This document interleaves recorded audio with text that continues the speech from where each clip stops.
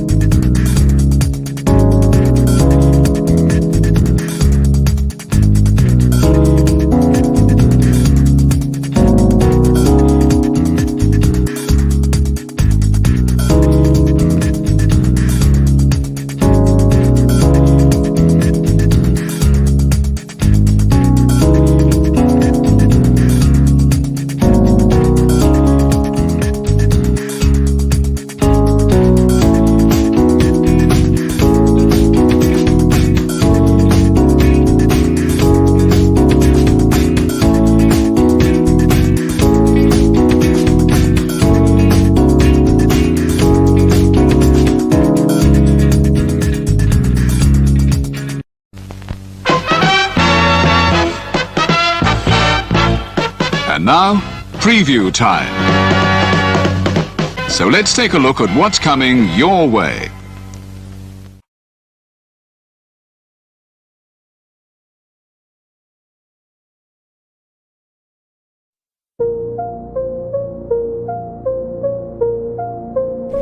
Never mind! Stay right here and watch it.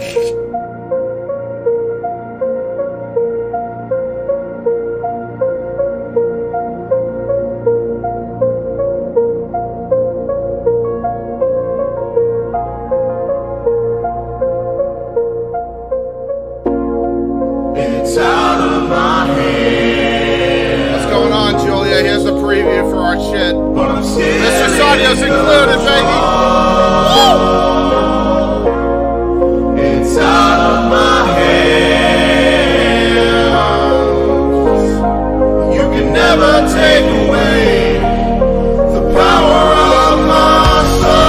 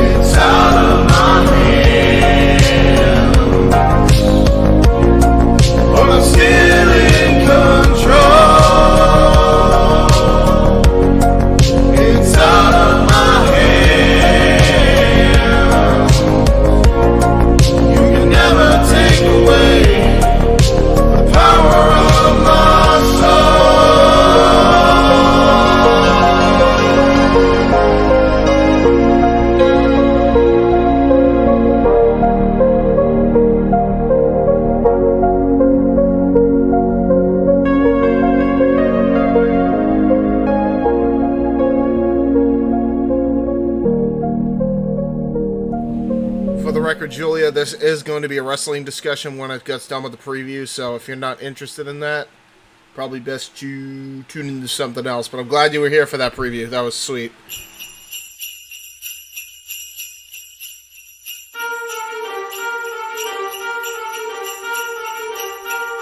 Now on Christmas! Christmas! Ho, ho, ho!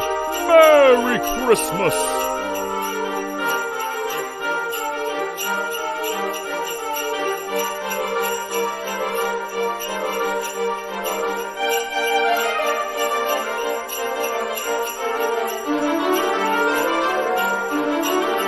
Ho, ho, ho!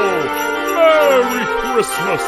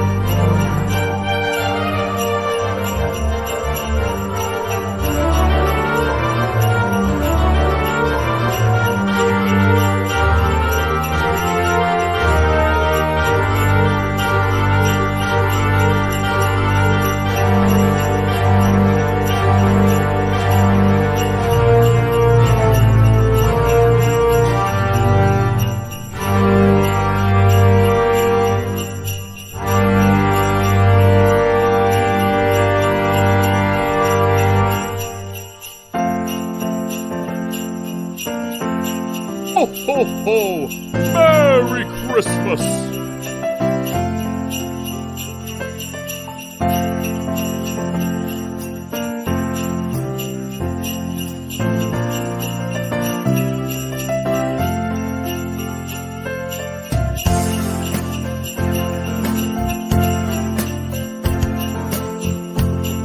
Ho, ho, ho! Merry Christmas!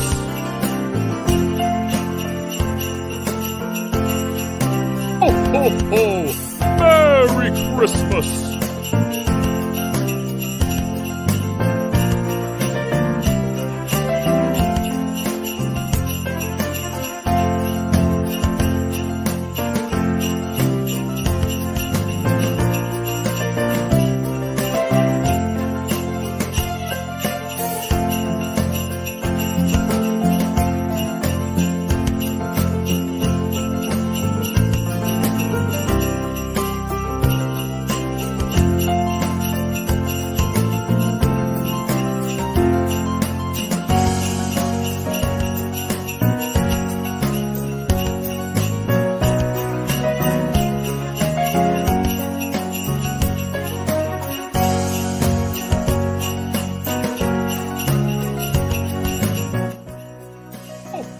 Julia, if you're still here, intro that I created for the show is about to air as well.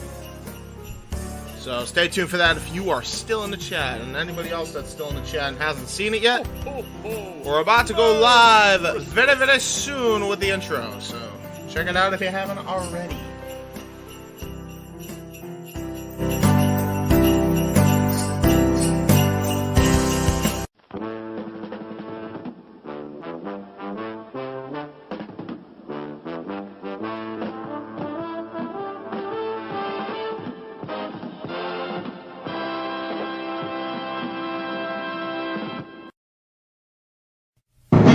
The Jeff Meacham Network's Multiverse of Media. For over 15 years, the recognized symbol of excellence and the standard bearer in coverage of sports and entertainment.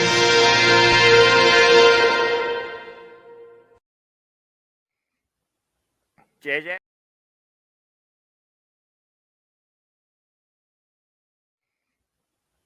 JJ?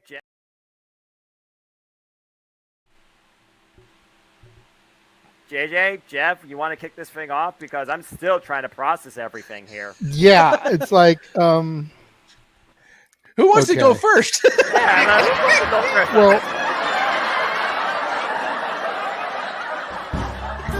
Come on in. It's open mic night with your host. you could maybe say there's really 4 topics, but it's split into 6. The Renegade, J.J. Williams. the Sammy and Eddie Kingston thing, which one's the better smelling turd? And his panel of co-hosts. I am the founder. We'll call me that for today since we're going with the Jeff Jarrett love theme here this week, according to JJ. The West Coast Professor, Jeff Meacham. Karma is karma is karma. That's professional wrestling! Damn it! The Simple Man, Noah Foster. It's showtime! Yeah! How you doing, JJ? How you doing, Jeff? James. Yeah. And the He-Man, James Hebert. Imagine Bill Burr, Joe Rogan, Paul White, the Baldies. There you go. It sells itself. God. Get in there.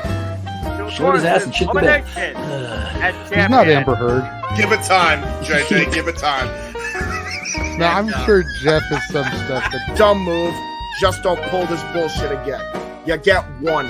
Tony needs to stop caring about the ratings. Bradshaw said as long as the ads are in place, we're not going to lose that third hour.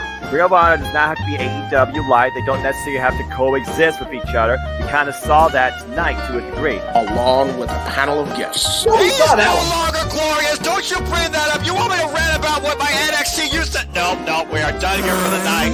I swear, James. Because you never know who may show up for open mic night. I leave our company in the capable hands of an extraordinary group of superstars, employees, and executives. The first thing that came to my mind was, it's about damn time. Amen! I literally touched everybody in the state's trash. So it's horrible, you guys. Peyton's new thing is Dennis the Menace, but it's funny because she calls it Dentist the Medicine. And that's great. When Elliot Taylor came out and did Born for Greatness live, I was popping my pussy, having a great time. I didn't care. I was having so much fun. Sit back, relax, and enjoy the show. Fuck Bill Belichick.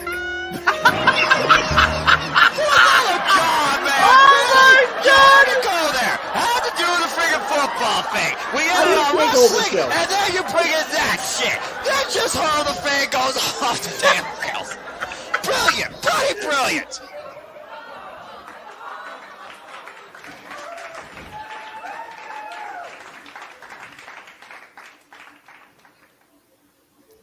What is going on, everybody? Welcome to another edition of Open Mic Night. We have got some of the regulars here this evening. We've got the He-Man, James Hebert. We got the Simple Man, Noah Foster. We've got the Cleveland combatant, Josh Mansfield. And James, we have a special guest here this evening joining us this week. Would you like to give your boy an introduction? Yes, of course. The man is known simply as the Birdman, although you may know him simply as Owen Finch. And all of a sudden, there he is again. Okay, nope, now he's gone. Okay, John Cena, get your gear together. Here it is. Is he there? I'm here. I'm actually here. It's on my side, Noah. It didn't show him at first, so then I clicked it again, and I guess it brought it out for you guys. So I had to click it again. Yeah. I don't know what's going on with my laptop today, so there may be a couple of glitches like that. Technical difficulties, as we like to call them in the field. So it's not just a straight-up botch, Noah, okay? All right, fair enough.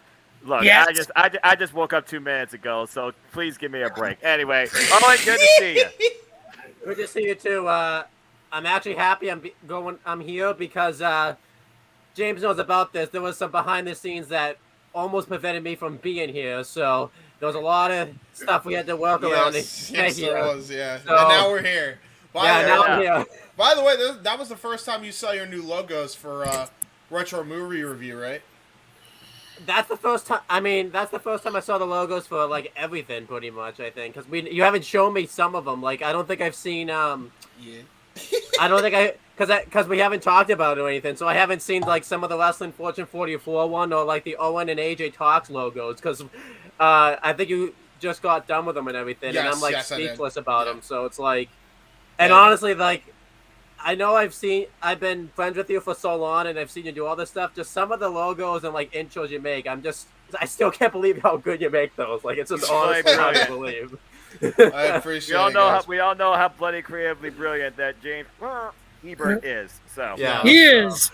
I I've seen that intro so many times now, but I still can't stop laughing every time. I mean, the funny thing Same. is, like, Every time it gets to the F. Bill Belichick, I lose it. And the same with it's just Jesse and the pop you know in her why? pee. It all builds to that crescendo. That's it. It builds and builds. Yeah, the funny thing is, because the funny thing is, no, too, hold on, Josh. Then on. I was gonna say, speaking of sports and stuff, our fellow Ohioan for Noah and I, the Cleaver, Colin Andrew in the house tonight. Shout out to you. Oh Cleaver. yeah, shoot. Hey, Cleaver. Yes, I saw that. I was gonna address some of them. I put them up on the screen. But hello, Hassan, Raymond, Gabrielle, Cleaver, of course. People came as soon as the freaking curtain opened up. Good to see y'all. Yes, Merry Christmas. Too soon for that. Never too soon, man. It is December. Hey, we waited till after Thanksgiving. We're here. What do you mean? Thank you, we Noah. waited until after Thanksgiving, Noah. Hey, listen. Thank you, Noah, for keeping Advent with me. Listen, it's December is the festive month. Okay, we get festive on the December. Exactly. Okay. So exactly. Daniel, I festivities. appreciate the fact that you wish you could super chat tonight, but you're at the movies for Violent Night. At the end of the day, my man, you want to save your money for the 23rd episode anyway. That's the one you want to have money for super chats for. Mm-hmm. Hi, Noah. Don't listen to Noah. Don't listen to Noah over there talking about give to the Salvation Army. Buy scratcher tickets. See, this guy's selfish. This guy's selfish. That's why you need to listen to me. I'm just the voice of reason. I lead you down the right path, what it means to be in the holiday spirit. Do better for your community. Don't do better for yourself. Oh be my selfless, God. not selfish. Let me talk to you, all right? Hey, Listen. listen. You're being selfish by not comparing. You're trying to deviate I'm from being the selfish. No one needs to hear me sing. Simple man, Noah? don't sing, don't dance. I Yes, just you commentate do. and watch wrestling. It's as simple And as that. listen. Noah? We have to keep it going at least until the 23rd. That's Noah's whole gimmick right now. It's the best. Noah, we will be singing on the 23rd. Either way. So, you will be singing. I'll be singing. It won't happen. There I won't won't be anything happening that night. Everyone will be out wrapping up gifts or doing something else holiday related. Guarantee. Noah, I will come down to wherever in Ohio you are, and I will make sure I have my laptop with me. You and will I never find me. Camera. I'm right here Okay, in one of the bigger four cities. You will never find me. Children, it's okay. It's okay. You won't hear me. You won't hear me say that. James just heard me say none of us want that. Nobody wants that. They don't want none. I'm all the right? choir boy here for a reason. Yeah, he's Well, the that's best different. singer. That's church. Good on you. That's where you're supposed to raise your voice. Real quick. I agree with what King Mike X says here. Don't pull a Sasha Banks, Noah, and no show the singing Oh! Well, I mean, hey. No comment. What's it? Oh yeah, because of the walkout this year. Yeah. Well, that's not the only walkout this year. There's been 3 of them. Anyway, no, Owen, you were trying to say something earlier? Just by Sasha. Yeah. Yeah, a couple. Yeah, but accurate. JJ. Hey, JJ with Come the on. facts, man. That's why he's JJ the with host. the smoke. He's not wrong. JJ coming with the smoke. Hey, Just trying to get we this want entire the smoke. episode Put in James's or JJ's end of the year review. We're already a good. We want the 10 minutes smoke. in. And Yeah, what were you trying to say, Owen, I before? feel like I need a red So, solo yeah, cup like- right now for some reason. I'll say a couple things. So like I've seen James edit like intros and everything like since back in 2015 because that's when we met, and like he was even good back then. But he's like, I mean, obviously this is no offense, but he's like miles better now just because he's taking like classes and everything. Like he's really worked to like make his craft like really good. Own Like your it's like, craft. Yeah. and then I guess the second thing is one thing I gotta get used to watching StreamYard. I'm so used to doing everything on Discord that like it's not like looking into a mirror anymore. Like my right hand's actually my right hand when I raise it and everything like that. Isn't it? It's like It's the simple thing. Bro, I was like, I was about to look when Noah was like, I don't want to sing. I was gonna look this way, and then I went, oh Yeah, shit, it's I gotta like- look at my wall. Like it's like I'm not looking into a mirror. Like it's just so weird. Like honestly, like I have to do a video on Discord. Like, honestly, we should just switch to freaking StreamYard because StreamYard's the way to pretty go. good. Yeah, It's pretty good. I'm not gonna lie, it's pretty The good. advantage for me to remember is because I've got a light over here in the corner, so I know if I point this way, I'm not going to be pointing to anybody. So I've got to go this way. By the way, host, you are cutting out like you wouldn't believe. I don't know what happened there, but yeah. I got This what stream you were is saying. not brought to you by Verizon. Can you hear me now? You're cutting out like Tony Khan's cutting out CM Punk. So by the way, yeah, but for reasons. Yeah. So by the way, I know this isn't in the topic or anything, but I haven't done like a podcast or anything since I went to Survivor Series. Am I allowed to tell you guys what my live? Oh shit, that's Absolutely. right. Yeah, we said we were gonna give you the floor because you were there live. Yeah. So I will say, don't spoil everything for what you're gonna say on the aftershock, though. Yeah. So just brief thoughts. So like, yeah, it was awesome to go to live. That building, by the way, like, I don't know if you watched the press conference and stuff. When they said it was sold out, like, that building was packed. That was probably the most packed I think TD Garden has ever been when I went. That's how packed it was. Everyone was so excited, I think, to see, like, War Games, and because Triple H is taking over, like, it was packed. And I was actually in the balcony seats, and it actually benefited me because you don't really want to sit, like, close during a War Games match because I got to see, like, all the action pretty much. So it actually kind of was a huge benefit. So that was really cool stuff. And, you know, obviously, we talked about it when James and I did my retro. Like, I don't know. I haven't really heard any other podcasts or anything of what they thought about it. It was easily miles better than Survivor Series 2013. Was it? Like, that's a high bar. Like, dude, come on now. Let's be real here, okay? How about you pick an actual show that had War Games on it that was decent, or Survivor Series that actually mattered? Well, I say that because I was at Survivor Series 2013 live. You poor unfortunate soul. Yeah, right. But and me now Googling, trying to remember what Survivor Series all that was. Just know that the best match on the show involved Alberto Del Dipshit. That's how bad the card was. Yeah. I'm not even kidding. Oh, it's this show. Oh, okay. Yeah. Now I see. It was like when me and James had to go back. That Wikipedia lookup was worth it, Josh. Go ahead. It's like when me and James had to go back and rewatch SummerSlam 2012. Hey, which you can watch on Owen's channel right now. I'll say this: like, everybody raves about the 5-on-5 match that Roman was the sole survivor. The match is so much worse than you think it is. That match is so bad. But anyhow. Oh, Coleman, I love you. Oh, Coleman, I love you. No, that's just listen. He may be an abusive piece of shit, but that's profiling, and profiling is wrong. So James, is Kid Mike? It's funny. Different Mike.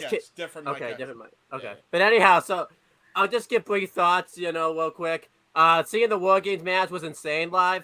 I probably liked the women's match live better. I did like the men's match, but I don't think I got to really appreciate it as terms of a storyline perspective, due to the fact that you couldn't really see the facial expressions or anything like that. Yes. So I didn't get that feel of it, obviously. But I still liked the men's one. But I felt bad for Shotzi because everyone where I was chanting for Sasha Banks, which was fair enough because everyone wanted to see Sasha Banks. But I felt bad because it was a big moment and everything like that. And, you know, everyone wanted to see Sasha. She did her best. But, you know, what else? Seth, that triple threat U.S. title match was really good to see live. The crowd erupted when Seth Rollins did that, like, you know, curve stomp onto, like, Theory on the Lashley. That crowd popped. They did not expect to see that. That was innovative. And then, seeing the War Games match was really awesome live. I was sitting behind in front of a 10-year-old, and she's like new to the business and everything like that. Aww. And she just learned the term because everyone was chanting like anytime someone would like be down, it was Asuka's taking and Asuka's sleeping. So of course the person took it kind of literally and kept chanting "It's not nap time" every time someone didn't do anything. So that got no. You gotta love the youth and their uneducated minds. To be fair, let's be real. We were all at that. We were all there. We were all there. We were all that 10-year-old girl. Maybe not that 10-year-old girl, but we were all 10 years old. What do you mean? I'm no girl. What do you mean? I'm good. I'm a male. 10-year-old mind in an older body. I feel like that does resonate with some of the people, especially out there in the internet community of certain sorts. I was gonna say, James, you may be a male, but you're sure you're not 10? Yeah. Yeah, probably 10. Honestly, 10 might be too mature. That crowd, though, I gotta say, erupted when Sami Zayn, like, when the not just when the Bloodline won, when Sami Zayn turned, yes. Yeah, and not just Sami's. It came across well on TV. That's all I'm gonna say to you. Yeah. Like, That crowd. Yeah. That crowd. Not only that crowd erupted when, like, Sami Zayn and Roman, like, doing the backstage segments between Sami Zayn and Roman, not just erupted, but when those segments came on, not a sound in the crowd. Like, typically you can't hear the backstage segments when you're there live. You could hear it clearly when you were there live. That's how invested everybody is in the Sami Zayn Bloodline story. Yes. And that crowd erupted not only when Sami Zayn won for his team, when Sami Zayn and Jey Uso finally, like, embraced. That crowd went mad. That was the moment. That was the moment of the night. We felt it from our homes for damn sure. If I had to say, like, the worst match on the show, it wasn't necessarily a bad match. It probably was Shotzi versus Ronda, just because for obvious reasons, yeah. Yeah, for obvious reasons. Suspension of disbelief was 0%. Go ahead. Yeah. Go ahead, Josh. I do want to say, what you were saying about during that match, people were cheering for Sasha. Honestly, like, so basically the people in the arena were not paying attention to that match, even though it was a good match on TV. Yeah. That reminds me of Fastlane 2019. Yeah, good. I was there live in Cleveland with the Simple Man. I was in that crowd. We didn't give a damn about the WWE title triple threat. We didn't give a damn that Kevin Owens and Mustafa Ali. We didn't give a damn about it. All we cheered for that entire match is Kofi. Yeah. That's all we cared about. We didn't pay attention to how good the match was, which apparently on TV, the match came across amazing. We didn't give a crap in the arena. So I completely get where you're coming from on that. Noah, would you agree with me? Oh, 107%. Never was there cheering, yes. I saw people going to the merchandise stand during that match. Yeah. You were trying to say. You were trying to say. So I think that if that match had not taken place in Boston, I think a lot of people would have probably been more into that match. But it was just kind of a bad place for that match to take place. Yeah, it was a dead spot regardless. I do gotta say too, Survivor Series taking place. Selfishly, I would have wanted to take place after Thanksgiving just because of how busy my schedule gets. Yeah. But it taking place the Saturday after Thanksgiving gave it that, like, new feel energy that, like, I don't think I've ever seen really in, like, a wrestling crowd. It was really, because a lot of people, I think, that were there too were like, and if you're probably wondering why it seemed like during the main event, the crowd probably seemed empty. It wasn't because, like, the fans were bored. The train, what happened was the trains ran, like, during the main event, so a lot of people had to kind of peace out a little. Had to go home. Let me just, for those who don't understand, and Owen, let me just take the rest of this because we got to move on for the rest of the show. But I did want you to get your brief thoughts in. But since you mentioned the NBTA, here's a quick tip: don't. That's it. That is the worst transportation service I have ever been on in my life. Only topped by WrestleMania 35 in New Jersey with the train fiasco there, but that wasn't even entirely their fault. So yeah, this is just bad every day, most of the days. Yeah. If you ever come to Boston, get yourself an Uber. Save up for an Uber. You'll thank me later. Trust me. I think like they need to kind of find a way to work. I mean, I don't work in the NBATA, so I can't really give much comment. But if you're gonna have if there's like a sporting game or a wrestling, they need to like do something where they have a train run later. Especially, that's just kind of ridiculous because Survivor Series was announced for months that it was going to be in Boston. They should have tried to get like another train or something like that. Especially for people, just an hour extension on when the NBTA would run. Yeah, especially since it's the Saturday after Thanksgiving too. Like people do stuff the Saturday after Thanksgiving, so that's kind of ridiculous. It's called Black Friday. Yeah. So, but anyhow, That's my thoughts on Survivor. I'm sorry if I ruined the structure of your show. I just figured, I'm on. No, that was on me. I was supposed to tell JJ, actually. That's totally my bad. JJ, I forgot to even tell you that's... I'm the freaking guest, and I'm, like, taking over the whole show. No, I was supposed to inform him before that, Owen's going to give his thoughts of his experience live, and I was the dope that, of course, forgot to mention that. So I'll take the fall on that. It's all good. I vaguely remembered it from last week when we were all talking about Survivor Series, and I was expecting him to show up last week or bring thoughts in the chat, but obviously he was dealing with bad transportation. But kudos to you, Owen Finch, for having a real worthwhile, entertaining live experience at a WWE live event. And to put that versus Fastlane 2019, you definitely had the better show as a whole. So good on you. I mean, I've just really been in, because we're not going to talk about it much. I've just really been into Triple H's WWE. It's not like perfect, but I love watching Triple H's WWE. I think we all have. James and I actually pay more attention to the WWE. Okay, now I'm just going to wrap this up in a nice little bow for both of us, Owen. I watched it on TV. You watched it live. Best WWE live event in the last decade plus. Easily. Yeah. And it's so different because I was at the SmackDown, like, when the day that Vince announced his retirement. So this was kind of like a full circle moment for me in a sense. Wow. Man, Stat Boy's jealous. Jesus Christ. All right. That's all we got. Yeah. Take it away, host. All right. So before I flip my screen here and go to the topics, Raymond, number one, please don't keep posting the same question over and over again. If we have an opportunity, we'll get to it. Number two, read the ticker at the bottom. If you really want us to address it now, super chat. Yeah.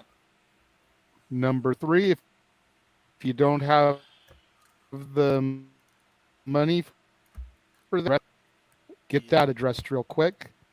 First thing on the agenda, last week we discussed some of the 10 things that WWE did that broke our hearts. We talked about number 10, 9, and 8, and we decided to table and do 3 more today, and then the other 4 next week. So picking up where we left off, the retirement of Daniel Bryan. Owen, you're the guest. I'll let you go first. What were your thoughts about Daniel Bryan's retirement in WWE? And, did that hit you in the feels, get you emotional, whatever, the way this list and some of the other things on this list did for us? So the funny thing is, I feel like a lot of the stuff we say, my experience remembering it is James's reaction, but I'm going to save that for when he talks about it because, let's just say the Wrestling Rundown / After Show Corner was a very interesting episode that day. There was paper. Yeah, I was not a happy boy because there was when a lot of controversy by it. I heard that Daniel Bryan had to retire that day. I really was crushed. Like, it honestly sucked. Or stunk. I don't know. Do I have to be PG on here, by the way? No, I don't believe so. Not now. We've passed the 10-minute mark, so. Okay, but it really sucked because I was a huge Daniel Bryan fan. I loved it when he got the WrestleMania 30 moment, and I was really mad because I always wanted him to be successful in wrestling, and he was a success, but I feel like when he got injured doing his world title run, it just felt like we got the rug pulled from underneath us, and it really sucked because I thought I was never really going to see him wrestle again because of all the neck damage and everything like that, and I thought in a sense WWE was trying to hold him back because because it was how long was it before he reported to them this was a big mistake and I actually can go, because that was instant, especially too. Also, I remember hearing that. I think a lot of people forget about. Yeah. I remember hearing at that time, months before this. It was back at during Hell in a Cell 2015 when John Cena was gonna have his own U.S. Open challenge. It was rumored that Daniel Bryan was gonna accept. He went to like 3 doctors like that week or something, and got like cleared by all 3 doctors. But it was just like WWE's doctors wouldn't clear him, and I was just really upset because. And by the way, that would be the theme until I don't even know how long. So 2018, and it basically and it always pisses me off because it's like. It still hit me in the feels regardless, but it's like. Yeah. You know, like, afterwards, you know, there was a point where he could have came back, and they blatantly held him so long to the point where the Yes Movement had pretty much just tapered off by that point. To the point where they could finally turn him heel. Yeah. Well, it was just one of those... They waited, they only did it because Daniel was threatening to leave, you know? The thing that really made me mad too, it was at like a worst possible. I feel bad for this guy because it actually kind of made me boo Roman Reigns a lot more. Because I honestly think they wanted to keep him out of the ring because they were finally going to coronate Roman Reigns at WrestleMania. And I feel like if he had wrestled at that WrestleMania, fans would have turned on that Triple H Roman Reigns match a lot more than they did. Because think about it, I don't even think he's even at WrestleMania 32 if I remember. He's not even on the show at all. He doesn't even make an appearance or nothing. Like he doesn't even. He doesn't show. I don't even think you even see him in Texas at all that week. Like that's honestly how bad this is. Like, and I feel like I know like what we're mainly talking about at the time, but it just tore me up every time to see him come out as like the SmackDown general manager because he didn't care about it. But in a sense, it broke me. But something I always loved. Is I feel like in a sense, had this not happened, we don't get that Miz talking smack promo, which I think you kind of need that promo because that's what saved Miz's WWE career. I know we're supposed to talk about how it broke you, but I want to kind of bring some positivity to it, and also too, Daniel Bryan, we don't get talking smack and that success that he even had to begin with because the Daniel Bryan being made that show, yes, not just made that show, but because the thing is, he didn't care about getting fired because if he got fired, he'd just go wrestle in ROH or something like that. So $0. So we got moments where Daniel Bryan called AJ Styles a flat earther, and we got moments. That's right. Nobody remembers. I don't think anyone even knows about this. But it's been so long. Yeah. Since the flat earther thing that I completely forgot about it. We also had other moments like where Daniel Bryan. It was like when the Usos were on one week. I don't know what episode. It's like in 2017. Yeah. Where he offered to have a rap battle with the Usos called String Beats, and it was the most hilarious thing that I've ever freaking seen in my life. It's awesome. Oh my god, I forgot that even happened. And then we have another moment. I forgot that happened. I'm gonna go watch that after this airs now. This chant, by the way, was big, and it's because of Daniel Bryan's retirement we get it. If everyone remembers the chant, Lana was the best, Lana #1, that chant starts because of Daniel Bryan's retirement. That chant does not happen without Daniel Bryan's retirement. There's also James Ellsworth as a heel does not work as well without Daniel Bryan retired. So while it did break me, I just think of all these great moments that we got. That's, by the way, that SmackDown GM thing, Daniel Bryan as the GM of SmackDown is kind of what made SmackDown like a really watchable show. He fit when they were talking about how they were giving like SmackDown was the land of opportunity. Daniel Bryan being that authority figure makes that believable. So as much as it broke me, I know I'm supposed to. You want the answer that it broke me. I feel like without Daniel Bryan being retired, we don't get all these great moments. While it sucks, and also, too, just think about how happy everybody was. That WrestleMania 34 probably would not have gotten like the attention that it did if Daniel Bryan doesn't have that in-ring return that he has. Yeah, like but let's not go off into the weeds here because like you're going through a whole biography here. But yeah, that 34 thing. I never thought we would see it again. Honestly, I thought he was legit done. They were so hell-bent to keep him out of the ring. Yeah. I just think, like, basically what I'm trying to say is while that moment, like, broke me and everything, all the stuff that we ended up getting, we don't get without Daniel Bryan's retirement. So while it broke me, I feel like at the time, it just, We need that. We kind of need it in a sense. We just need it was a necessary evil, I suppose. At the time when it happened, it broke me as well. To the point, as Owen said, our show got put on completely halted. Yeah. But after a while, it wasn't really a heartbreaking moment because he ended up coming back later and had probably one of the better GM runs, and to think he just wasn't caring, you know? But it was still entertaining regardless. So it's, I think it was, I wouldn't say heartbreaking. It was heartbreaking at the time, I guess. But I don't know if it's heartbreaking now in the grand scheme of things. But by the way, I know. Wait, hold on, JJ. Okay. JJ, go ahead. Okay, I got a couple things I want to say here. First and foremost, I've been waiting an opportunity where I could jump in here because Mikey T is in the house. There What is good, y'all? What's up, everybody? Josh, Noah, James. What up, Owen? Renegade was popping, guys. What up? So that's number one. Nice Number one. Number two, I kind of want to touch on what King Mike X said because I was in my hiatus when Brian retired, but I made sure when I heard about it that I tuned in that week.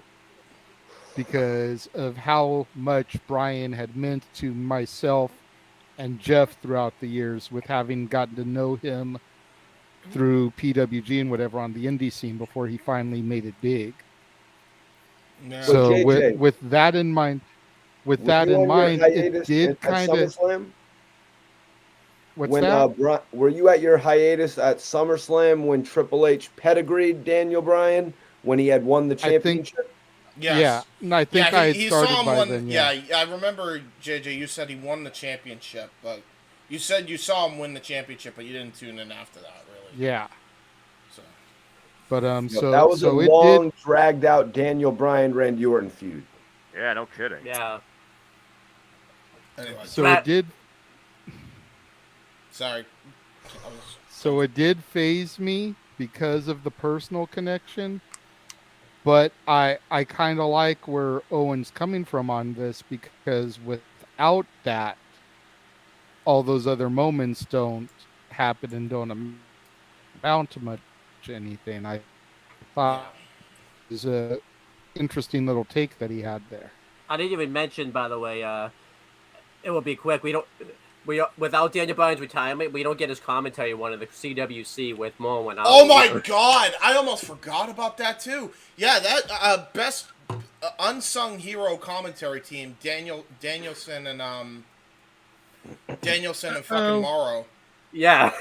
We lost Boss Man Renegade. He probably went to reboot his computer real quick. Yeah, probably just dropped back in because his microphone was breaking up. But yeah, it's one of those things to wrap a ball on it, because that was a hell of a two-man show discussion on that topic. But Owen, again, you really brought it home.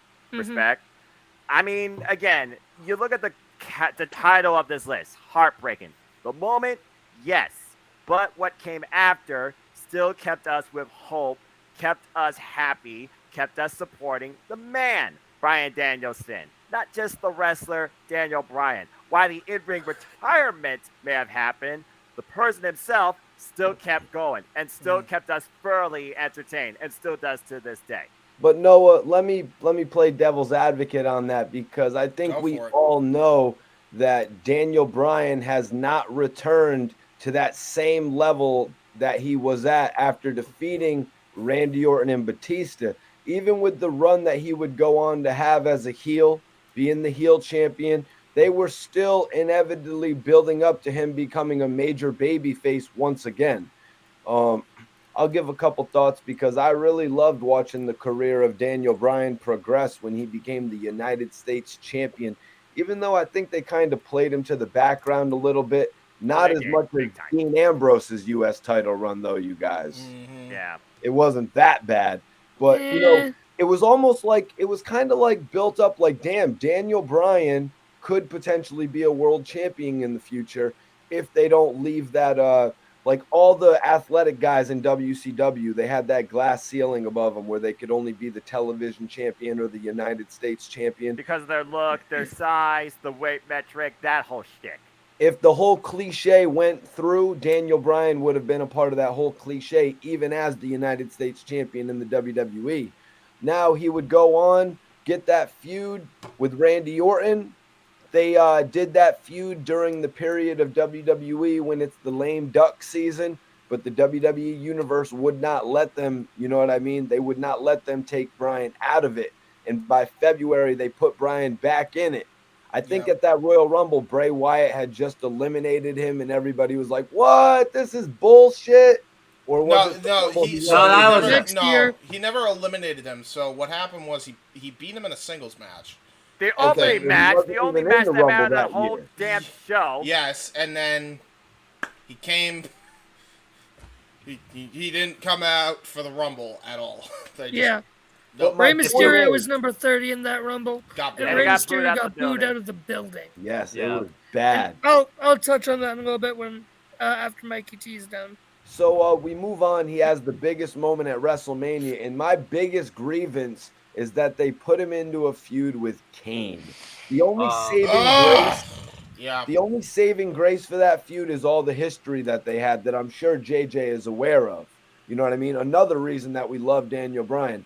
So, guys, my main point is that Daniel Bryan, as the heel WWE champion with that weird title belt, you know, with the you know what I'm saying? And the hemp belt. Hey, eco-friendly, man. The eco-friendly. Thank you, Jane. The eco-friendly title and his run in AEW have not compared to those moments that we had in the WWE. His run in AEW hasn't even compared at all to his WWE run. In any way, shape, and or form. The problem is, if you try to compare AEW to WWE, just because the damn people were there or they're going there, vice versa, that doesn't mean jack shit. It's a different company. It's a different story. Get your head out of your ass and realize it's not going to be the same damn thing. I'm comparing his second run as well, Noah. His second run, like Shawn Michaels' second run, because it was about a similar amount of time, 3.5, 4 years? Yeah, but I was on to the WWE. Let's hope it's not the same for Randy. I think Owen and I are in the minority in that I think the best professional year of Daniel Bryan's career actually might have been last year. Because he had the top matches in the world with two of the top stars in both companies that were the main event and world champions. I like this mid-card stuff on SmackDown better. Yeah, fair enough. I like that mid-card stuff on SmackDown. That's what made me a fan. That was stupid. I'm not sorry. That was stupid. But Josh, no, I'm talking about the stuff back in the day when he was like the U.S. champion. Okay, Yes. Oh, I thought he was going about the Shield, like I'm not the weak link or the whole. Okay, never mind. Yeah, that's. No, I thought he meant 2020 Intercontinental title.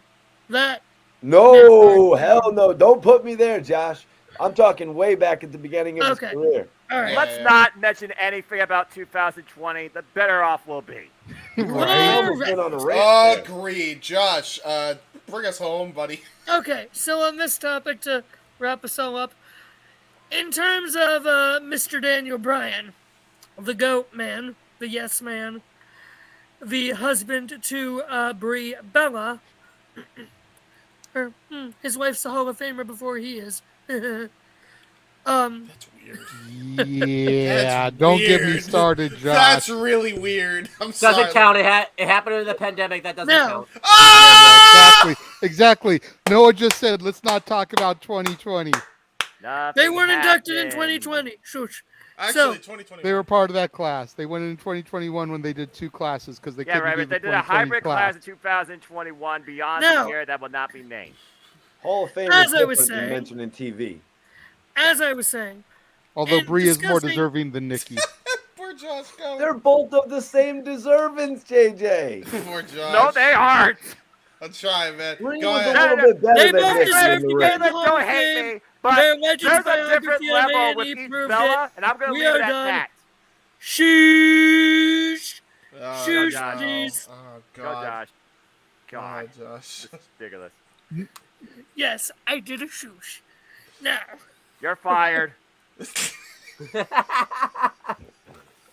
You can't fire me, Noah, buddy. Oh, old pal. He says fuck Bill Belichick. It's his whole shtick. We can't get rid of the shtick. Fine. All right, go ahead. Yeah, as Go I ahead. was saying, when it comes to Daniel Bryan, the Royal Rumble 2014, the day after, I was at that Raw in Cleveland. Now, to be fair, I did not watch the Royal Rumble at the time when Batista came out on Raw. Boo. I started cheering like crazy, and everyone else was booing. I'm like, why is everyone booing? What's going on? What happened? Oh, wow. I was not a Daniel Bryan indie darling diehard mark. Oh, yeah. I wasn't. I remember reading originally, oh, Daniel Bryan's going to face Sheamus for the U.S. title at WrestleMania 30. I'm thinking, okay. But then everything else started happening. I'm like, oh, wait, this is stupid. Everyone's turning against Batista. I guess I should too. And then I figured everything. I was like, yeah, this is stupid. So tagline for the year. That's awesome. Yeah. So It's just slowly. Okay. What? Yeah, I was. Fuck this. Yeah, Bro, pretty you were much. a part of a Pretty polarizing much. moment right there. Because I was very much at the beginning in favor and looking forward to Randy Orton versus Batista at Right. WrestleMania 30 as the main event. They blew it. They blew it by announcing Batista, just like they did with Jericho like a few years before. I believe. No, They Jericho blew- was supposed to win And then they until changed it. someone blew it. They kind of blew it by having these guys come out to the ring and just to get the pop or the rating. I guess. May I argue, though, that if that never happened, we don't get the 18 seconds, which then doesn't give Daniel Bryan his many moment? I mean, We still could. Yeah, but not in Vince's WWE, where his booking makes as much sense as a fucking goddamn chip sandwich. There's a reason why. There's a reason why I thought WrestleMania after 23 has a whole show, and then the other shows were lucky to have one match I gave a damn about. Yeah. Anyway. As I was saying. Go ahead, Josh. Please. So then, Daniel wins the title. Then he gets injured in that whole weird thing with Kane. Then he's gone for a while. Then he comes back. And he's put in the 2015 Royal Rumble. There for like 10 minutes before getting eliminated by Bray Wyatt. Right. And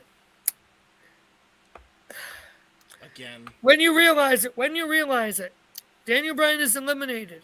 Right as he is eliminated, the next entrant, Gold Dust, with Shattered Dreams right across the Titantron as Daniel Bryan on the ground, dejected as he is I eliminated. never noticed that. That is WWE, the company, Coincidental. trolling its fans. Coincidental, I picked the fuck not. No, Yeah, that is WWE outright trolling its fans. Yeah, you know what? I could just imagine Vince like doing his hearty fucking laugh, like he was on Shotgun Saturday Night in the back. He probably oh, no, bitches!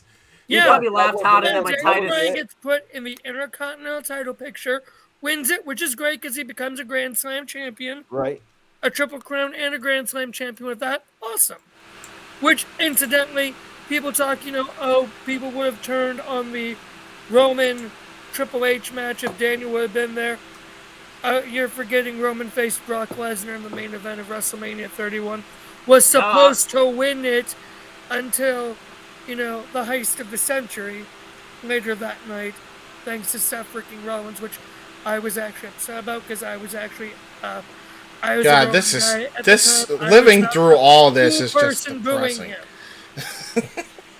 But I do remember when Daniel Bryan did have to retire, I was crushed because I had begun to actually really, really like him. Guys, there was something that happened before that. Don't you guys remember the storyline that they were playing out? Daniel Bryan dropped the Intercontinental title. It was to Zack Ryder at WrestleMania, but he wrestled a little bit more, I believe. And he did not drop the No. Do you remember, when did Dolph Ziggler come out and say, "You're a turd, Daniel Bryan"? No. They started this whole storyline where everybody was annoyed with Daniel Bryan. Like, oh, you're back, Daniel Bryan? And what? You're supposed to win? You guys don't remember that storyline? That was not a... That was a thing. I think you're confusing Beards. Yeah, you're confusing Beards because he did not drop any title to Zack Ryder. At WrestleMania. No. When did Daniel Bryan win the Intercontinental title? He won it at WrestleMania 31 in a ladder match and had to relinquish it due to injury. Yeah, that was the. Oh, you're thinking about his. You're thinking about his NXT Pro. The Miz. No, I'm not thinking about his NXT Pro. That's the only one they lost to. Title in a ladder match the next year. Yes. Zack Ryder won it the next year. Yes. Okay, Barrett. so Daniel Bryan won the Intercontinental title, but then there was a storyline that played out. Maybe it was before WrestleMania. Then I guess.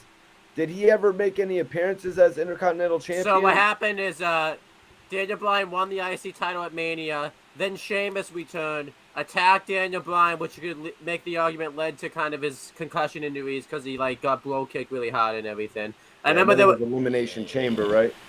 Yeah, it was a from the vacant title. The Elimination Chamber pay-per-view we do not talk about. Because both matches Please go back to Daniel retiring. Josh. That was actually the Elimination Chamber. I'm saying, we've gotten way off in the weeds. Yeah, I don't know. No. This train has gone off the rails. No, none of this is part of this. But and when he retired, it sucked. Because he had no choice.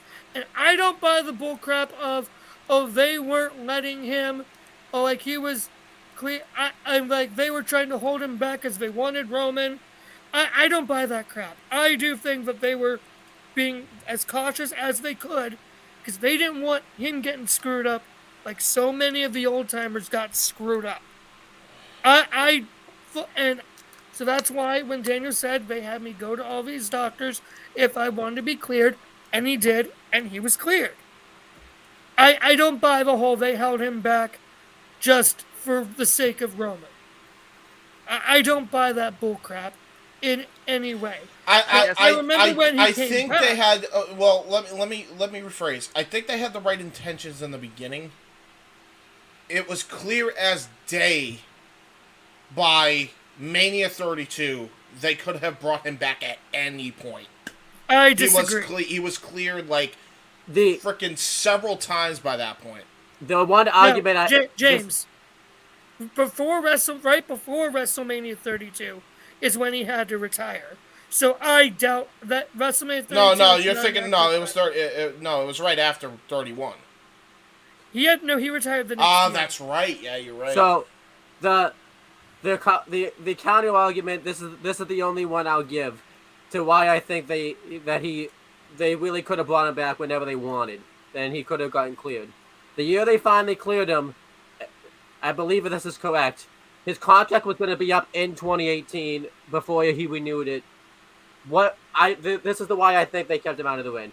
Because the year they finally cleared him was the year he would have left anyways and just gone and wrestled in all these other places. So I think they were worried that about losing him and giving a boost. I think AEW started up and... I think there were so many factors. Yes. There wasn't just that one. But here's the thing, too. When he finally did come back, after each match, he had doctors checking him each time. So, again, I don't think it was just you're completely fine, we're going to... No, they were very serious about making sure he was okay. And that's why, when he first started back, the first matches he had, he would go get checked out after each match. And I remember where I was when the news broke that he came back. I remember tuning into Aaron and Jeff's live stream that they did. I remember watching that SmackDown. I remember being so excited for that WrestleMania tag match because it was Daniel with one of my top 5 favorite of all time. Shane. The best in the world! Stop! Shane! Stop mentioning that! Don't mention that bullshit! I'm scared. I'm so scared right now. What number in your top 10 did you say? Shane McMahon? So scared. Top 5? 5. I've never heard that before. You have never talked to Greg Cherry then. Yeah, I'm so scared. I knew Baron Noah, Corbin was on poor his top Noah, list. man. Damn, Shane. Baron is Damn. not. Oh no, I'm scared. Okay. We're going Back to to move on to Renegade. the next point now because I feel like we've talked about this one way too long. Little bit. Noah's already Kinda looking legend. to riot. I think he got scared after. I think he got annoyed right after the Shane McMahon shit. I'm so That scared. was classic. That was a classic Noah response right there. So number 6, Rey Mysterio's WWE Championship run. Oh my God! Does this even need more than like 2 seconds? Yeah. It's about how long his run was. Is this the one where he only held it for like a day? No, Less it's the than. one. He won the It was the tournament one at the where start he of the held show. it for 2 hours. Cena came back and then beat him for the belt of the same night. Oh, that one, yes. It's not that one. It's the Yeah, one that's his after Eddie only passed WWE away. Championship win. No, it's his All his WWE. wins were the big gold. It's Yeah, his keyword here is WWE Championship, not big gold belt, where 22 Yes. was about sentimental Latino heat versus Dude. Money in the Bank Kane squash. Let's just call it as it is, and then we can move on to the final. I've one only, on this. I would just say this one thing. Go for it. That match is the only time I've ever rooted against John Cena, except for when Cena faced The Undertaker at Mania 34. That's fair. Okay, let's just call this as it is. It's not. Yes, King It's Mike. it's not. It's not. What's the word I'm looking for? It's not heartbreaking. It's just baffling and makes you piss the fuck off. Like even if you're not a Rey Mysterio mark like I am, what the fuck was the point of the tournament if you were just gonna give the fucking thing back to Cena? Because Vincent Kennedy McMahon. Because they had nothing better creative wise. Can we just call it as it is? I don't think there's anything else to say. See? It was just. I got a couple things to say about Rey Mysterio. You know, This why this moment or the man The in title general? reign. The title reign. Title reign alone. A moment to Let's me try is to because- keep it topical so that each one of these little things doesn't go for 45 minutes. No, I hear you, JJ, but I'm just saying the reason that this was a sentimental moment to anybody is because of the way that we watched Rey Mysterio come up from the cruiserweight division. You know what I mean? We watched him actually be able to get up and get in the ring with people like Kevin Nash and all the real big-time wrestlers. The fact that this man could go and I thought it was the big gold belt. You know what I mean? I would have thought he won both. You know what I mean? But the honest, true fact of it, the fact of it is that he won the WWE Championship, the title with the best lineage out of any professional wrestling company, I would have to say, ever. So the fact that his name is etched in that, it means a lot to the people who witnessed him when he was literally doing his damn thing at Halloween Havoc. If you watch that match live, like I did when I was a kid, I watched that shit when he pulled up in his weird-ass purple outfit with all the question marks on it. Eddie Guerrero was ripping that shit off of his face. I was watching that shit live, and for that man to become the WWE champion, yeah, that shit was an epic moment. That shit fucking, it makes you remember as a fan. But also, they kind of disrespected him. The tournament, I'm not talking about the Kane shit. That was ultimate disrespect. To have Kane beat him, whatever. Hopefully I think that was the big gold belt too. Yes. Yeah, that was the big gold, yes. So now it's disrespectful, but I guess they got cold feet. You know, they didn't really want to span the storyline out. They wanted to just rush CM Punk back. No, but by all means, put Alberto Del Dipshit in the fucking spot that Ray should have gotten. I mean, I'm just saying. And it should have been a fatal four-way then, man. Are you talking about how it became a triple threat by Hell in a Cell? Hey, you know what? It wouldn't have been a bad idea. Because actually, you know what? There was actually, that's good. But I agree now. Yeah. But guys, just to end it, WWE does not value their former champions, like how Kofi Kingston was devalued after losing the title. Aaron did a review this week where he said, and they actually put some respect on Kofi Kingston and let him be the first one to kick out of Gunther's finishing move. I don't know if he's the first one, Noah. Excuse me. First one on the main roster. They let him kick out to show that he has a new finishing move, apparently. Yeah, Emerald Frozen, I heard. Yep. So yeah, those are my thoughts on Ray and why it's busted such out a Emerald heart-wrenching moment. Flosion. Oh my I thought it was called god. the Destruction Sympathy or something. Last sympathy. I'll just say real quick, Rey Mysterio deserves to have his name etched in the WWE title history books. He deserves to have held that title around his waist, on his shoulder. He may have held it for one day, but no, it's still worth more than the entire run of the modern day Maharaja. Yeah. Fact. Yeah. All right. Oh, yeah. that was bad. Good positive spin. And yeah. Not. By the way, Jinder, probably a great guy. I'll quote MJF. Great guy. Shitty champion. JJ. Next one. All right, so the last one we're going to discuss from this list today, and then we'll table the rest for next week. Austin turns heel. Stupid. Yeah. Yeah, That was stupid. That wasn't heartbreaking. That was moments just are stupid. these? Yeah. Stupid, Vinny. Pissed Stupid. off. Okay. The only thing I'll Here's- say about it is, that was basically what put WWE in the position that it was in for like the longest time. So stupid. To quote Jeff's shirt, see, here's the thing. 5 shirts. In the heat of the moment, it was heartbreaking because Austin was finally selling his soul to Vince McMahon, the man he had feuded with since basically 1997.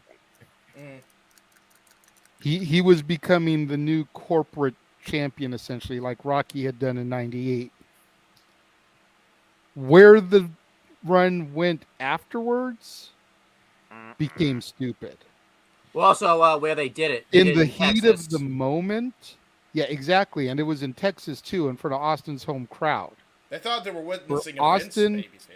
For Austin to join McMahon in his hometown after that hell of a run that he had facing off against and being the original adversary to the Mr. McMahon character, McMahon.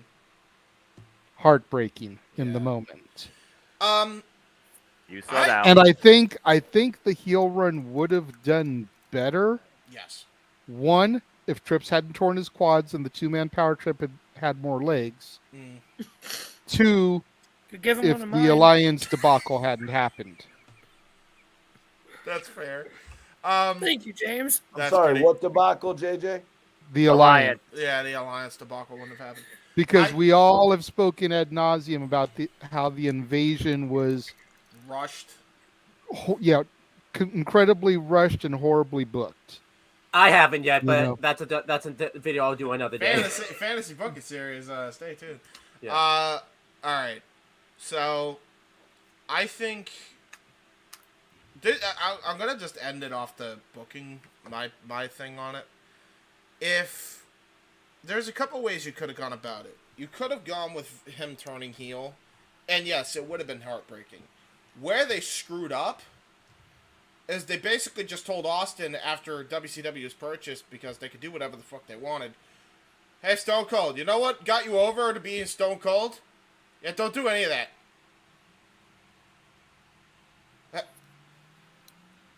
Ding dong, hello? How did he start with Stone Cold? He started as a heel doing half the shit he did to Vince. What do you mean? The funny thing is, the heel turn led to nothing really different. They still reacted to Austin the same way because Austin was still being Austin. Until he beat up Lita, and then it's like, oh wow, this is a dangerous MFer. And then they had him do chicken shit heel tactics the week after he beats up Lita. I'm like, dude, you got the heat. What? That's not getting booed. That's just losing crowd connection right there. That's when the crowd just literally goes away from you. There could have been a way to salvage it. Two more things that ruined it too, by the way. Go ahead. First, they lost the top babyface he could have feuded with in The Rock because he went to film a movie for a while, so he didn't have really a top face to feud with because all the top faces. Movie, They could have did that. And then the second thing is, he also aligned himself with the guy that like tried to end his career like months before that by running him over with a car. It's like, Yes. what do you do? And also, again, the Alliance, not just the Alliance, right? They turned him babyface before the Alliance did, just to turn him back into a heel anyways. Okay. Well, that right there was a cheap Vince Russo type of tactic that they did. We'll get a cheap pop, or we'll get a cheap storyline fix, kind of like almost like the higher power. Although I wish that was a bigger reveal. Yeah. I have a thing that they could have done to salvage all of this. If they really wanted to turn him, don't turn him babyface. Don't keep him babyface. Don't turn him heel. Have him be an anti-hero for the establishment. What Stone Cold is. Who's the person you align him? Paul Heyman, anyone? I mean, he started him off. Dangerous Alliance reunion. Yeah, and you know what would have saved? You know what would have saved that entire invasion storyline? If you started with ECFNW first! The story was right there! You had Cyrus the Virus cancel ECW and kayfabe basically in favor of Raw for the network. It was right there! He must have had a bad steak that day. Let's keep going. I'll just say my piece real quick on this. True. The very fact that Austin said later that he almost put a stop to the whole heel turn before it even happened he was going to stun Vince. Vince in the middle of the ring after he already beat Rock with the chair. He got cold feet. Yeah. And he almost stunned Vince just to continue, just to fix it real quick. Just to say, oh yeah, I told him I was going to do this, but yeah, no, screw you, I'm still Stone Cold. And he almost did it. And, what if history is an interesting thing in life and in wrestling? But, like, what if Stone Cold, stuck with his gut? Yeah, and didn't turn heel. I agree. And the best part is, some good shit. If you do it that way and then have him leave with Heyman, man, the storytelling. No, James, they wouldn't even have needed to did that. I mean, they could have had they wouldn't have. But I think Triple H, Stone Cold and Triple H for the belt to follow up their three stages of hell. Oh no, they still would have done. I still would have done that. Yeah. Austin maybe versus Big Evil Undertaker or something like that. I think he was still Big Evil at the time. They could have did a couple different things with Austin, but I mean, they botched it off the gate. They had Austin as a heel. Okay, then pull the trigger on Triple H as a face. Don't do all this nonsense of Undertaker and Kane versus Triple H and Stone Cold. But because they had a couple setup matches right there with Austin as a heel too. Austin Undertaker, Austin Triple H. Yeah, that's when Austin got thrown. Then you could go in your Austin Benoit. Hey, you guys are just giving us ideas for the fantasy booking because I'm wrong with all that shit. Anyway, if you could turn back time, but let's keep moving forward. Yeah. Yes. We should. All right, Emmanuel. I believe Vince is a billionaire, unless the whole scandal that went down earlier this year kind of crippled that for him. Yeah, I think he still is a billionaire. That was only like 20 million, JJ. What? He's still a 999 millionaire. It's fine. He's still got a yacht called Sexy Bitch. Now, Kanye West, I don't think he's a billionaire. We're not bring him up. Yeah, let's not go there. We're going to stop right there, Mikey. But not a billionaire no more is all I'm saying. Oh, yeah, true. I'm saying I don't care what he is. We're not going to bring him up. No. We are moving on. But, for back to Vince real quick, you said he had a yacht called Sexy Bitch. Did he pay hush money to the boat, too? No. He has a boat called Sexy Bitch? Yeah. Yes, a yacht. Go to Jeff's Pro Wrestling Teens, buy the Hush Money in the Bank shirt. Anyway. Ah! Good one. Damn! I thought Vince was up to $2 billion, though. This forum is not brought to you by Forbes, where you can look at the list of billionaires going today. Good grief. Vince McMahon is worth $2.7 billion as of this year. The more you know, There the you more go. I give even less of a shit. Go ahead, Jake. All right, so first topic on the docket here comes to us from good old Glenn Gilberti, the Disco Inferno. Uh-oh. Oh. Well, this is where the agreeing with him stopped. Dakota Kai isn't ready for the main roster. I believe the Damage Control is the most underwhelming group that gets more TV time that I've seen in recent memory. Since when did he become Vince Russo's bitch? I've been wondering what TNA. Now here's the thing here. I'm going to say this a little bit real quick, and then since you've got such a hot take, Mansfield, I'll throw it over to you. I agree with him to a certain extent because they came out with a big head of steam. Bayley hasn't been able to topple Bianca. Yeah. Io and Dakota have won the titles a couple times, but they're constantly still getting humiliated and beaten.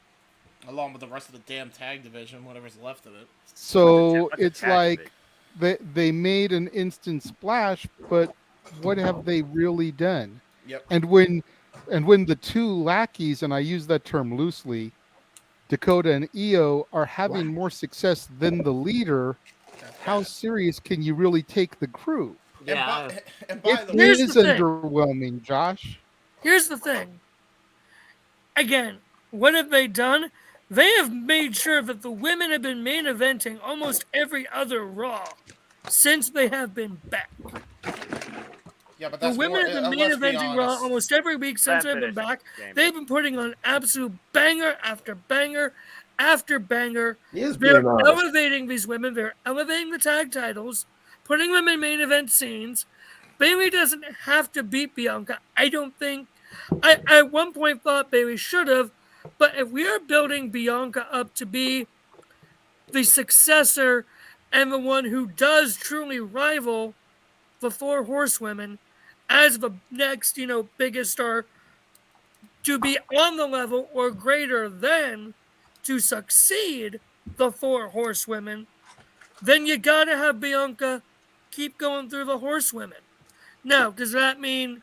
Now, again, there's talk of Bianca versus Rhea Ripley at WrestleMania. Please, dear, I want that so much. Yes, freaking please. That'll be the Rumble. Yes, freaking please. Yeah, probably. Either way, just give it, yeah. Either way, I want that match. Yeah, I want that match because that match, I've wanted that since the Rumble 2021. Yes. Since the 2021 Rumble, I've wanted that match. Mm-hmm. And this is elevating all the women. Again, Io Sky is Io Sky. She's amazing. Like, please, just give me more of her. Just give me her versus Asuka one-on-one with... Give me an Iron Woman match with those two, please. I agree. And again, Bayley doesn't need to hold the gold. She is the Ric Flair of this group to Randy and Batista. Pretty much. Really, she is. Hot take. She is the Ric Flair of this group. To give She's my thoughts. supporting Dakota and Io and building them up as the veteran. Well, do you mind if I go next so I can retort and then I'll throw it to you on? Sure. Okay.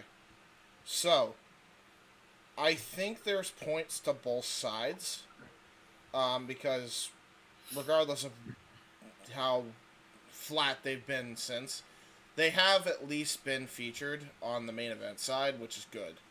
But there's a lot of problems with the Damage Control faction. Dakota Kai is better teaming with Tegan Nox, always has been. You're never going to change my mind on that. I think that was the best utilization of her. I thought it was, I still think, and maybe this is a hot take, one of the dumbest things they did was turn her heel against Tegan Nox when that made zero sense. And it was a Vince McMahon decision to do it just to do it. So I think she's better as a babyface, so she doesn't really make sense in this group. Io Sky is a whole different can of worms. It's not even a booking thing. Like, she got one move right, and I was afraid she was going to kill herself halfway through on all the other spots she botched. I mean, it's over with now, but let's call it. Let's be honest here. I don't know what's going on with Io. I don't know if her head's not in the game, but like, if she doesn't get her head in the game quick, I'm afraid she might hurt herself or somebody else. Because there was there was more than a couple spots in the War Games match where she would have been able to hit like a crazy amount of spots. She bossed every single one of them, with the exception of the moonsault from the top of the cage. So that's a whole other can of worms. Bayley, I think Bayley by herself is good. I think her running the group is good, but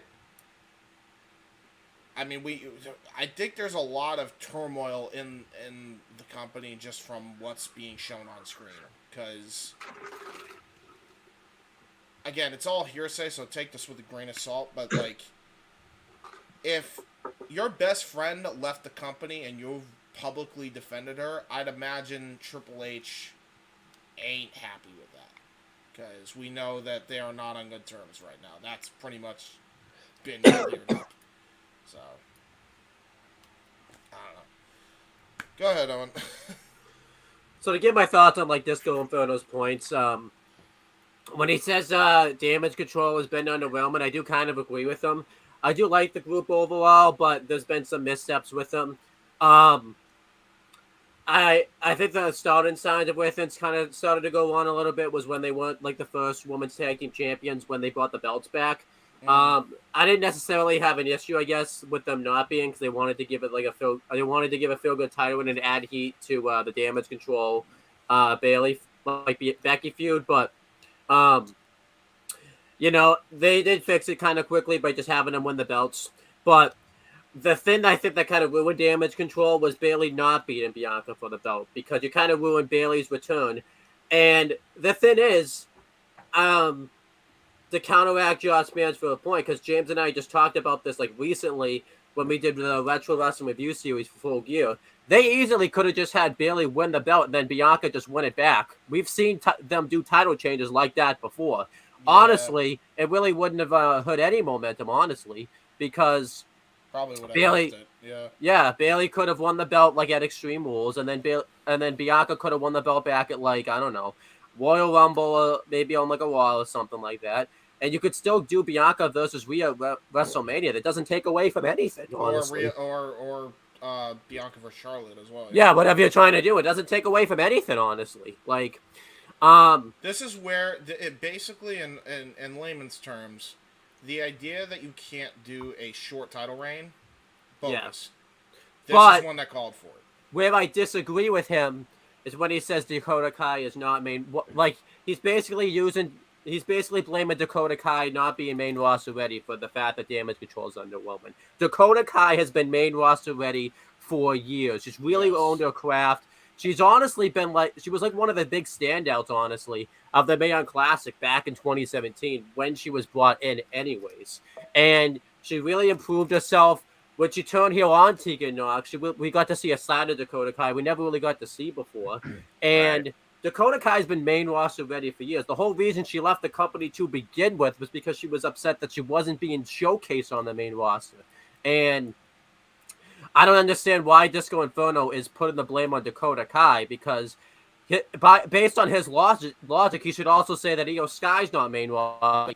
Basically, since this faction's been together, she's been on the main roster too. So I don't even understand where the logic is. That's basically like saying if someone's badly booked on the main roster when they just get up there, that they're not main roster ready. If you're basically given this, you have to make do with what you have, and that's what Dakota Kai is basically trying to do right here. But Dakota Kai has been main roster ready for years, so I don't understand. If you want to say damage control is underwhelming, fair enough, but don't say that this person's not main roster ready, because that doesn't even make any sense. Yeah, it's a very by his own logic, Disco Inferno would have never been main roster ready. Yeah. Oh, Oh, Yeah. Can I take Was this he one ever- next? was he ever? Go for it, Mikey T, and then we'll close this one up with Noah. All right. I just want to say Disco Inferno does not know shit about career elevation. This man was stuck in a mid-card rut his whole career fighting between the cruiserweight and the television championship. You know what I'm saying? Bianca Belair, Bailey. If you guys don't remember, Bailey was never going to win the championship before she got injured from Bianca Belair. They were pushing Bianca Belair back then. They just had to go for a cheap pop at SummerSlam and let Becky Lynch take the title. That's what they did. I think she would have beat Sasha Banks at SummerSlam as well. The fact of the matter is, Dakota Kai is being prepped as the next big star in the WWE for the women's division. That's why she's with Damage Control. It's not so much about Damage Control being as big and legit as Toxic Attraction. What if they gave Damage Control all the titles? Then we would just be saying they're just like Toxic Attraction. You know what I'm saying? And honestly, Toxic Attraction is doing their thing. Them girls, Gigi Dolan, from all the pictures I'd be seeing on like Jerry's page, when JJ, you know what I'm talking about, Noah, on Facebook, he be doing the Gigi Dolan post of the day. I'm like, sign me up for the Gigi Dolan post. You and I are going to be good boys and be quiet about this. But I'm telling you guys, Disco Inferno doesn't know nothing about being prepped for the main event. He doesn't. No. This is what, and why did he not mention Io Shirai? Because he's saving it for his next video. But I'm gonna be after what James said about Io Shirai, I'm gonna keep my eye on her in the ring. I might even go back and rewatch War Games again. Yeah, I didn't notice any of that. I'm gonna rewatch it because I did notice that one odd spot where she ran back and forth on the ropes like four times. Part, yes. Yeah. You know, that's the only thing I really noticed. So I'm going to go back and watch it. And this topic is not about Io Shirai, though. No. So It's we're about talking about Dakota Kai. And that woman is being prepped for a main event level push. Also, I do got to say I see a little bit of Killer Kelly in her as well. I will say this real quick. If the four horsewomen of the old NXT, if the original four horsewomen of WWE are Charlotte, Sasha, Becky, and Bayley, the new four horsewomen are Rhea, Bianca, Io, Dakota. I don't think that's a thing, Josh. I feel like I know it's not a thing. I feel like the Bianca's top go in four there women somewhere. succeeding. No, he put the four horsewomen. Oh. Yeah. Noah. Bring us home with this one. I mean, you guys already know what I'm about. I keep it simple. I also don't listen to nobody else's opinion because what's their opinion but simply their thoughts. Doesn't mean that's factual. At the end of the day, where a person stands all comes down to booking. And whether or not they have a say in the booking, that's a whole different question for another day. As far as Dakota Kai, I remember seeing her live, NXT Live, taking on Shayna Baszler when she was the Kiwi babyface from Australia. I remember the turn that she did at War Games against Tegan Nox that turned her career completely 180. Sometimes you need to do that. You need to show people yourself in a different light to truly show what you're made of. She always made herself a presence to be known in the WWE. Her being a part of this group, Damage Control, only furthers that. You don't look at the group, you look at the talent that's a part of the group. Dakota Kai is going to go on to bigger and better things. She has the most potential out of these two. Bayley already has reached that point. She is in the mentorship role. That's why she doesn't need the title. She is not necessarily the focal point, but she is the guiding point. That's why she's the leader of this force. As far as that comment goes, seriously, Johnny Swinger is more relevant than Disco Inferno. Johnny Swinger wrestles on Impact Wrestling, so fuck you. Dakota Kai is definitely going to go to bigger and better things. Wow. And she's already on her way, but the women's tag titles still don't matter to me. Johnny Swinger created this. I Johnny think Swinger you would created the call Swinner neck breaker. Johnny Swinger, but that's just me, Noah. He created the Swinner neck breaker. Johnny Swinner did. Don't forget that. I would actually, legitimately, I'm not even gonna stunt. I would take 1,000 of those Johnny Swinger segments on Impact that I absolutely loathe than to ever see Disco Inferno segments ever again on Nitro. I'm not even kidding. Like, it was that it was that unbearable. James, to correct me if I'm wrong, when we did our Halloween Havoc retro with you, other than the main event, wasn't Disco Inferno versus Disco Inferno Jacqueline? fought Jacqueline, and I'd never want to see Disco wrestle again. Did we rate that match like a 1 star or something like that? I think we did. Know. It was something. It was something bad. It was drunk. You get 1 star. What the hell were you on? Congratulations, Disco Inferno. I like Jackie. You just got put in your place by 6 internet marks. Yes. I think Noah. I mean, hey, you know what? That's probably the most attendance he's got this last decade. God damn, Noah is on fire. Right? He's on fire today. Are you all right? Are you all right, Noah? I don't like when you're this mad. Hey, James, you know why he's like this? Because you don't mess with his NXT. Damn it! But you digress. Yeah, I think he's just still tired, but also I don't like when you're sad, Noah. What can I do to cheer you up before we move on to the next topic? I'm indifferent. What do you mean you're indifferent? Moving on to the next topic. I woke up fucking 2 minutes before 11. Did you not hear me earlier? I love feisty Noah. Give me more feisty Noah. All right. I'm just trying to make you feel better, man. It's okay. Don't hurt me. I don't know if I like Henri Noah. He could have just messaged me back. He could have just messaged me back, but like, dude, I'm sleeping. Y'all do it tonight. Yeah, dude. If you're that is my business. Keep moving this thing forward. All right. Oh God. I mean, really quickly before I move on to the next one, I'm just gonna say I never really cared for Disco's matches, but I did think he was entertaining in WCW. Member of the Wolfpack, Filthy Animals, and all that. Like, okay. He did were good. Disco, but as far as his work but rate, not main event. No. Would you like his tag team with Alex Wright too, JJ? I missed that part. How about when he was Dust Wonderkin carried his ass. So we briefly touched on over the course of the last topic the whole Tegan Knox angle. The next topic is the return of Tegan Knox. Yay! Look at that tat. Woo! Which I missed because I still haven't seen SmackDown for last night. It was on FS1 and my sister was Same here, on, JJ. so I didn't get a chance to watch it either. Oh wait, but it's all good. But somebody in a wrestling group that I'm in posted this little diatribe, and I'm not gonna say. Hold on, I'm not gonna say I completely co-sign with this, not 100%, but I kind of get the sentiment where he's coming from. And basically, he says that he's done multiple videos saying that Triple H was going to bring back Tegan Knox, and he's glad that he did. But, dare I say, Tony Khan is better at debuts than Triple H is at returns.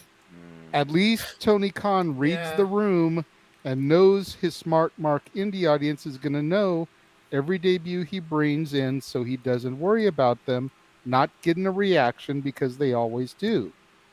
But so far, the only return that got a good reaction was the Good Brothers and Bray and Braun.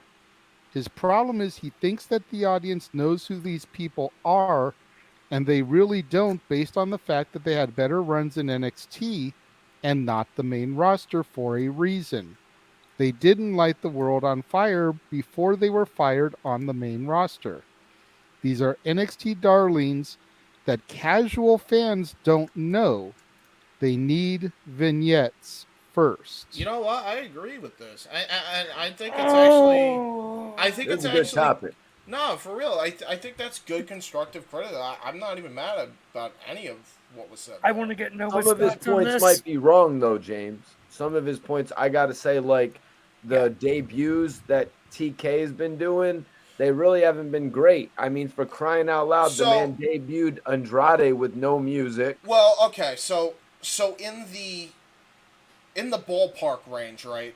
In the whole, like, on batting if you're looking at just this year, Andrade, I believe, was last year. Yeah, so. like there's been a lot of crappy debuts recently lately with TK, but overall this year, he's been nailing like 90-10, you know. What was his last great debut? Let's see. There was What Buddy was it, Matthews Daniel beginning of the Bryan year. and Adam There Cole? was Brody King. And then Brody King. later on, you got Keith Lee. You got Tony Storm. Soraya. Yep. How did he debut, Keith Athena. Lee? You got quite a bit, actually. I got to go back through the Rolodex here. To answer your question, I think the last debut was probably Soraya. Keith Lee. That was more weird. It would have to be Soraya. That was more weird to me. I think Keith Lee was the last great debut. Well, how did Keith Lee debut though? He debuted during Dynamite, taking on Isaiah Cassidy, a Private Party. Like Big a pop. champ for him. Hold on, let's remember how he debuted John Morrison. Johnny Elite. Yeah, Johnny. As I said, not everything has been perfect, but well, you asked the last great debut. That's the question I was answering. Tony Khan would consider all of them great debuts. Yeah, because here's the thing with Tony Khan. I'm not considering the guy's ballless tendencies. Okay, I'm talking about the reality of the situation. Yeah, we're talking about not the guy that booked the debut. We're talking about the actual debut itself. And while both companies have had great ones and stinkers, I feel there is some points towards the AEW ones versus WWE ones when you figure about what NXT used to do with the debut, hype it up with a video package. They did it with NXT Black and Gold. They did it with NXT Red and Black. God rest that brand, NXT UK. I don't know what the fuck they do and not my NXT. But as far as the main roster at WWE, I haven't heard anything regarding that sort of setup towards somebody coming back or a new face being known or an old face returning under a new identity because WWE likes to rewrite everything. So there's a lot of merit on both sides of the coin to that diatribe that JJ read. They've been doing that in Not Your NXT because Alba Fire had a video package. Giovanni Vinci, when he was repackaged as that, had a video package. I think JD McDonough too, didn't he? I think so, yeah. Joe Gacy and the Dyad had video packages on a regular basis, and they were building that up. Yep. So they do all that. Said his little thing. So they are still doing the video thing in NXT. So that's one thing they did keep up with. Well, that makes sense because NXT, again, if they're supposed to be using this as the star building factory, that's kind of the very first thing you want to use to introduce them. But if they're going to go up to the main roster, you need to bring some sort of awareness to their personality, or who they are, or why we should care about them. What was Tegan Nox's reaction last night? Well, Dexter Loomis has been getting seemingly great reactions. Just because Mia Yim doesn't get a great reaction, nobody reacted to her when she was a part of the stable either. You know, some people just don't get great reactions. Karrion Kross got a great reaction when he came back. I think the overall point of if you could get execution post up for a second, JJ. Okay.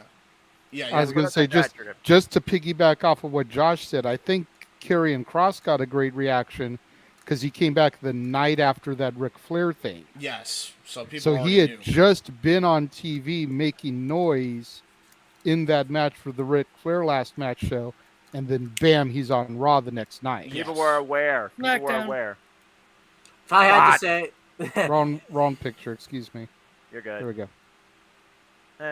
So yeah, the thing that I think is there reads the room. Yeah. Is those audience.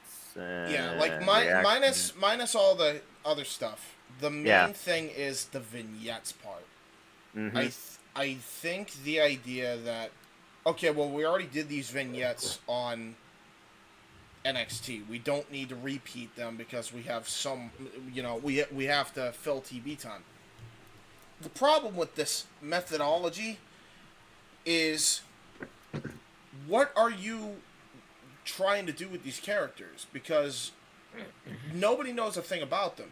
Why was Ricochet and why was Gargano, Ciampa, and Aleister Black all over when I did that 4-way call-up ages ago? As rushed as it was, they showed video packages. They showed what these guys were about. They showed them what they were capable of in NXT. They showed their history from that point, right? And commentary actually made you aware of it a tiny bit. Exactly. That's not what's happening in the WWE. Quite frankly, and that's not even just a WWE problem. Let's be fully honest here. That's a wrestling industry problem. Oh, yeah. I will say this. I think part of it is Vince saw NXT as something completely different than his product. That's why when people came up, they could, like, half the time Vince would change them, like he did back when OCW was a thing, or OVW, yeah. OVW and FCW. People, there was no cameras. Like South, they weren't like there were cameras, but it's not like it was on TV or something. NXT is, so it made no sense why Vince would change things up when they did. That's why Triple H, he's seeing it as a continuity of, it's a continuity thing. They've seen him on NXT. Here they are on the main roster. Now, I will say, not everybody tunes in to not NXT. everyone, yes. I get that. You know, I do get and So honestly, I will say, I do think that maybe a couple of them should have had vignettes. Candice LeRae, I will say, probably is one who should have had at least a couple of vignettes. If you need to. Some of them, yeah, a Birdman. Hold on. Well, he's got his freaking headphones. Yeah, there you go. Mute Good. Yeah, Mute yourself. thank you. Yeah. Yeah. As you were. I will say, a couple of these, I like that it's been like, even though we've known, because it's been spoiled, thanks to dirt sheets, like, us, etc. Some of them have been, it's needed to be that surprise reaction, not like a vignette, like Tegan Knox. I don't think, I understand the pros and cons of her getting a vignette and her returning to face Damage Control. Mia Yim, coming in as the OC solution to Rhea Ripley, didn't need a vignette, just bring her in, make it a surprise. Gargano just showing up, that got a big pop. You don't really, you could have, but did he need it? No, absolutely not. It's Johnny freaking Gargano. So, but you say really that like everyone's supposed to know who he is. Yeah. Every city's if it different, wasn't for Josh. Jeff, if it wasn't for Jeff, I would have had no freaking clue who Gargano was. Right. I don't care that he's Mr. Candice LeRae, because I can't fucking stand Candice LeRae either. The only reason I knew who she was is because I knew her from the SoCal indie scene, and I have personal beef with her. So that's why I say that, why I saw you get that reaction from me.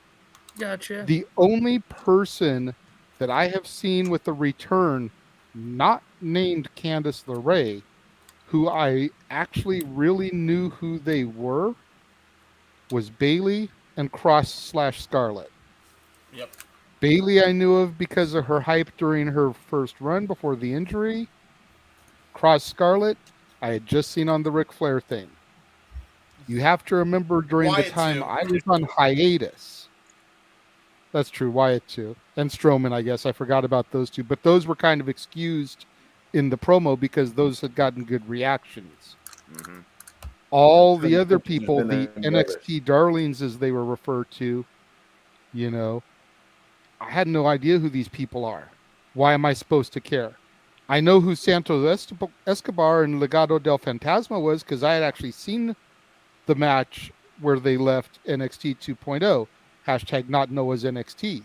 Right. But the rest of that crowd had no idea who they were. They definitely could have benefited from a promo package or two because they didn't go straight from NXT 2.0 on Tuesday night to SmackDown that same Friday. There was way too much of a time in between. People forgot about them. Yeah. And so you've got to keep that in mind. You've got people like myself who were on hiatus for almost a decade coming back into this stuff. I don't know who these people are. That is why valid, should I and care? I will say that's valid. Why I should will I say care not about every Dexter return Lumis? will do everything for every person. I didn't care about Emma's return. Yeah, me neither. Yeah. Another one. I didn't care about Lacey Evans. They built up this whole babyface promo package for her coming back as this military veteran. Within 2 weeks, she's heel. Now she's off TV again, getting repackaged again. They're using her military background again. What, so that in 3 weeks she'll be heel this time? I mean, if I had to... So she's going to become the new Big Show. Got it. If I had to say when it comes to like these returns and stuff like that, I've actually enjoyed for the most part how they've done most of these returns, because with the Johnny Gargano return, it wasn't like Johnny Gargano returned on like a random Raw either. He returned on the same Raw in the same building where him and Ciampa won the NXT Tag Team Championship. Josh, read the audience. And NXT also, TakeOver Toronto. You know, he also, and if I had to go with Karrion Kross, let's also remember where Karrion Kross returned. Karrion Kross returned in an angle with doing Roman Reigns and Drew McIntyre. Like Roman Reigns and Drew McIntyre, you don't just throw anybody out there with Roman Reigns and Drew McIntyre. And when it comes to Emma, that was a bit of a surprise because I didn't expect that one. What else returns has there been? Because I had like a list of them a while ago. More than we can count. Candice LeRae, I'll admit, maybe was one that didn't need necessarily a surprise because Candice LeRae hadn't been on the main roster yet. I'm just we also know if Johnny comes, she's coming. I mean, yeah, that was kind of one of those things. Yeah, that's just the way they kind of an obvious call up. Obviously, Bray Wyatt was ones they did vignettes for a while. They had teased that for a while. Yes, that was the best one out of everything, I think. The Good Brothers was a great one. Tegan Knox made sense considering the fact that Tegan Knox and Shotzi were partners. Showed up, yeah. Tegan Knox and Shotzi were partners, and Tegan. No, it was Tegan Knox and Dakota were partners at one point. So she's going back after the person that turned on her. Oh, they weren't riding in the tank together? Tegan and Shotzi didn't ride in the tank together back in the day? They did, but the segment that she returned on was she saved Liv, and she attacked Dakota, and they were tag teams at one point. So I could have sworn they were teaming together, riding in that tank together at some point. There may have been a dark moment, maybe, that they did that. Like as a test, because that's what Vince did with our NXT.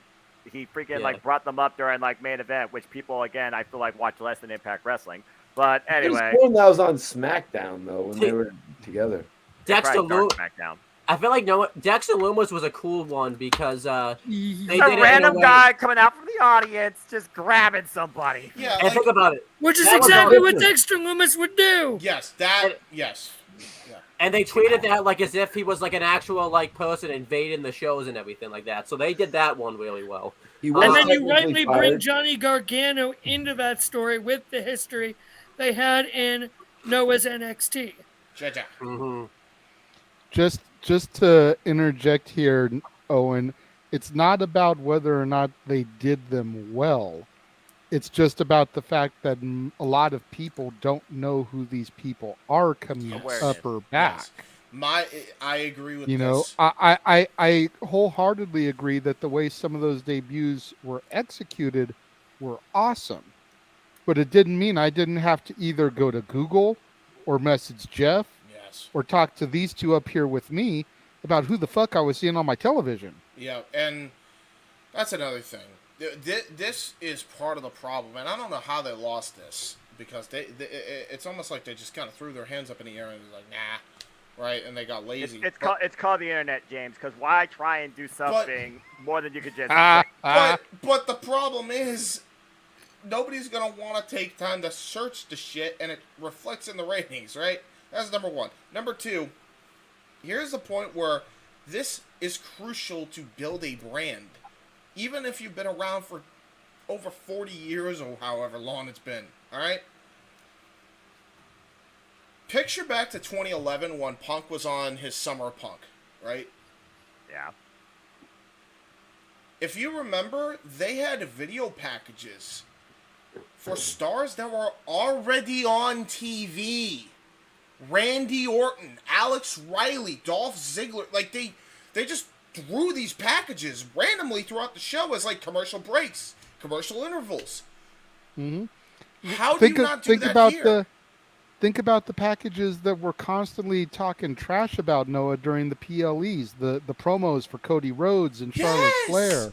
Yes! It's like, we know who the fuck these people are. Put that shit on TV. And Team Mike X, I agree that LA Knight is great, but that's also somebody that, one, I saw on 2.0, and two, again, I knew from the indie scene. Go ahead, Josh. LA Knight. I just yeah. have. Here's my question. In relation to this, we're talking about returns and call ups as well, because these are return call ups in a way. Yes. Most of them. There is here. I have a question about a group that I honestly, now that I really think about it, if based off of what you guys are all saying, based off the example that JJ gave earlier about Legado del Fantasma, See? I want to get each of your thoughts, just a simple yes or no on if they will or will not get a reaction, a good reaction, when they finally are called back up. Well, called back up in one case, called up in another. You know who I mean. Who? Mandy Rose and Toxic Attraction. Yes, Toxic Attraction. We will mark out. The people won't. Because there's a couple reasons I think that it's a no.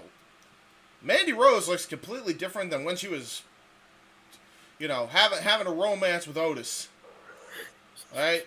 Like, she's got black hair now. She looks like crazy. She's very, very nice. Cool. Very, very nice. Very, very nice. Very evil. Very evil. I confess I prefer the blonde, but go on. Yeah, I agree, by the way. And then, Gigi Dolan, hot. No comments, because I'm trying to be a good boy. What's the other one's name? Hey, no November is over, Josh. JC James. I'm still trying to be a good boy. I have church tomorrow. Not again. I'll be real with you. When they brought up Toxic Attraction. What was that, Noah? What social media paraphernalia am I supposed to know for the month of December before I'm like, Nothing. There's nothing. Yeah. Whamageddon. Whamageddon. That's what you need to know about for December. fuck off, DJ! Whamageddon. Oh, I already heard that song. Anyway, back to this. Back to wrestling. Y'all shut up. Back to wrestling. What do you say, Noah? As far as Toxic Attraction, it depends on the audience, okay? Because what's the WWE talk about? Going to that focused demographic, right? So you're going to have the people that don't give a damn about wrestling, but like pretty women. As far as little girls there, they're going to be like, Mommy, is this what I'm going to look like when I turn 18? I mean, that's honestly a question that the parents are going to have to figure out. Where did we go? That's really on the type of audience that's there and the type of way that they use them. So regardless, you're going to get some sort of reaction because wrestling being viewed by a more male-dominated demographic is going to react to three beautiful women. Yeah, he's got a point. Honestly, when they brought Toxic Attraction up as just a tag team on Raw or SmackDown. Yeah, what were you gonna say, JJ? SmackDown. JJ. I was gonna say, I think if Toxic Attraction gets the call up in Florida, they're good. Yes. Because that's where the NXT audience is. Yep. But if you do it pretty much anywhere else, then you need a video package. Yes, agreed. Maybe her hometown. Couple video packages would be good. Which one? I could see them pulling the trigger. I could see them pulling the trigger. Jesus Christ, is mine. I could see them pulling the trigger either at Summer WrestleMania because usually you expect something out of nowhere like that on those type of shows. And that type of audience will definitely give that sort of reaction. So, either way, them going, demoting, promoting, whatever the fuck you want to call it, to Raw or SmackDown, non-existent women's tag team division, they're going to get some sort of reaction. I mean, I feel like, too, by the way, a lot of that post, by the way, says that AEW does it better and stuff. Let's also not forget that AEW has also done it badly, too, because let's remember when the Butcher and the Blade and... no one knew who the damn those two were, all right? Remember, they were pretty bad at it sometimes in the beginning when they were putting up any people with no video package. It comes down to what James said. It's been an industry problem since the arrival of what we know as professional wrestling. So again, it's one of those things where hindsight's 20/20. You gotta look at what you actually know or what you can relate to quicker than others. how do you teach a casual versus an educated? Maybe the one that should have probably gotten the vignette / video package is Hit Row, because Hit Row has struggled without Swerve Strickland, like badly. They've really struggled without People Swerve. don't really get the concept of what Hit Row is. Why don't you have like somebody lead them, like JTG? I was gonna thank you. Right? Yeah. Thank you, James. I was just about to say, if you wanna do some comeback, some signing, sign JTG and have him lead Hit Row. JTG should have been signed somewhere 2 years ago when the whole Shad thing went down. Honestly, I don't know why he didn't get signed anywhere. I still think it was cool, at least at the Hall of Fame, they let him come out with, Shad's wife and kid. Yeah. And they let him do the crime time handshake. Yeah, the crime time talk. In the ring. But the dude, like, I'm not even kidding. I don't know if anybody's seen. No one knows exactly what I'm about to reference here because shout out to the Deadlock Boys. They booked him to fight Bojack, who's their world champion on a DPW event. Mm-hmm. And he's known as Jay the God now. It's not even JTG, it's Jay the God. Like, dude looks like a main event star, ready to fucking go, can cut a promo like you wouldn't believe. I don't know why he's not there right now. I don't know how somewhere. No major company has signed this dude just off the talent alone and how better he's gotten. You know, we have the story of Drew McIntyre, and don't get me wrong, I love me some Drew Galloway, all right? And his rise back to the freaking prominence. I saw his WCPW promo. But it's like, that's been shoved down our throats at this point. Can we have the same for JTG, please? Please? Why hasn't he gotten an AEW tryout? Exactly my point. Very odd. He must be tied up or something. I was gonna say, like, he would have been perfect alongside Swerve in Our Glory. He'd be perfect alongside Hit Row. He'd be perfect alongside the Street Profits. Yes, the Street Profits would probably be a fair shout. No. But I'm just shocked they haven't brought him in for like a TNT title match or even darker elevation. I don't really. Maybe he'll be a surprise entry in the Rumble. Don't rule it out, Mikey T. Is all I gotta say, because you never know who might show up on those type of shows. That's kind of part of the suspension of disbelief. That's more like a proving ground trial type of thing. And I've seen people come and go from that and get signed. Again, it's one of those things also when you think about what you're trying to get the people to know. Okay, hip hop act. How does that work in today's WWE environment? Yeah. Well, I mean, let's be real. That goes to AEW all day long because they got that shit over. I mean, listen. Fair enough. Yeah. Although this week's segment was kind of weak. Well, yeah. Because why not just put them in some damn camouflage? Matter of fact, go get pink camouflage, put it on as a new item to market. But why wasn't Billy Gunn dressed like a sergeant if he was going to do that type of a gimmick? Oh my God, that's genius! That would have been like a throwback to the whole DX Army. Yeah, they shouldn't have been so cheap about it. Like, they've got a real thing right here. Yeah, but the Acclaim needs to get a little bit better with their acting too, Max. Oh no, I agree. The rapping portion is amazing. That's the best. They good. They're way better than John Cena was, Josh. Excuse you? No way. No. way. Max Caster is a Dr. of Thugonomics wannabe bitch. No. He's better than John Cena was a heel as well when he was doing it. Dude, Cena could fucking school him on his best day. You see that rap he did to the fan on Sunday Night Heat? He fucking dude, he didn't eviscerate Max Caster. Max Caster would put on a good fight, but he'd get owned by the end. John Cena's rap is embarrassing, Cena came man. out as Dr. Thugonomics for both WrestleMania lead-ups. You know, for the WrestleMania 27 in 2011 when Rock was the host, Cena did a little Thugonomics promo. Then the next year actually came out as the Dr. of Thugonomics, cut a promo on Rock. He destroyed Dwayne. Hold on. Don't you remember when they tried Dwayne. to get Jay-Z and Fabulous to come to WrestleMania and all they had was cardboard cutouts? Listen, yes. As Dr. Evil and Mini-Me.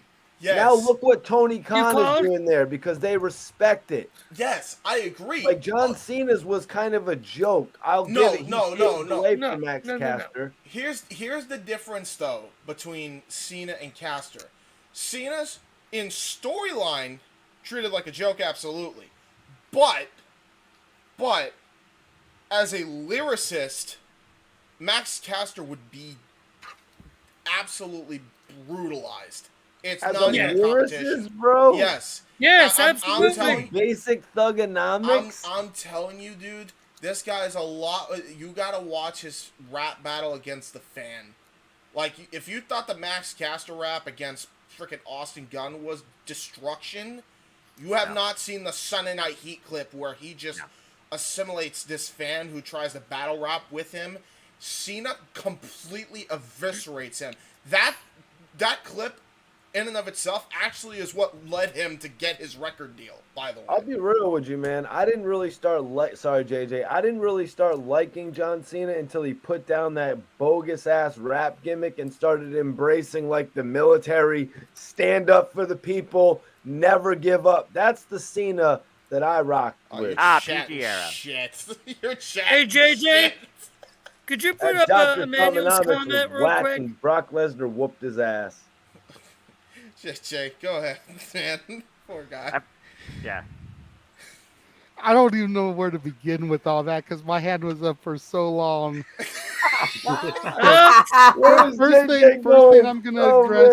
First thing I'm gonna address, Mikey T. You my boy, God. you my man, $100,000. But when he started doing that, bringing the Marine shtick into his gimmick, is when he fucking lost me. Yeah, no, because I was a You fan liked of the it better Doctor when he was dressing up at Halloween parties? No. Yes, because that Vanilla Ice promo is what spiraled him into the Doctor of Thugonomics. That's what saved his career. Yes. Literally. He was literally on the verge of getting future endeavored until that promo. The man wore a lock around his neck. Yes. It was And I went to my public hardware store and I bought some chain and a padlock and I made my own, god damn it. And every keyboard. My brother, man. I did love all that shit. I had me a Shaquille O'Neal Lake jersey. I had me a Rodman Bulls jersey. Yeah, Okay. man. So getting back to the whole Caster versus Cena thing, where I feel like Caster has the edge, at least on television, if you think back to when Cena was freestyling and they had the beat going, his shit was horrid. He was way off beat. Yes. At least yes. That. At least flow-wise, Caster. Yes. At least Caster is on beat. He's got a good flow going for him, all that. But once you fast forwarded to Cena and he actually laid the track down of basic thugonomics. Oh, come on. And then started doing some of his freestyles without the music. Yes. Some of that shit was fire, dude. Most you of that can't. shit. I'm not saying that I did have the album. That shit was bomb. Yeah, It that went shit gold. was his first It went album. gold. But that shit was did. whack. Okay, how many albums has Max Caster dropped? Nothing. No, I'm just saying. It went And gold. I'm not just My talking brother about had it. songs to Spotify. Here's the thing, Mikey T. He had a song called My Time Is Now. Yeah, Yes, that that's was his his theme theme song. song. What do you mean? Song. Hey, listen. I'm- Hey, listen. He Chain actually Gang had is a the music video for Bad Chain Bad Man. Gang is the click, all right? What Chain the Gang hell? is the click. Fuck with John Cena, Mikey T. He's a bad man. Chain Gang We're is the educating click. Mikey T. Trademark on the something- truth. It's basic thugonomics. He's raining fire like Apache helicopters. No, Right? don't go Honestly- there, man. Don't go there, For no. real though, said one no. of my favorite lines, for I real said though, nothing. 150% here legit. One of my favorite lines in any wrestling theme song is when he goes, "My incisors like a viper biting through your one-liners." Oh my God! Oh, yes. Yes. That's I brilliant. remember listening to that on the John Cena Experience DVD, and oh my god! And then he flips it, New Dead Man Inc., and I'm about to make you famous. Take it over Like, if it's still okay, kicking in. okay. Shots fired at the Taker now too. Okay. Yeah, he's good. Right now, here's the boy. thing, Mikey T. What's up, Josh? the Doctor of Thugonomics got John Cena to 16 World Championships. He didn't win one title as the Doctor of Thugonomics. What do you mean? Yeah, he did. The first one. Yes! The WWE No, Championship he had against already JBL switched over to WrestleMania my time is 21. now by then. The one where he's bleeding to death at Judgment Day. What do He you isn't mean? Doctor of Thugonomics anymore. No, Yeah, we he do not was. He need to wasn't. see that. We do not need He to wasn't. see that. What? See what? That's one of the things. That's one of the things that Don't worry pissed about me it, off Noah. about WrestleMania 21 This is because more I was important, so Noah. looking Don't worry forward about to it. him coming out as the Doctor of Thugonomics, and like 3 weeks before Mania, he switched it up to My Time Is Now.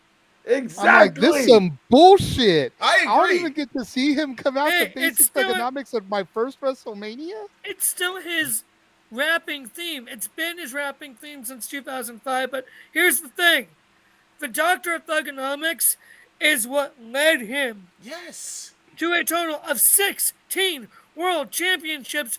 Max Caster ain't ever gonna be a world champion in any promotion. Hey, they were plenty. Whoa. If Hey, we're going to compare hey. Max Caster and John Cena and how their career is going, John Cena was not getting Max Caster level pops at this point. That pop that he got at, what was it, All Out? John Cena was not getting no pops like that at the beginning of his career. He had to work towards it. Okay, fair enough, but there is one that stands out, and that's the 20 pop, where he lifts Big Show. When he did Big Show, like I'm saying, he had to work towards those pops, and he ended up having the crowd in his hand, the palm of his hand. I'll give you that. Wrestling's also a different business This, crowd-wise right here. now Right than it was here. when Cena was coming He up too. spanked Though. Stephanie McMahon. What And is I wanted the to give you that Damn. too, so I'll give you that. He was the Doctor of Thugonomics going into the U.S. title match with the Big Show. Yeah, he brought the spinner belt shortly afterwards But he was- too. Then that got the wheel rolling literally into the JBL program. Hey, listen, man. You gotta And be the the spinner doctor. belt. You gotta And be the the doctor. WWE title spinner belt was the Listen. main title belt for 7 years. That has nothing to do with the Doctor of Thugonomics. But Yes. listen, you know what else? Listen, you got to be the Doctor of Thugonomics for life if you're getting stabbed in a club by Jesus. All right, I was just saying. By the way, I do during think. his U.S. title feud. By the way, Mikey, you say John Cena wasn't getting pops like Max Caster at All Out. Go watch Survivor Series 03. He gets a really big pop at Survivor Series 03. Yes, he does. When yes, he does too. when he was the sole survivor or something. No, Yeah, he is the sole survivor now. Because Ben. But not just the. Different aspect, James. Not just the sole Did him and Benoit survive together in that match or something? Not just the sole survivor though. He's the did, first didn't one. they? He had just turned babyface. Like that SmackDown before. The first thing you see at Survivor Series 03 is John Cena, and that pop is massive when he comes out. Yeah, dude. Yeah, that pop that the Acclaim got at that show where they didn't win the titles, that pop was deafening, man. I'm like, No, the what? pop was both pops were deafening. Both pops were loud, but again, the business is different versus now. Hey, listen. Yeah. If I had a modern day chain gang, I'll tell you right now, Max Caster, he's going in with Cena. Cena's leading the charge, and he's got Max Caster. He's got JTG. He's got Jay the Guy. He'll even have Anthony Bowens as the hype man, but and Swerve. He's getting all the freaking rappers together, man. Austin Gunn in there too. He's getting all of them. All right. I mean, James, if John Cena joins the chain gang, you're gonna be surprised. You're not gonna see it coming. You're gonna be. That's an inside joke between James and I. It's on That's a TMZ story waiting to happen. But Max Caster just needs to work on his acting too a little bit if he wants to ever get on that level. You know what I mean? Yeah, that's fair. Listen, man. I don't know how long this went, but that was entertaining as all hell. I just want to say this. That was better than some Jeff I can Jarrett see- shit. Yeah, That's real. That's real sports entertainment. Yeah. Josh, go ahead. Now here's the thing. Listen up, son. You better stop or you're behind, because your ass is done. Are you rapping? What? Oh, good lord. Josh is spitting on the mic. Can we wrap that this thing it? up for tonight? Was that it? Just a little. Okay. You gotta have one more line, Josh. Yeah. Right? You Like, got me all one more. Dude, I was about to call up King A-Train and be like, Don DeMarco show coming on the open mic night? What the fuck are we doing here? Like, You know, I thought Josh was coming in with a plan. I guess he didn't rack his promo on his hand. Oh! That was good. Ooh, that was good. There you go. It's another highlight reel there, James. Yeah, that's Bookmark it. it's pretty good. She's going crazy. Yeah, you got to put the Josh rapping moment on there. That's fucking fun. classic. Yeah, and then Noah freaking comes in with a bar. And then you got to cut to Noah's response real quick. Look, you are not getting Josh versus Noah rap battle on here, all right? You are Noah not will getting win. that. Epic Dominate. rap battles in history. Excuse you, Birdman? Yeah. I've seen Noah rap before. Has he legit rapped before? You're not bullshitting. Go watch it. Go watch his Blood Money predictions. Right. Oh shit! Yeah, no, yeah. No, it's pretty good. No, it's pretty good. Yo, No, we don't need a mixtape. Listen, Noah Foster versus Kurt Angle in a rap battle. That's all I'm saying. That's all I'm saying. Hell no. Battle for the winner Kurt gets is all so, unlimited supply of milk. animated. Unlimited supply of milk for life. KJ, would you like to right. take somehow, if any way possible, take control of this trying. again?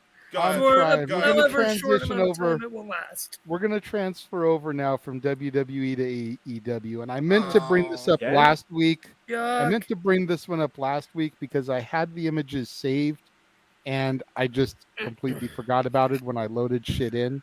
I see why. But I found this image. Boy, oh, this is possible. Yeah. MJF escorting Joe to the ring. The then versus the now. Yeah. Full gear. Yeah. Let's fucking go. Cool. What's wrong with those titles on Samoa Joe? And now after this week's Dynamite, it's the big Burberry belt. I love it. I love Nothing that wrong shit. with that. That's actually a beautiful freaking strap. I personally like it. Tony Schiavone's reaction to it just sold it so good. I love Honestly, their reactions at the booth is what I think now, looking back on the WWE spinner belt. Yeah. For real, like at the moment, US belt was cool. At the moment when he first debuted it, I was like, okay. But when it started lasting for like 7, 8, 9 years, I'm like, this is fucking ridiculous. So it got parodied into the rated R spinner belt. It got turned upside down for Miz's run. That spinner belt was pretty cool. So I love that belt. That was my favorite WWE title. So explain, did MJF? Did That's somebody because introduce it's the belt since he's been alive, like for real. Excuse you? Hold on. I was born in '97, old man. Yeah, exactly. So by the time you started watching wrestling, they were like starting to phase out the Undisputed title, and they went to that. Birdman has a question. So did MJF debut a new AEW World Championship? Yes, Okay. Yes, on Dynamite. Yes, the Triple B. The big reveal with belt. the big reveal with William Regal, who he then laid out. Look up the segment on YouTube. It's And actually he turns really his back on I'm just gonna look Regal. up. I'm just gonna look up the belt. Go for it. There you Like, go. Yeah, why I does didn't that save happen? an image of the belt because. Yeah, no, that's too much work. I got you. Yeah, it's. But Just yeah, makes it look But like I it's mean, crazy, though.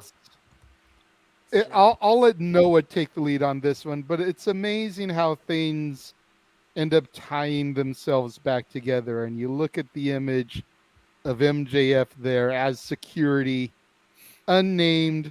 No one knows who the hell he is. He's just some dude standing next to Joe. What's up with And those then eyes? you look at that from the same night, and it's like, man, it's got to be a good feeling, right, Noah? Considering that this is your NXT. Damn it! But you digress. Yeah, it really is a good feeling when you see how far a talent that you really have put your invested interest in has come. I mean, Samoa Joe, I've been knowing Samoa Joe was a freaking killer back in Ring of Honor, TNA, Impact Wrestling. I mean, I always knew he was going to be a big guy. I was really looking forward to him in the Black Gold NXT. I loved his program with Shinsuke Nakamura. And now he's back to being that ultimate take no prisoners, heelish killer with 2 championships. His match with me on Fox this Wednesday was hilarious, especially the notes of like, oh, this guy's coming at me. I'm just going to walk out of the way. I'm not even going to look. And as far as MJF goes, This is the moment we've been waiting for. We're going to see how far he goes now as the face of the company, as their champion under his own reign of terror. If you all did not get a lot of metaphoric symbolism towards, I don't know, a previous reign of terror in their company, y'all don't know wrestling. I really find it very interesting how far both these men have come. And again, they were side by side in the same segment together. Now they're under the same company, both as champions. Now, whether or not they cross paths, that's a whole different paradigm shift with these two heels. But I love it. This is brilliant. And Emmanuel, to answer your question, number one, the Rock's championship never made it to television. Yes. And number two, Austin's belt is like the original specialty belt because he was anti-establishment. Exactly. And also, that belt wasn't around so long, which is why JJ was like, okay, this title might be around for a little bit, but then it was around for several calendars. The Smoking Skull title was never around for several calendars. It was just Austin's. Yeah, it was Vince exclusive to McMahon him. took the title, and he was like, I'm taking this title, damn it. Some shit like that, if I remember correctly. Well, I know Rocky had it for a minute as corporate champion, but it even got to the point where during the Austin Rock feud, Vince McMahon told Shane to get the belt and give it back to him. And then you see Rocky come out with the belt. Yes. Exactly. And then Austin won the match and he got his belt back. And after that was like the end of it. I personally hope that this BBB is truly just an exclusive thing for MJF. MJF makes sure that Shop AEW does not sell any replicas of this at all. This is just his belt. Oh, no, this is the championship. Oh, they're going to milk this. I was about to say, no replicas until after he loses it, and it's got to be a limited time deal. Agree. They're gonna make copies of this, just like they did with Daniel Bryan's title. So, like, if I could give my thoughts on it, Go for it, Owen. to see where both of these guys have come since, in their careers, since that point is just crazy. Considering the fact, that before this, MJF had done like a video for Tough Enough and didn't get in, which was like a massive mistake for WWE. Then, is crazy. Considering the fact that they're both this far, and I'm really happy for MJF, and the fact that he has this title, that his version is really cool because it just shows that he doesn't want to carry the title that AEW created that they view very fondly.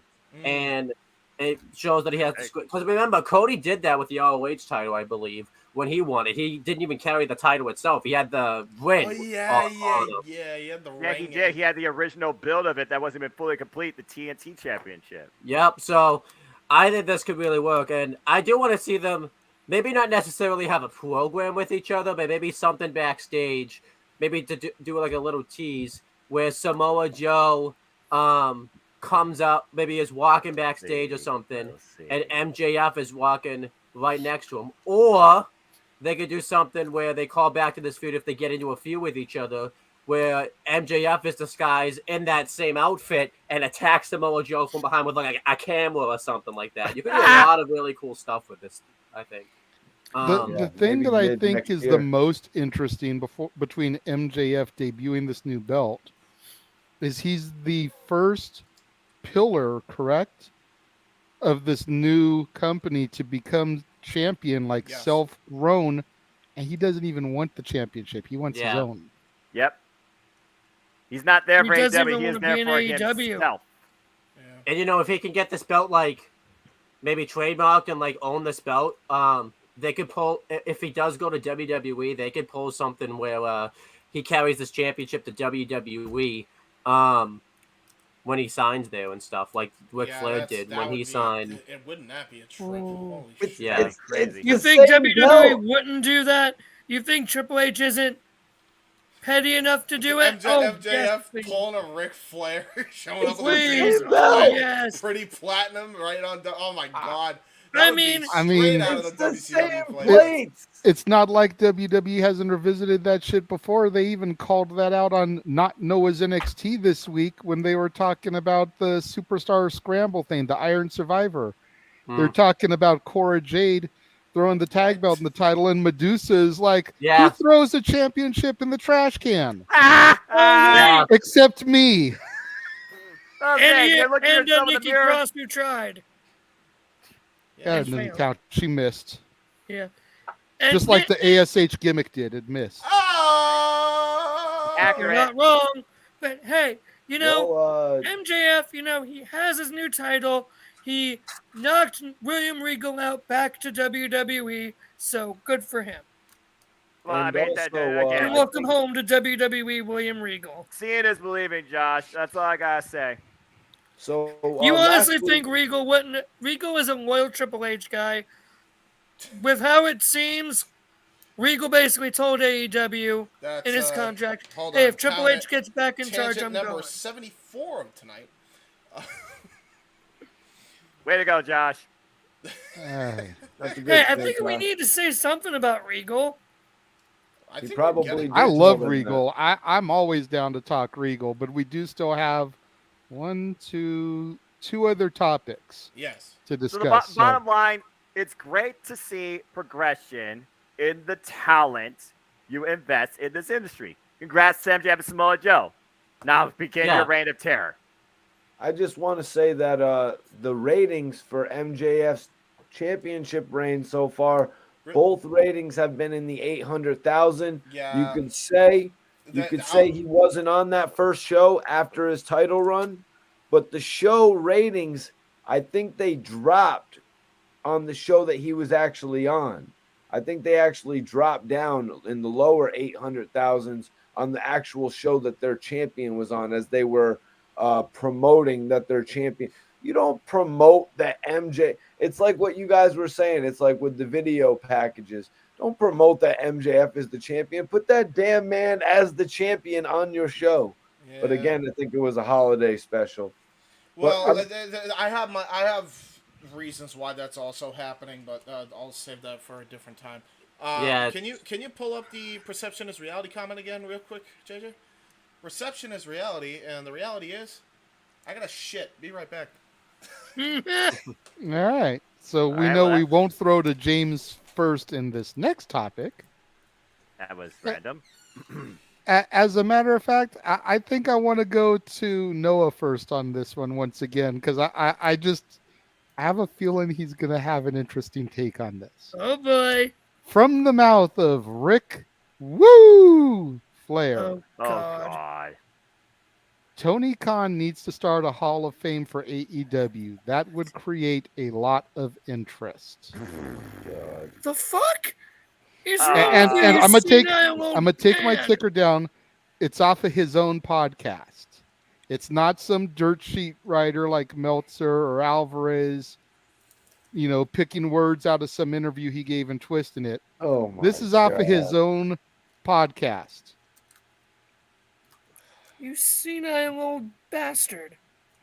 Now, that guy is really stuck in the past. I understand AEW is trying to be sports-centric, but not even the NFL, NBA, or the friggin' baseball in-store sport here, I don't think, had a friggin' Hall of Fame /award show in their inaugural 5 seasons, if you can even go back that far in history. TNA Impact Wrestling doesn't even have that. I don't think WWF even did that in its very beginning. This company, no matter what you want to say about perception of reality in this internet wrestling community-driven identity of the industry, is only 3 damn fucking years old. Are you shitting me? What's going on? Exactly. By the way, exactly. What's going on? What did I miss? Sorry. Ric Flair's being a senile old bastard again. Again? He thinks AEW needs a Hall of Fame. Dude, it's 3. I mean, really, what the fuck else we didn't say about this? It's 3 fucking years old. Did you expect yourself to go in the Hall of Fame for babies? When you were 3 years old, set out your silver spoon? What the fuck? Exactly. TNA didn't have a Hall of Fame until like 10 years later, and it was probably too late at that point. WWE did not start their Hall of Fame until 1993. The AEW and that's the death only of Andre the Andre Giant died. Who goes it? No, I got where they can put the Hall of Fame if they put it in like a diner, right? The bakery CM Punk promoted. Perfect. Let's go. I mean, at this stage of the game in AEW, which, okay, number one, I was going to mention what Owen just said about how Impact didn't even start theirs until their 10th anniversary. Thank you. Yeah. But at this point, there's only two people I could even think of to put in it.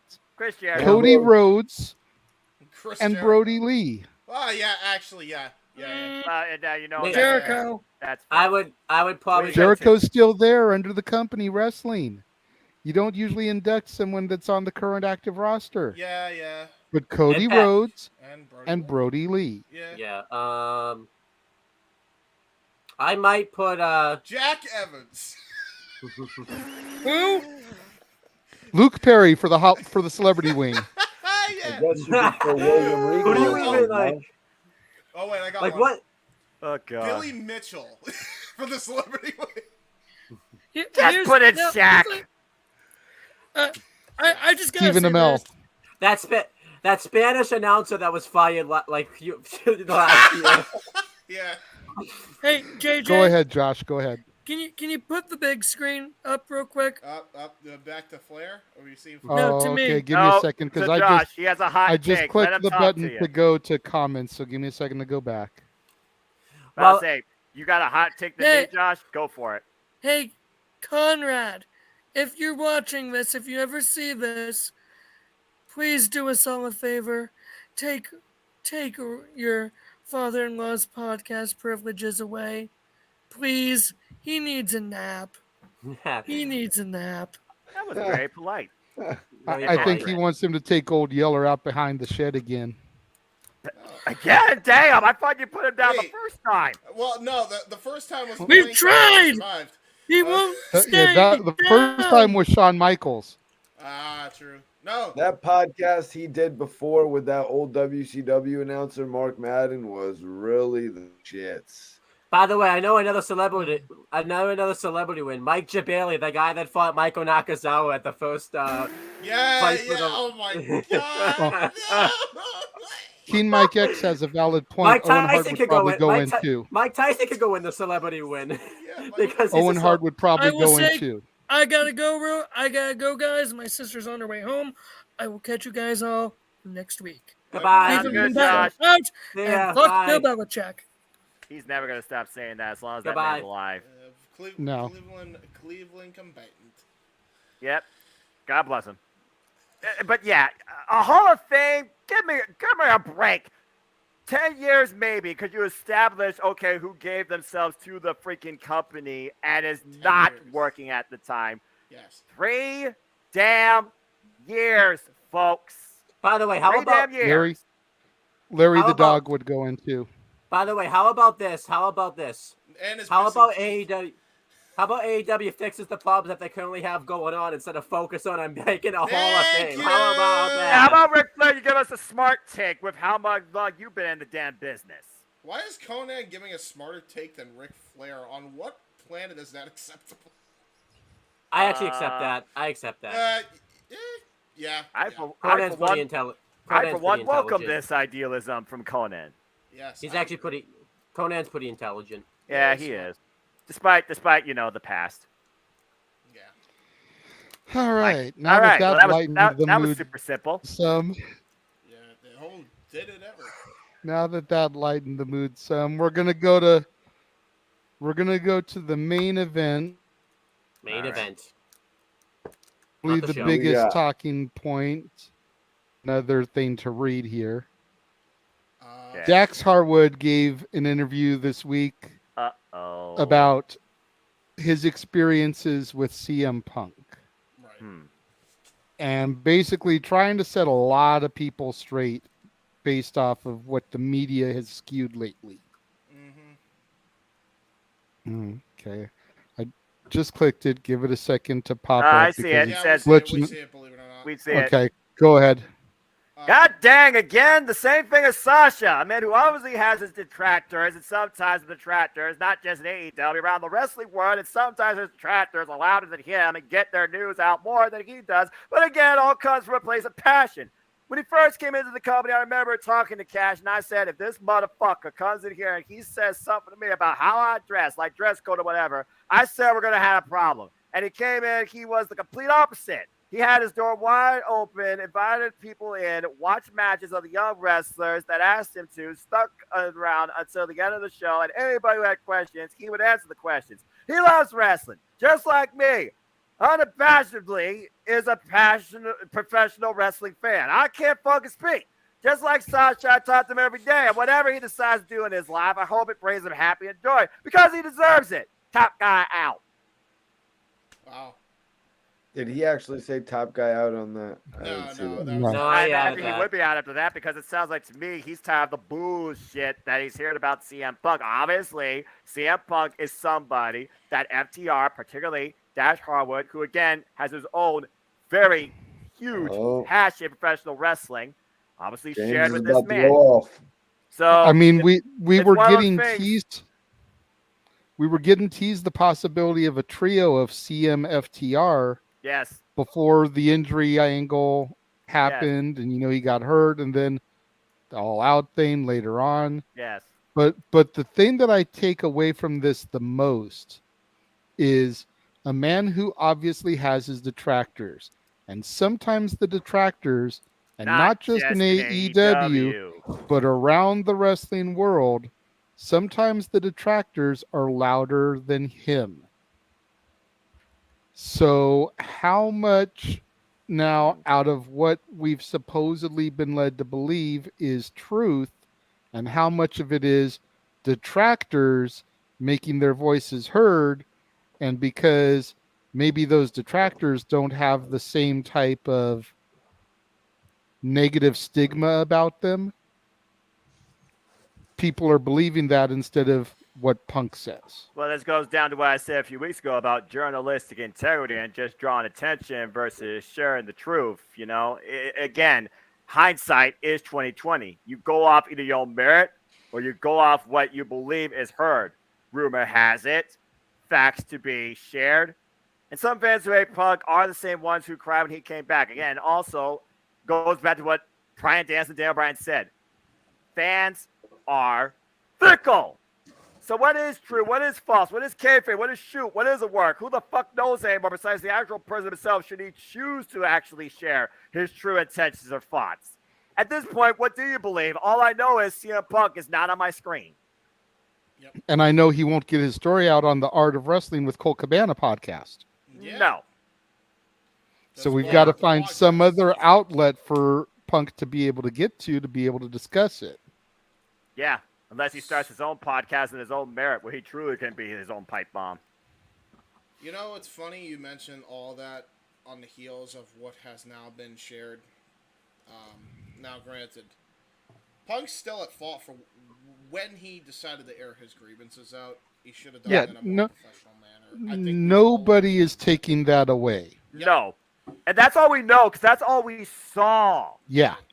But everything else happened behind closed doors. Here's what else we saw. Fucking update number 3,760 fucking 9 of this goddamn bullshit. For those who don't even know. Damn, I already made a tweet about this, added them all, and said, "Fuck y'all, grow up." By the way, after this,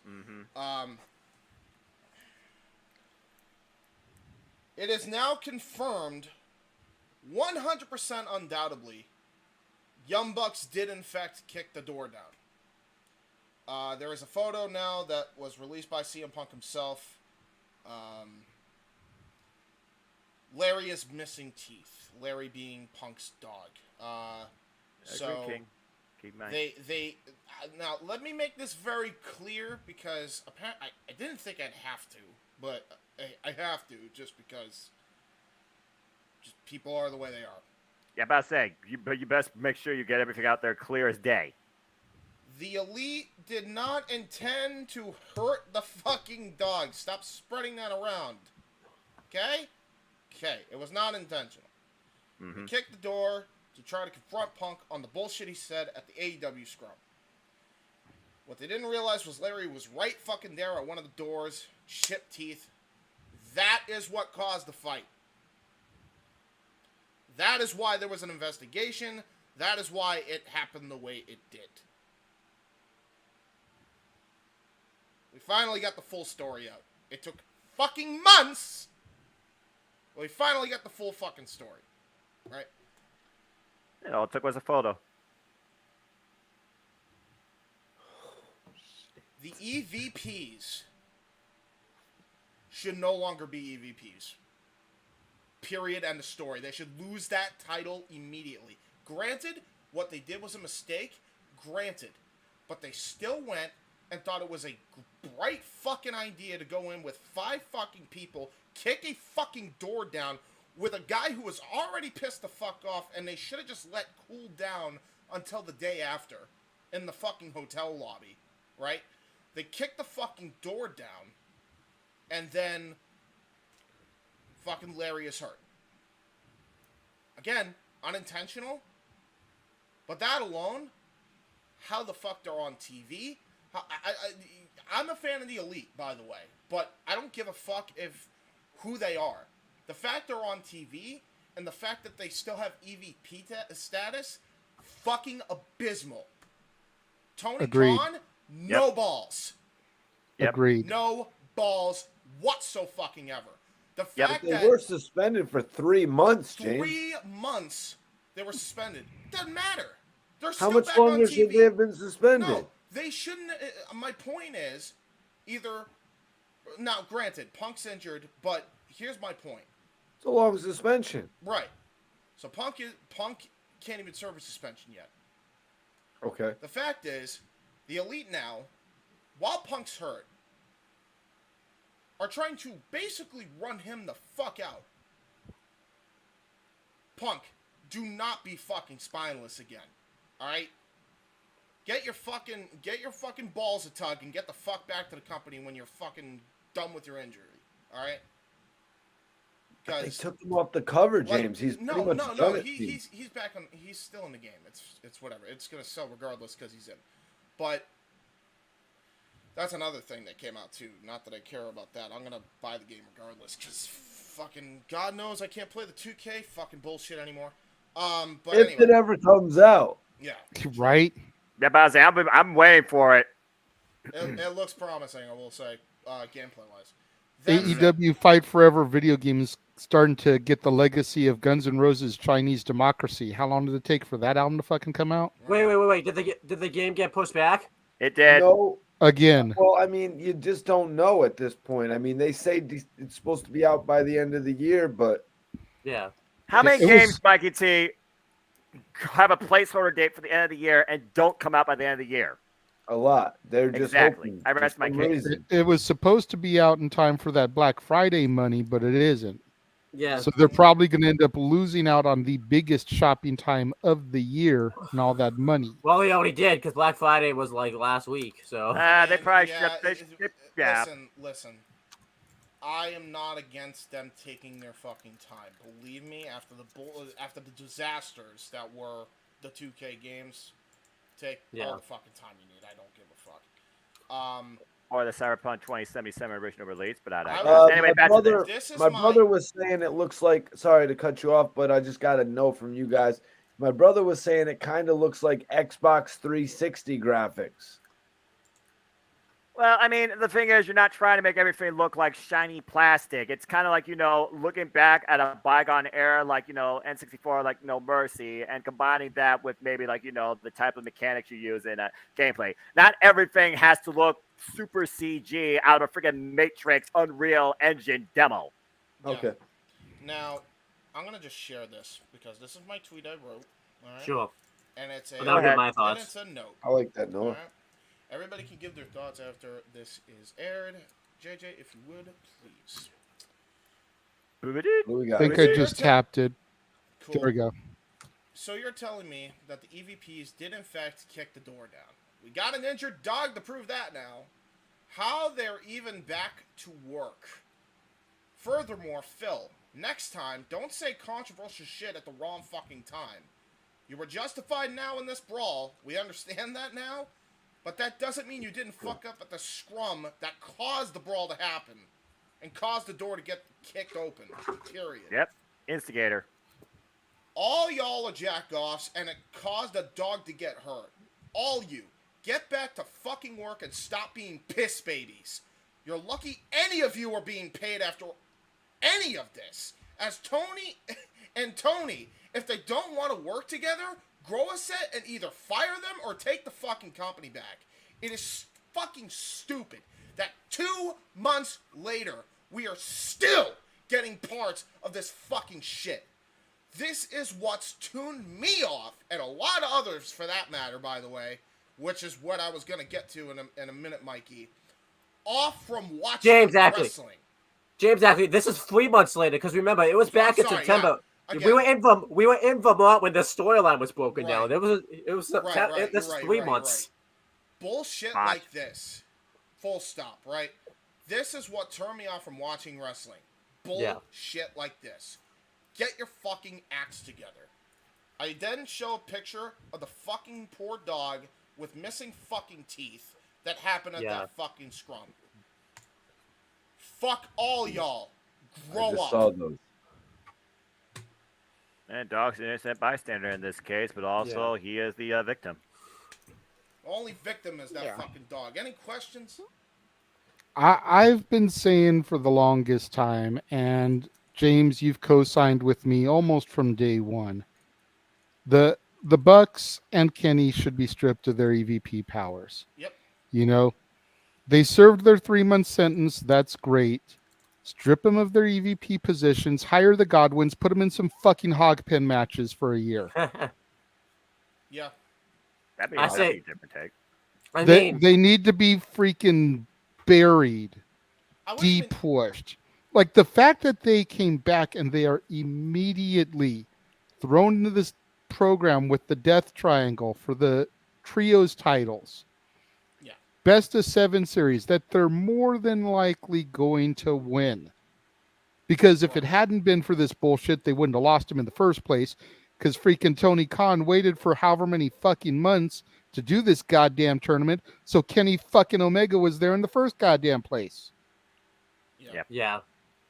Period. I just say, I mean, that's the bigger piss off about this. That's the bigger piss off about all this is that they come back and they're basically handed a title reign out of this. Yeah.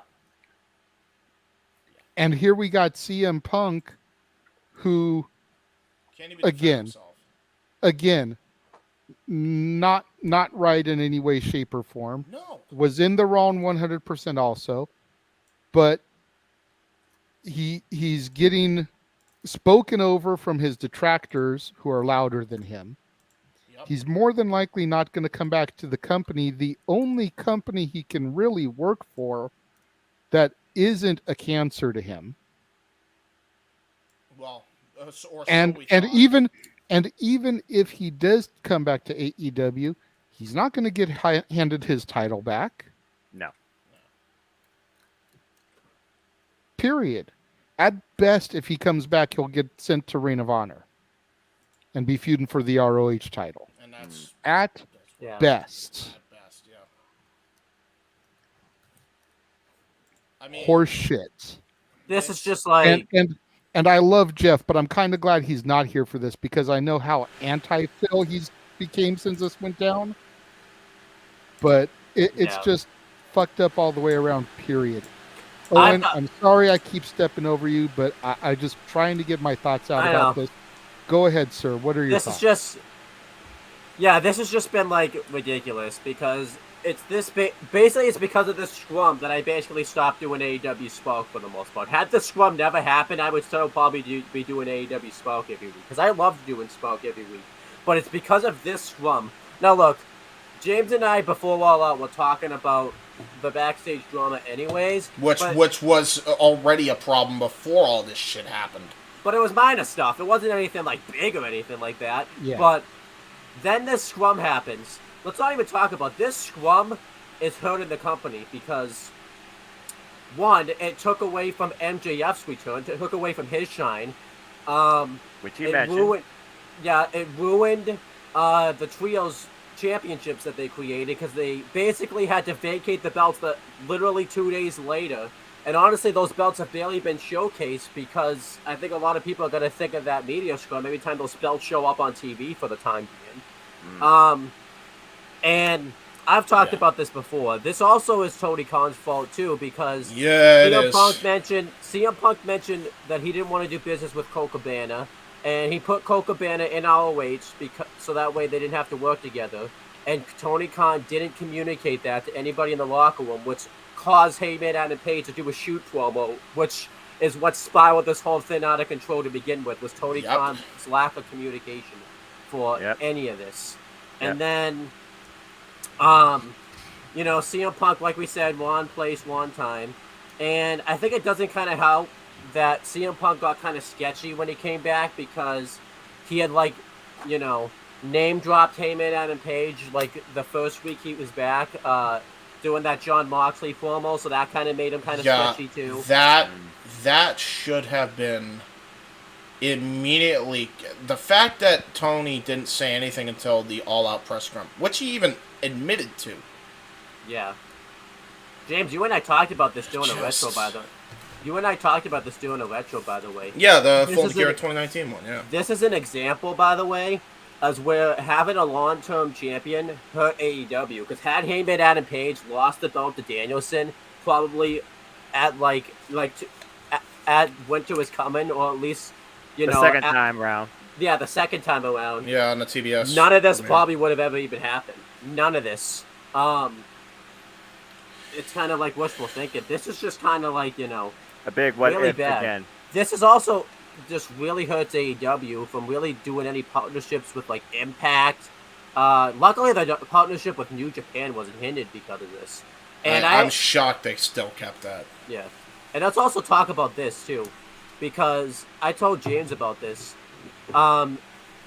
Honestly, what would really be bad about the Elite losing the EVP status? Because it's not like they really benefit in the company with the EVP status. Because Kenny Omega's hurt in the women's division with his booking, so that would honestly that'd be a benefit. Had been before Tony took over. To be fair, yeah. Like, honestly, it's gotten better. Still does work, but it's gotten better. Continue. And if you don't take the Elite's EVP status away, it's gonna get worse in the locker room. This, like, people are gonna think they could do this type of stuff and get away with it, and it'd be okay. Let's also, but let's talk about the positives if they do this. Think about what could come out of this. Maybe Britt Baker I've already. Honestly, Owen, I know what you're gonna go. Don't even. I've covered that at fucking nauseum. That point where they can make money if they could get everybody past their bullshit. I also think what doesn't help. Yeah, they would have. James and I talked about this, and this is just a pipe dream. I honestly think AEW really should have entertained the idea of after Thanksgiving or after Full Gear at least of like taking 2 months off to fix their stuff. Just don't do any. Just do clip shows for a bit. But because of TV contracts, they can't do that. But honestly, that probably would have. They would have been able to. Or just kept the Elite off fucking TV and find a way to do the show without him for a while. Yeah. I mean, they were doing that for 3 months. He could have did that, and they were doing fine. Yeah, they went money. Ratings have steadily started to go down since the Elite came back. Yeah, Facts. they went many months without Kenny Omega in the fold, like almost a year. Yeah, I kind of feel like the ratings went down a little bit though because of the fact that they could not capitalize on all that buzz they had around. People were like, "Oh, what?" Because everybody wasn't willing to work with each other. Exactly, Mikey. Yep. But I'm going to say this real quickly, Mikey. And I'll turn it back over to you. Emmanuel, if you really want to see what Punk said so that you can fully examine if he did start something, go to this man's channel, watch his J-Hebert side of things video. Watch that entire podcast. Because he breaks everything down and shows video clips, the whole nine. You will not get a better breakdown to his channel and a more objective breakdown than my video. And I'm not saying that to be egotistical. I'm saying that because it's the fucking truth. Yeah, and that's why I'm trying to drive people over. His YouTube name is right there. It's his name, J-Hebert Side 95. Go to his channel, Emmanuel. Watch the whole his video. The man put almost 3 hours into this presentation. I broke the whole thing down. And it's some of the best thing. It's better than fucking watching a 3-hour Raw. Because number one, there's no goddamn commercials. That's and true. number two, the show actually makes fucking sense. And it matters, damn it! Yeah, appreciate it, boys. Anyway, back to you, Mikey. Yeah. Yeah, go ahead, Mikey T. You know, I just, watching AEW, I just kind of feel like Tony Khan was nowhere near even getting to CM Punk versus Kenny Omega. He wasn't anywhere near that anyways. You know what I mean? He wasn't, because Punk MJF was where we wanted to go. Yeah. Well, that is a questionable thing. We had just got done. It was very, very questionable in my mind why Tony Khan, as a wrestling creator, would want to go back to CM Punk versus MJF after they had just finished it at Revolution. I'll tell you why it wasn't finished. As much sense It as wasn't what finished. he did to John Moxley. His creativity is in major question after what he did to his company over this summer. It shows me that even though whatever he was writing in his books back in the day when he was playing with his action figures, it's not equaling out right now with all those titles he wanted to have, because what he did to John Moxley, he has undermined his whole company. And if you'll allow me as well, Mikey, to add to your James, point. I want to hear what you got to say. To add to your point, actually, entirely, I'm not. I will contradict one thing, but everything else I agree with. The reason why they were going to go back to it is because they weren't done with it, because MJF still had to get his full undisputed win. Basically, that was obviously the because the first win was during Thanksgiving weekend last year. And then all that bullshit happened. Wardlow. Now, I want to put this in perspective, and I've been saying this for ages now, but this is the second time now that I didn't think I would ever have to address this again. Beating up a dead horse once again. But obviously, with the dog being involved, and we know the whole story, right? It's kind of hard to fucking say there's no evidence when you got a fucking dog with missing teeth. So we know what the hell happened now. Wrestling fans are sick of this no matter what side you're fucking on. Amen. Yeah. Noah, I know, is a fan of the Elite as performers. And I know JJ is a fan of fucking Punk. Alright? I am a fan of both of them. I want to see them get over their bullshit. And so does most fucking people. Bring them back. Strip the Elite of the EVP status. Immediately effective now. And do not give... whatever you want to do with Regal, that's a whole different story for a different fucking time. I can't believe they're letting him go, because they should just have him run the fucking company, honestly. But... Must have been what Josh said earlier. You know, honestly. Like, if Triple H comes back, I'm out, Tony, but I'm rocking with the other word. Yeah, sounds accurate. But again, for seeing me, is believing. But for me, strip them of the EVP status and give it to non-fucking athletes. Give CM Punk the heftiest fine for the bullshit he caused it all out. And continue what you're trying to do with both parties, alright? I'm not saying you should bury them. I understand why. Because they fucking deserve it. I ain't even gonna stunt. They deserve it with every fiber of my being, and I wholeheartedly agree with that. But that's not objective either. And it's not helping anybody. And if anything, it's probably making it worse. So, continue with what you're doing with the Elite. When Punk is back from his injury, get him over his bullshit. Set everybody down. Get somebody. If you can't do it, Tony, get some motherfucker back there to set this fucking lollipop guild straight. Cool? Because if you don't, you are fucking your top babyface. And, I'm sorry, top babyface. Top guy in the company. Botch. Which you already have, by the way. The damage is so bad that you have hindered your greatest success story in MJF. Yeah. Before any of this happened, he was the second minute-for-minute draw in that fucking company. Yep. After all that shit happened, the day he returned, y'all went into business for yourselves, got fucking overzealous, and killed MJF's momentum and the entire company as a result. Mm-hmm. Attendance live numbers, down. T-shirt sales, down. Ratings, down. What the fuck does it take? Did it have to get a .1? I'm right there with you, and I want to correct you on one thing you said, James. Go for it. You mentioned me being a Punk fan, and that's 100% accurate. I think you may forget though, I freaking saw the Bucks out here on the indie scene. I'm a huge fan of the Bucks too. Right.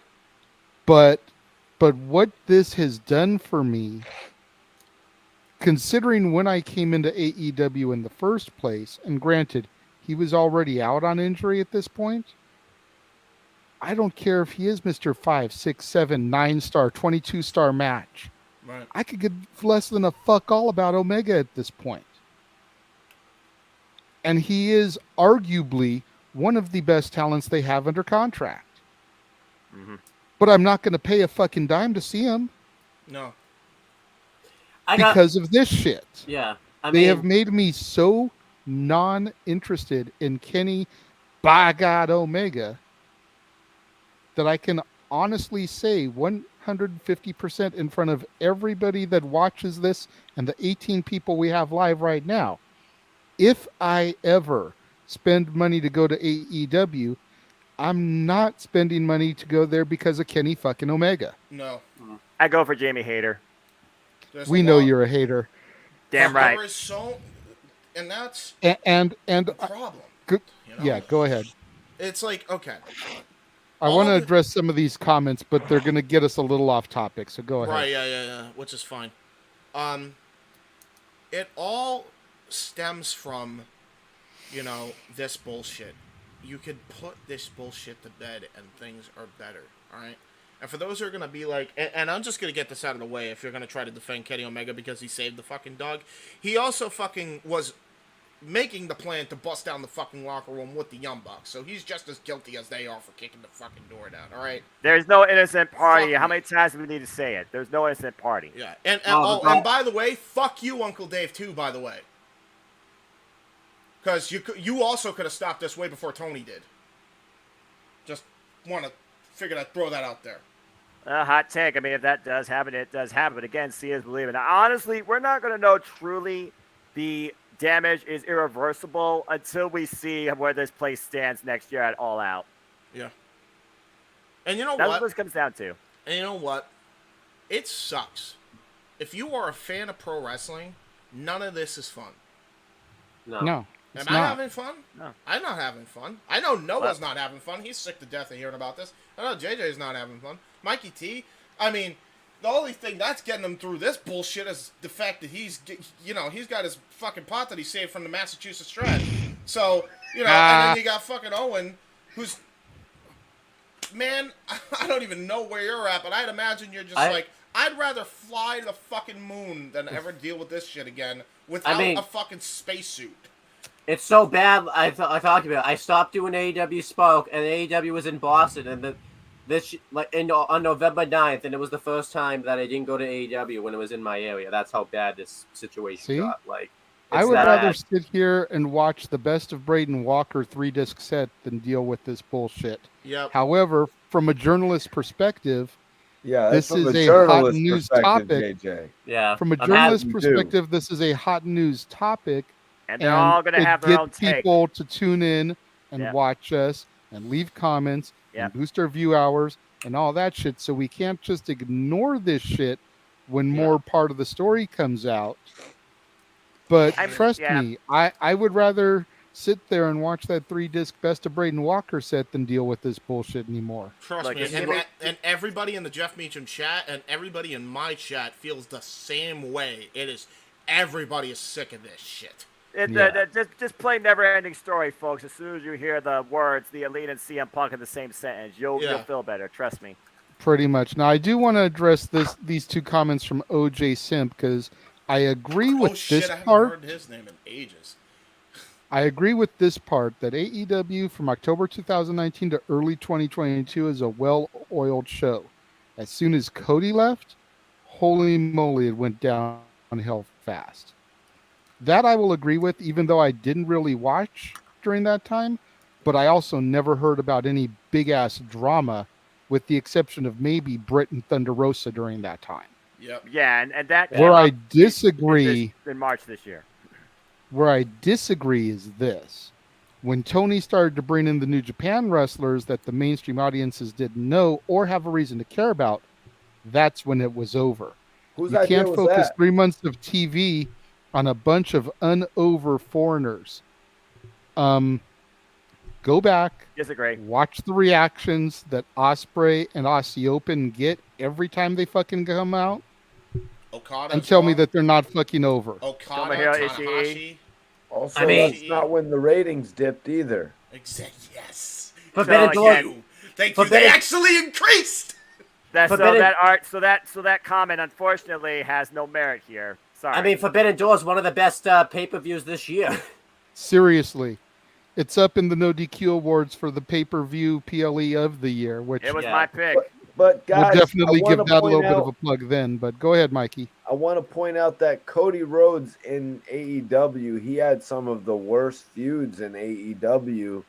You know, it's not like he had a bunch of the best feuds. You know what? I'd even go as far as to say that's probably where all this bullshit ultimately starts, as far as But the I booking guess is he concerned. kept them contained in the back, James. You know what I mean? I guess Well, like he had Mikey. He had at the Person. entrance with the chandelier rise and the ultimate pyro exploration. Cody kind of made this a bit of a show about himself, quite a bit. Well, not.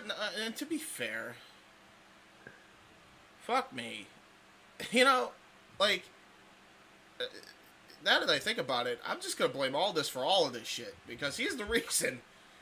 You know, like Cody could have had his NWA title win, but Aldis didn't want to play ball, so you know we had to settle for Anthony Ogogo. That just opens a whole nother, Forbidden Door in its own right. The bottom line is this. Backstage politicking is wrecking the industry. And it's definitely affecting AEW at the highest front. With Tony Khan, CM Punk, and the Elite. 4 of those particular people have high executive status quo and power. Tony Khan owns the whole damn company. He owns basically CM Punk and the Elite. And he's the one guy that truly should have handled this the right way in the first place and still has not to this day. Yep, and then the Elite go and handle it even worse as well. Like it's such domino a bad, effect. Crappy OJ said effect. 125K buys for Forbidden Door. That's pretty much a win to take a bunch of quote-unquote unknown talent and put them on a show and do 125K buys when Full Gear, I think it said they just did like 135 to 150. Yeah, and Revolution did more than that, so I'm surprised that it even did that much, actually. 125 is a very good number. You know what I mean? Definitely Plus, respectable. that's their 5th pay-per-view of the year. Yeah, it's the first time they did 5 pay-per-views in a single year. Especially because Oh, go ahead, Owen. Especially because Forbidden Door was not long after Double or Nothing too, and also they lost had to call an the bit. audible. Yeah, they lost. They had to call an audible because CM Punk got injured, and Yeah, they lost the their biggest main draw. event. Good point. I will end my thoughts with this, and then hopefully JJ can come, or Jeff Meacham, excuse me. Sorry, my brain's fried. Jeff can come in and give his thoughts. It's all just a matter of how quickly he gets home. Like they said, true. he's passing the Burbank airport, so he's on his way. But I'm not 100% sure if he'll get there before we're done with this topic. So I will say this as a final, right? Go ahead. You mentioned politics, Noah. People already deal with enough of that bullshit in their real fucking lives. Have you seen the gas prices lately? What the fuck makes you think that anybody wants to go and find an escapism just to be met with that same shit? Grow up! Well, at least the first 1 hour 45 minutes of this week's Dynamite matters, because again, there's an incredible roster of talent that definitely give me a great excitement to be a professional wrestling fan. The other stuff, meh. And it sucks too, man, because like as we said, there are people that are fans of both camps, man. And it's like Noah and I know a person in King. You know, he's gonna ride or die with the Elite, but it does suck that, you know, we're even at this fucking point, man. Nobody wants this shit anymore. Exactly. Nobody wants this. Get the fuck over yourselves. Yeah, it's getting to the point. It's getting to the point where they need a reboot. They need something to come and try to structure it, to do some better writing, better booking. I don't know if hiring Vince Russo's the best idea, because he comes with his own set of controversy. Way too much controversy, But actually. Don't know what's up with that guy when it comes to but writing at the TNA. same time, yeah, right. But at the same time, as we've given him his respect for over the years and episodes of Open Mic Night, at least he knew how to find a place for everybody on the roster. Yeah, the good And I feel like that's something that they could use immensely. Yep. Mm-hmm. So yeah, Jeff. Honestly, is there another topic we got after this, or? There is one more thing that I had that I was going to bring up. It's a little bit. I do too. Well, I have two other things that I was going to bring up. They're definitely both a little bit lighthearted. Yeah, we're gonna. One goes back to WWE. All right. Who would have ever thought that? Oh, yeah, I attached him because he had his Christmas tree up before November was even over. Hilarious. that sounds like the way Noah came at me talking about how, Merry Christmas, it's too early. It is too early. No one says Merry Christmas on December 4th. They say Happy Holidays. I get that, but no one says Merry Christmas on the 4th. JJ, what are you trying to do? Hey, I don't Merry play holidays. Happy Christmas. I don't play the politically correct bullshit. Noah, what's the setup? If you want to know exactly how I feel about the political correctness of the holiday season, after we get off the air, Noah, or when you wake up in the morning, because since we startled you from bed to join us this evening, look up the song "Kung Pao Buckaroo Holiday" by Brad Paisley. It is basically 3 minutes of them making fun of how politically correct the holidays have gotten. I agree. You can't even say like White Christmas anymore. You have to say Caucasian holiday. Wow. The fuck? What? It's that bad? Are you kidding me? Are you kidding me right now? 100%. Oh God, Lord help us. Yeah, fuck off. Fuck that shit, man. I'm calling it White Christmas. I'm mixed. Yeah. Listen to the song though; it's hilarious. You can't say "Little Drummer Boy" because it offends short people and real musicians. What? No way. Listen to the song, dude. I'm telling you, you guys will come back and you will freaking. I'm telling you, it's some of the funniest shit you will ever listen to in your life. Yeah, I got a comedic Don DeMarco with the wings I get. That's a bar breakdown if I ever heard one. Kung Pao Buckaroo Holiday by Brad Paisley. What is a dictionary anymore? Like you find a word and you mark it in red because it's oversensitive or stereotypical because in context you're judging something that has little to no real merit of actual judgmental meaning. I don't know, man. But Get the hell off your fucking high horse. Hey, I don't know, man, but I saw a guy named Richard put his dick on a chun next to an Aries, so I don't like that. I was just saying. But yeah, so apparently the reason Dominic showed up and attacked him is because he had his Christmas tree up. before November was even over. Yo, You're supposed to put the tree up November 26th at the earliest. That Dominic, makes total you sense. freaking racist bastard. I totally agree with Dominic doing that. I What? support. I agree. support Dominic's What? actions as a way. heel. No, see, listen. That is as a Latino heel? heat, damn it. Oh, as a heel, yeah. But no, listen. No. Listen. This is the Yo, ultimate battle listen. of Merry Christmas versus Happy Holidays. We know the Judgment Day is in the Happy Holidays camp. The Mysterio family, they're in the Merry Christmas camp. This is bad. I don't want this either. If I don't want the Punk and Elite bullshit, I want my fucking holidays getting tainted. Get that Dominic shit out got of here. this shit. They might as well put a strap on him. They might as well put the title on him. Well, if you ask Rhea Ripley, maybe there I'm would be a just different tired, type of you strap. Maybe I'm just tired. I think. Damn.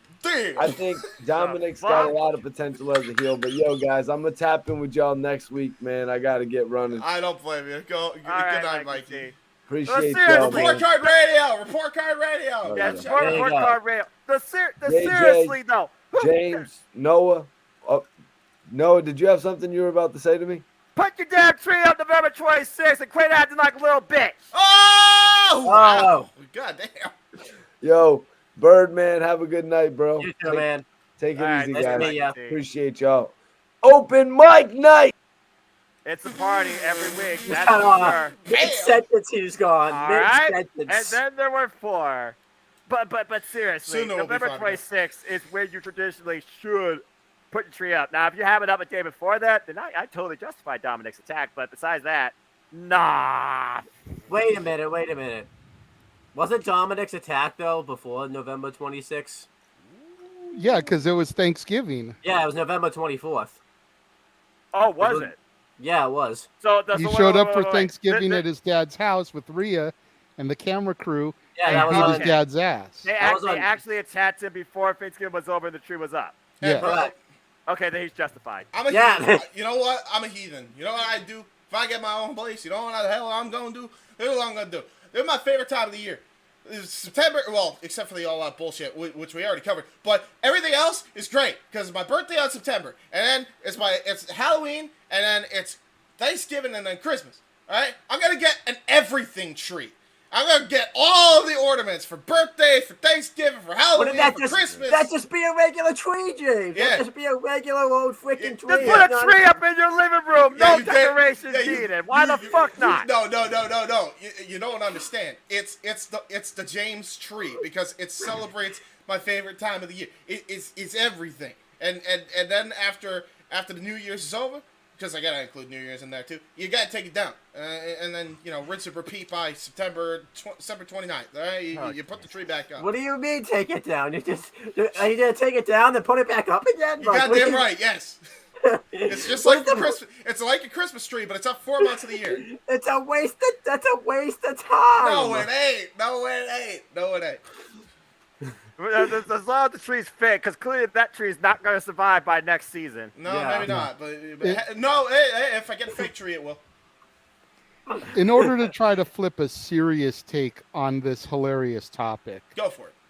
You can kind of understand for somebody like a Rey Mysterio or any kind of celebrity that's going to be on the road a lot, away from their family a lot, not able to celebrate a lot.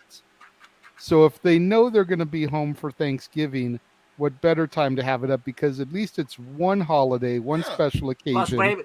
Plus, Rey Mysterio's got the muscles, by the way. He can put that shit up real nice and easy. Just real nice. Tree topper be one of his old masks. Wait, how tall was this tree? That's a good point. I think Dominic had to put it up, not Ray. So it's Dominic Mysterio's fault then that he even had to do this then. Ray would have needed one of those. Wait, hold on. If Dominic put the tree up and he attacked his father because the tree was up, then what the? Illogical! Dominic, why the fuck you don't understand logic? Not even a damn Mysterio family does logic matter. If Ray did it, he would have needed one of those 10-foot ladders. Yeah, exactly. Hey, listen. Right now, we just went from open mic night to the fucking what was that called? What was the show called that discussed some conspiracy theories? Twilight Zone. Yeah, we gone from open mic night to Twilight Zone. Twilight Tree. Here we go. Tree Theory is brought to you by Rey Mysterio, Dominic, and Rhea. Hey, Elizabeth. Thanks for joining us. Hi. Magic Memories and Ice. Bolade. Uh-oh. Say that again, Noah? Fuck me. No, I'm not saying that again. I hope I broke. Oh, no, we heard you. Oh, we heard you loud and clear, buddy. That's a good point, Emmanuel. He has the 619 jumper entrance to help him decorate. Yeah, true. Who's that jumping out the sky? Oh my God! Wait, no, that's how he put up the tree because he jumped up from. No, that's how I put the star up on top of the tree. Who's that jumping up the sky for the Christmas holidays? Here we go. Here we go. All right, I do remember that entrance. Not gonna lie. I loved it. It was awesome. Best Rey Mysterio theme. That was best. That was beautiful. Oh God. Okay. It makes me laugh every time I hear that song. I love it. Because when you really break down the lyrics, man, that shit don't make any sense. You know, it's amazing how much music and context we were younger. It makes no sense today, but back then they were like, this is the real deal. Bro, it makes about as much sense as Booyaka Booyaka 619. Well, no, in fairness, but that's because we don't understand the language, okay? He had the band live perform it with him at WrestleMania 22. Listen, we just don't understand the language, but the English, they're just talking gibberish. I don't know what the fuck they're saying in that song, but it's fucking sweet.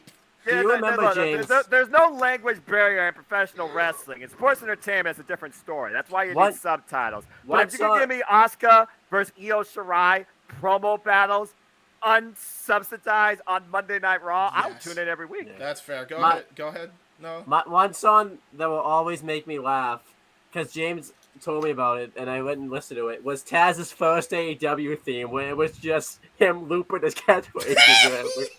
Yeah, the greatest theme of all time. Beat me if you can, survive if I let you. And it's this generic rock track by CD Baby. I completely forgot about that theme.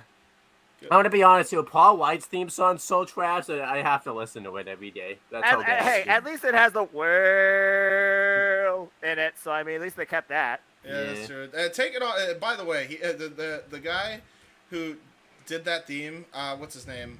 Mikey Ruckus. Mikey Ruckus. He just ripped it off from freaking Take Me On Down from, I forget the artist's name, but he ripped it from a country song. Oh, that Old Town Road? No. That old gray river. Oh wait. No, I was being serious because isn't the song "Take Me On Down to the Old Town Road" or some shit? No. But that's hilarious. No. That's not even full. That's not even a full country song either. No. That's a hybrid right there. Yeah, he's got horses in the back, and his rap is trash. This shit's gone crazy. You mean Toby Keith?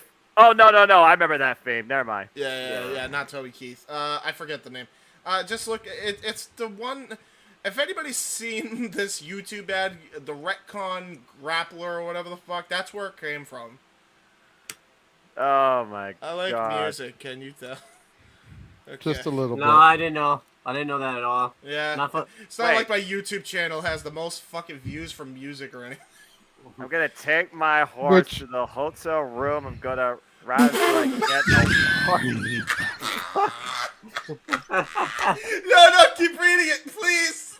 This is so cool. Please keep reading it, Noah. We're gonna make Noah do a walk-off. We don't want that. No, you don't even have to sing it, bro. Like, recite it the way you just did. That was so good. Is it not just... Oh, God. This isn't even wrestling I just realized anymore. what the fuck that was. This is open mic night, that Owen. Stupid song by Little Ella was listening to on her tab. Like, what the hell are you listening to? Oh, my God. Oh, God. That's so good. Read it. Read it. No, read the whole thing.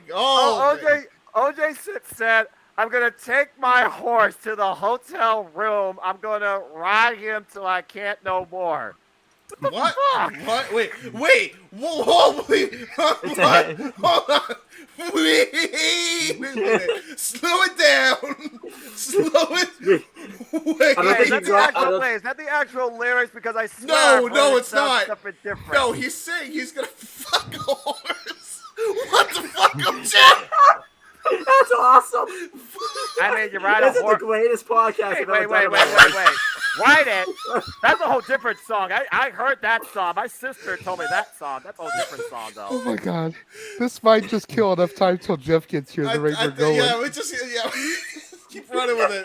I wonder if OJ Ship heard of Ride It. He probably has. But anyway. Oh my god. God, can we move on? That was What great. do we move on to? I don't know. Some other pop song reference God. that's not innuendo bound. That was the God. funniest. That honest, man. Why does this keep happening? We just keep topping ourselves with the funny moments. Are you good, JJ? JJ's done. I think JJ needs to. I think JJ needs to like. I don't even know. Hey JJ, how does it feel to be in my seat?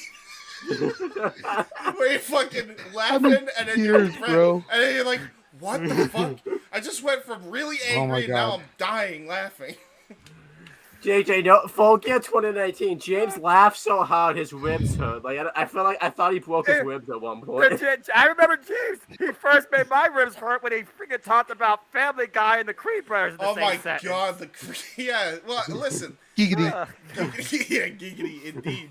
Yeah, and we can say it now because it's December. But no, so yeah, that's a great moment. Yeah. Wait, Daniel said we went from wrestling talk to promoting Beastly? Yeah. What the hell's Beastly? He meant bestiality. Oh, bestiality. Okay. Beastly! What do you do? Noah's too tired for this. What would you rather be, Beastly or Uzi? I'm definitely gonna be Uzi because I ain't fucking no beast. Yeah. So. Yeah. Beastly doesn't sound like a very clean thing. No. Get Noosey with it. Noah, you would be correct, and you don't need to be known why that is correct. Just keep it that way, actually. Fair enough. But. Oh god. What the fuck happened here? I don't know. Where did the show go? Like.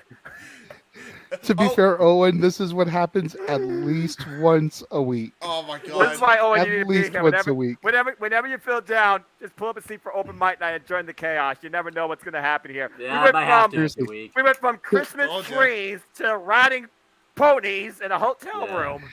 Riding to steal a quote from Forrest Gump. Open mic night is like a box of chocolates. You never know what you're gonna get. What you're going to get?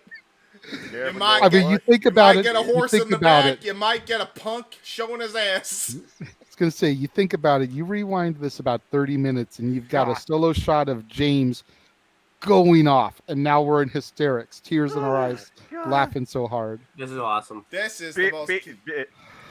Be Beastly. No, you mean be Priestley, and she's not all lead. Wait. Not my NXT! You're perfectly fine, Daniel, because that just made it even better. Yeah, and then OJ Simp, be a Beastly is. That's what she's like with Will Ospreay in the bedroom. She's Beastly. Dominic. I don't know how true that is after she got us cuttered at the New Japan Cup. What the fuck? No. Oh god. Okay. Trying to rein it back in. All right. Let's move away from music and animals. The last thing that I was gonna bring up is not even really like a huge topic. I mean, we can give our thoughts on it if you want. It's more of a congratulations. Yeah. Okay. I like congratulations. Because I saw this on my girl, that bitch's Instagram. Oh shit! Here we go. Oh wow! Yeah, look at that. There you go. She just did her first voiceover for a huge animated show. So excited to share in the future because obviously she can't say what it is right now. Right. Jay Cargill is amazing. Jay is what it Cargill says under the ticker. All right, well let's go ahead and let our minds wander. Go ahead, chat. Jay Cargill.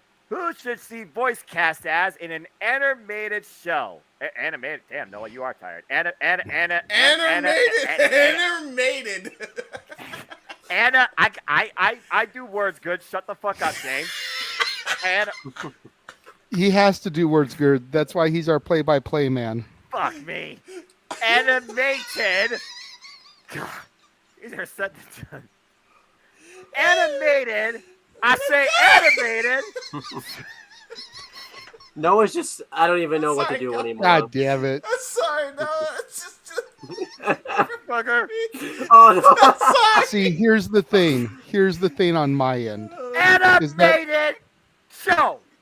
God. Here's the thing on my end. I don't watch too many current cartoons anymore, except for like Disney movies, to be able to know what's super duper popular. Yeah. For her to be doing voices for. I don't even know if it's like a. You think about the fact that they're part of Warner Discovery. Yeah. So you would immediately think of something along those lines. I don't even know like if it's even like a full-on gig either, because it says first ever anime like voiceover work. Yeah, for a show. For all we know, yeah, it's just probably like a cameo, like a one-liner or something like that. Well, maybe not one-liner, but still. Right. I mean, it could be like a cameo, like when Bret Hart did The Simpsons. Yeah. Type of thing, just a quick little. Well, Bret Hart also didn't voice it. But I say Bret Hart was Bret Hart. Yeah, Bret Hart versus Simpsons Bret Hart. That's the dream match I want. Oh Lord. Yeah, I don't know actually. I'm trying to think of Warner-based properties like what I used to watch back when Kids WB was a thing, and I watched like Animaniacs and Jackie Chan and Static Shock. Yeah, man. You know what? I know Animaniacs had a resurgence. You know, I'm gonna be selfish. I know Animaniacs had a resurgence. Could she be like a new Hello Nurse? I'm gonna be selfish. I want it to be SpongeBob. That's what I want. So. Of course you do, you son of a bitch. Oh, Rick and Morty. Damn it, Owen! You fucking idiot! That's me, but you get that one now. Would it be Rick and Morty though? I think Rick and Morty would be a good show. Ooh, yeah, that's fair. That is a Warner product. They have commercials for that, so Yeah. that's a fair shout. I have no idea what character on that though. It'd probably be a cartoon version of herself. Yeah. It's.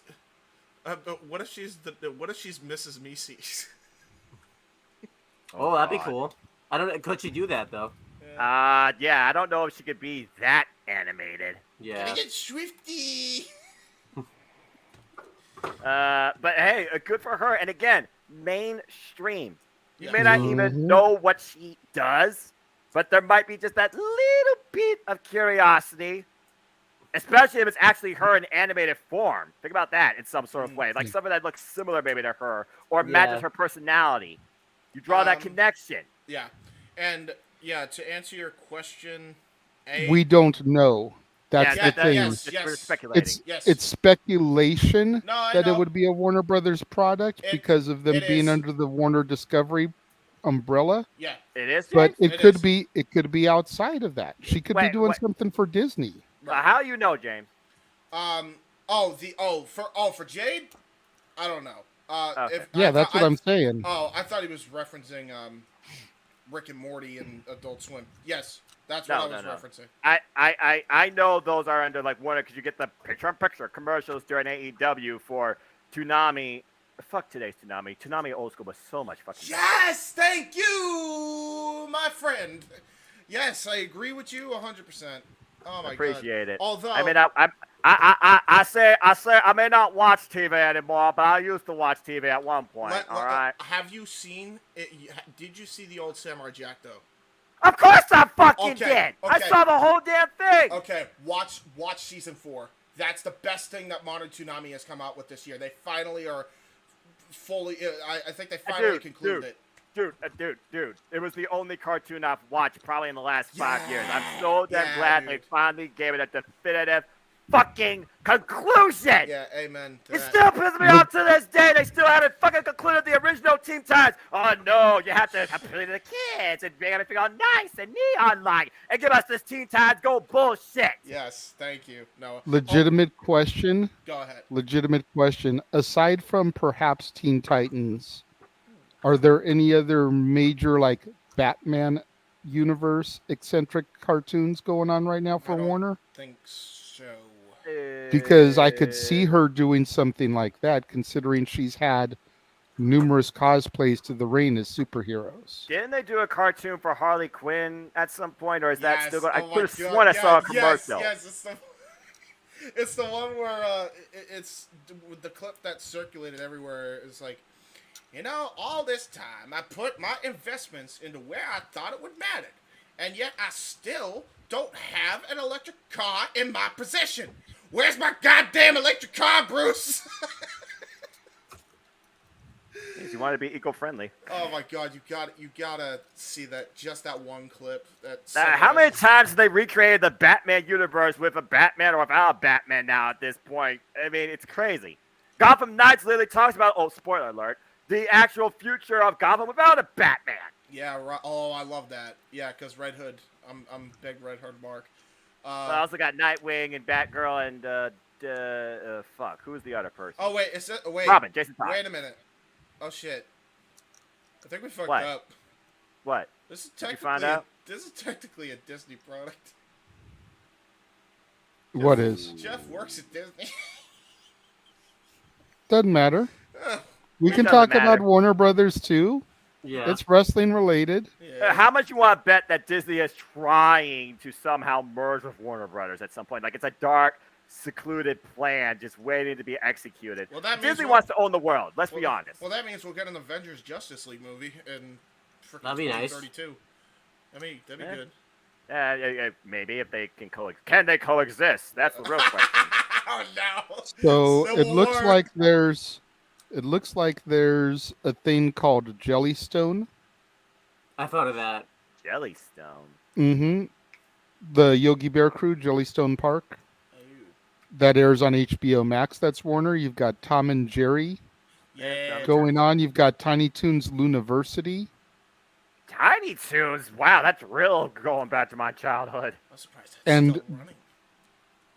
not knowing if it's for something future, there's a series called Velma getting ready to come next year. Oh no. Yeah, that's probably going to be a thing. As well as to Hey, be I like announced me as some far Velma. as year. As well as to be announced year for a show called Bedrock. Bedrock. Okay. That's got to be Flintstones. That's got to Yeah, be it's Flintstones. supposed to be a sounds like a sequel too. Flintstone. That could There be. is a Harley Quinn cartoon. There's Animaniacs still. Animaniacs. So yeah, there's Thundercats Roar. Thundercats. That's got to be it. She played as she played as a Thundercat. And I was at just friggin' gonna say Full that. Gear. Yes, Thundercats. Ladies gotta and be it. gentlemen, he's here. Yeah. Hey, Jeff. Finally, we bullshit enough. Now Jeff can finally lay on his stuff. Jeff.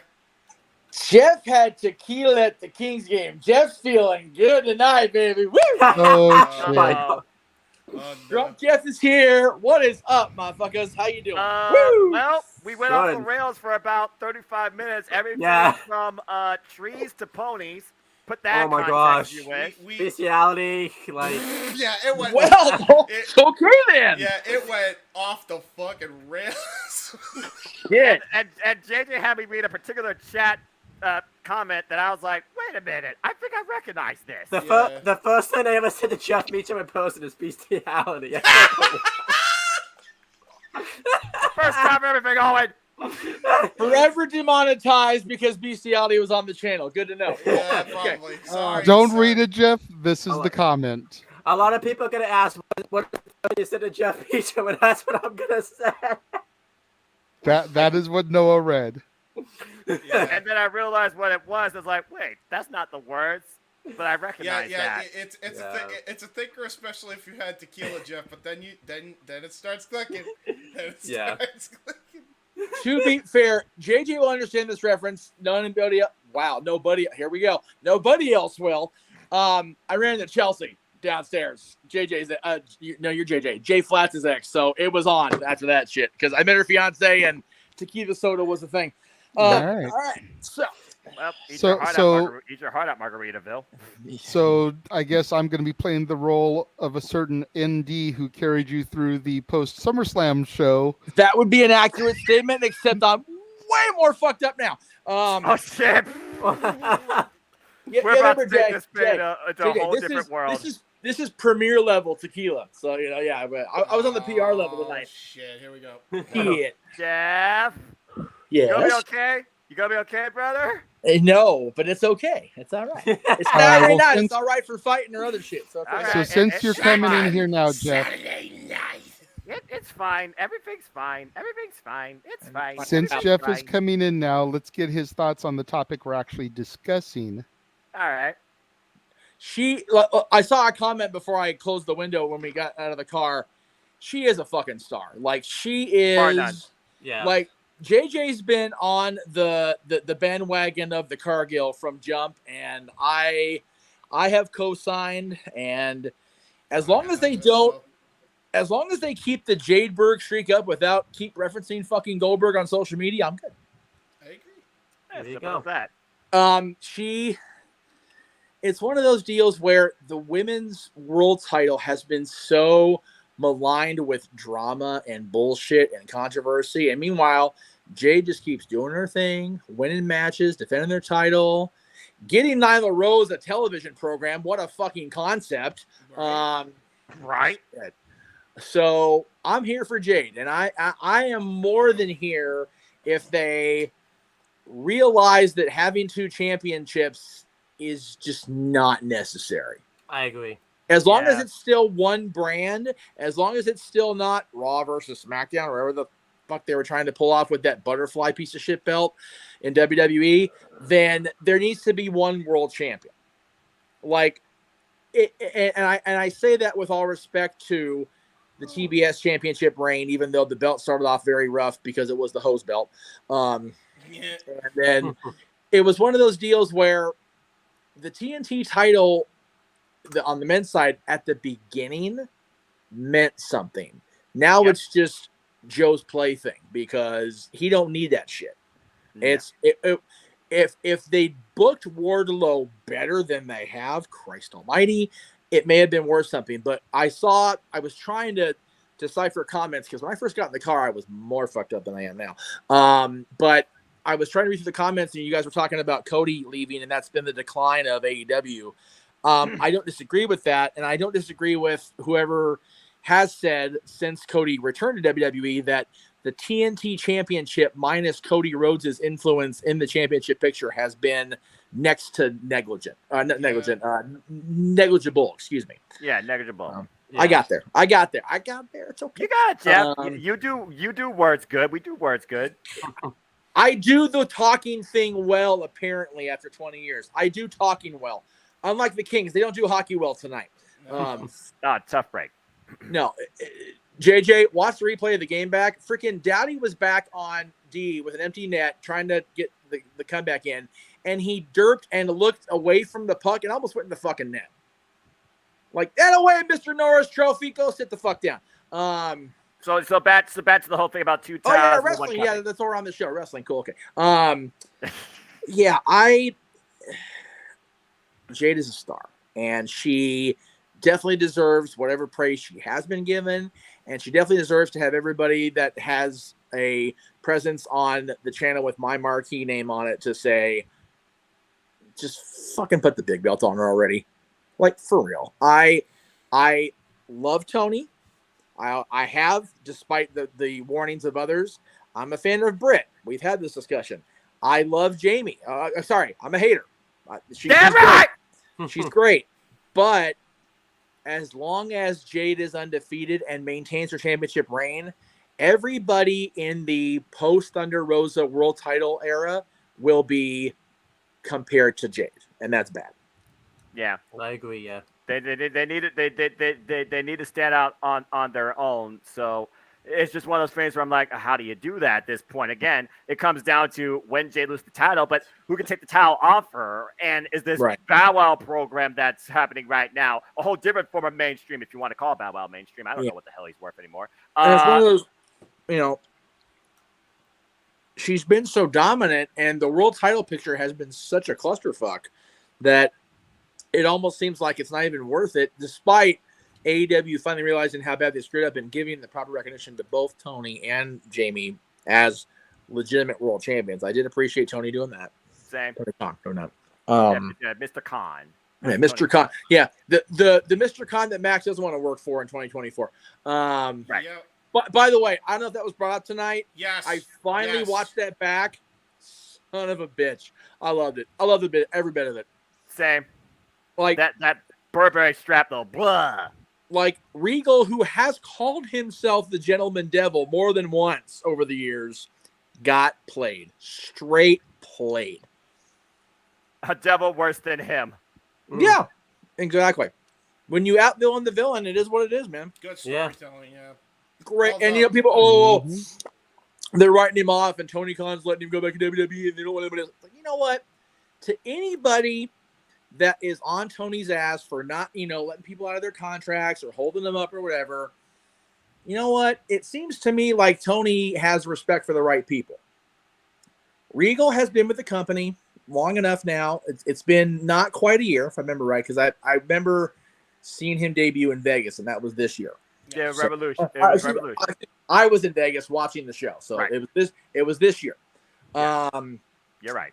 But with him not being along for the ride with Mox, Brian, Utah, the Blackpool Combat Club really can't be called the Blackpool Combat Club. So every one of those T-shirts is kind of like, ooh, it's a collector's item now, so good thing you got yours, Jay. Yeah. But it's not the Blackpool Combat Club without the dude from Blackpool. Yeah. So do you call it the CCC? All of a sudden they're Clearwater Revival? Do you call them CCR and there's Bad Moon Rising? Like, what the fuck you do with these guys? So, great band, by the way. Born on the Bayou. Start singing that shit, come out the ring and said, hey, if the fucking Elite can come out to Wayward Son, then damn it, the Combat Club come out to freaking Born on the Bayou, just because I said so. By the way, we still need your thoughts on that as well. Born on the Bayou. So, still fuck Punk, but hurting Larry's not cool. That was unacceptable. That was not okay. And I said from the beginning that Matt and Nick and Kenny were just as wrong. And I even said in the chat with us privately about this when I said I'm over this whole fucking thing at this point. Yep. That everybody's an asshole in this. Like there's no, oh, well, this guy, no, everybody's a fucking asshole. Every single one of them. All right. But Jay's a bitch and Tony Khan's an asshole. Duly noted. Right. Yeah. I honestly still say that Matt, Nick, Kenny, and by association, because he's running this shit, Tony, are even more wrong. Yep. Because they're not doing what Kenny said. We talked about this last week on the show with the Sports Illustrated thing. They're not letting it be. Yep. And that's wrong. That's wrong. A nice John Lennon song reference, by the way. Yeah. Whisper words of wisdom. And yeah. I always maintain, in wrestling, that we should all, I'm probably going to go off screen here because I want to read this as it's supposed to be said because I love the quote so much that I put it all over my social media on the work side of things. Please do. Adam Pearce, before he got reined in by the E, had a great shirt that I wanted to buy so bad. I'm probably just going to have one made at this point because it works so well. You know, he always posts that Love Somebody Today thing, and everybody rags on him for it. It used to be he posted this every day. Or he had a shirt. 4 things to live by. Find a reason to smile. Yep. Help when you can. Yep. Be grateful. And don't be an asshole. Now, Vince McMahon said himself, we introduced Eric, you have to be a son of a bitch in this business to be a success. But it's different to be a son of a bitch than it is to be an asshole in this business. I know people, oh, it's the same. It's not the same thing at all. No. But if you can find a way to be helpful with people, if you can be grateful for what you have, and you can find a reason to smile, you're probably going to tend to not be an asshole more often than not. Hi. Prime And example. for real, seriously, I have yet to have a crossword with this man and had anybody say anything bad about him. And if I ever do, I'm going to find a way to buy a plane ticket or a bus ticket and go and punch that person in the face because they're wrong. It is what it is. Well, Jeff, we accidentally made Noah angry, but it was because he was very tired, and we felt really bad, and we tried to make him feel better, but it made him more agitated. So he really likes his Look. Listen. You take Noah how you get it. Sometimes you get the best of me. Sometimes you get not so best of me. You take the good, you take the bad, you take them both, and there you have Noah Foster. Noah Foster. The best though, we're in trouble. The best though was when I got him going on Thursday on the review. That was tremendous. That was tremendous shit. I watched that back. That was great. I was gonna say if y'all didn't see it, go back and watch it. It was something to do with not his NXT. I forget the exact setup, but I threw the pitch out there, and bam, he got triggered, so to speak, and went on one of his rants. And I'm just sitting there going like this, like I got him. Seriously, because he was right above me, so it's like I'm pointing at him and doing the when you get Noah in a win, it can be the funniest thing in the world, but also scary. Yes. What you do is make sure next time you're above him, so you can sit there and do the puppet master stuff. That's right. That's right. I got him. That's it. I got no strings on me. No, but Master of Puppets is pulling the strings.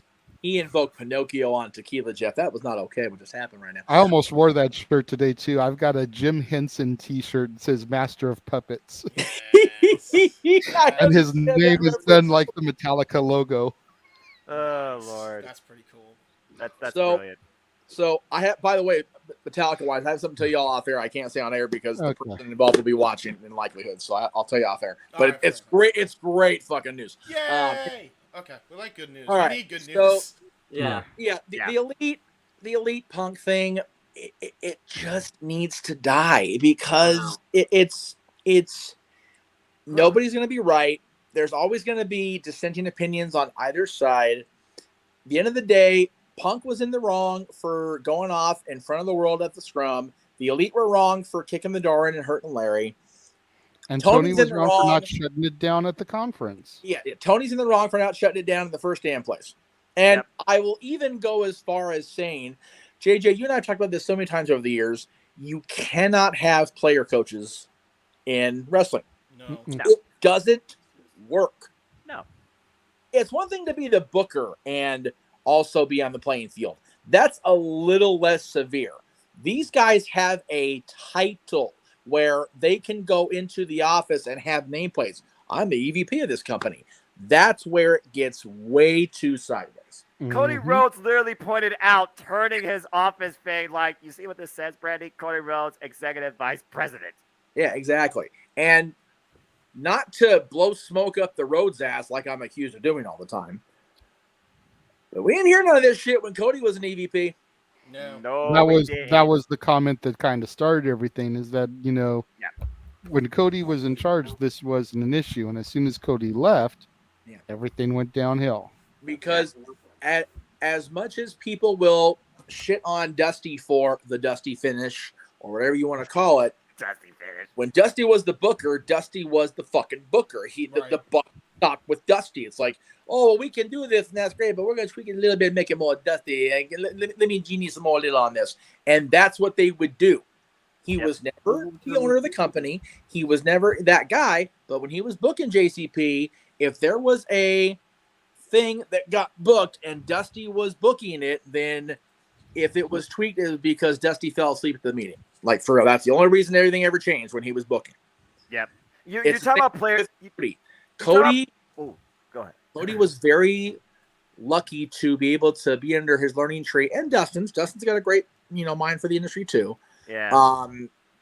Cody was blessed to learn from both of them for nearly his entire life until he got into this crazy ass business, and it's just one of those deals that he seems to have a level head, and we've seen what happens when he goes away. And not only that, when he's been back in WWE, he's still working for, it was Vince, now it's Hunter, obviously, but he seems more content with being okay with, having the bullet points and working off of them. Yeah. Which we all know is the better way to go.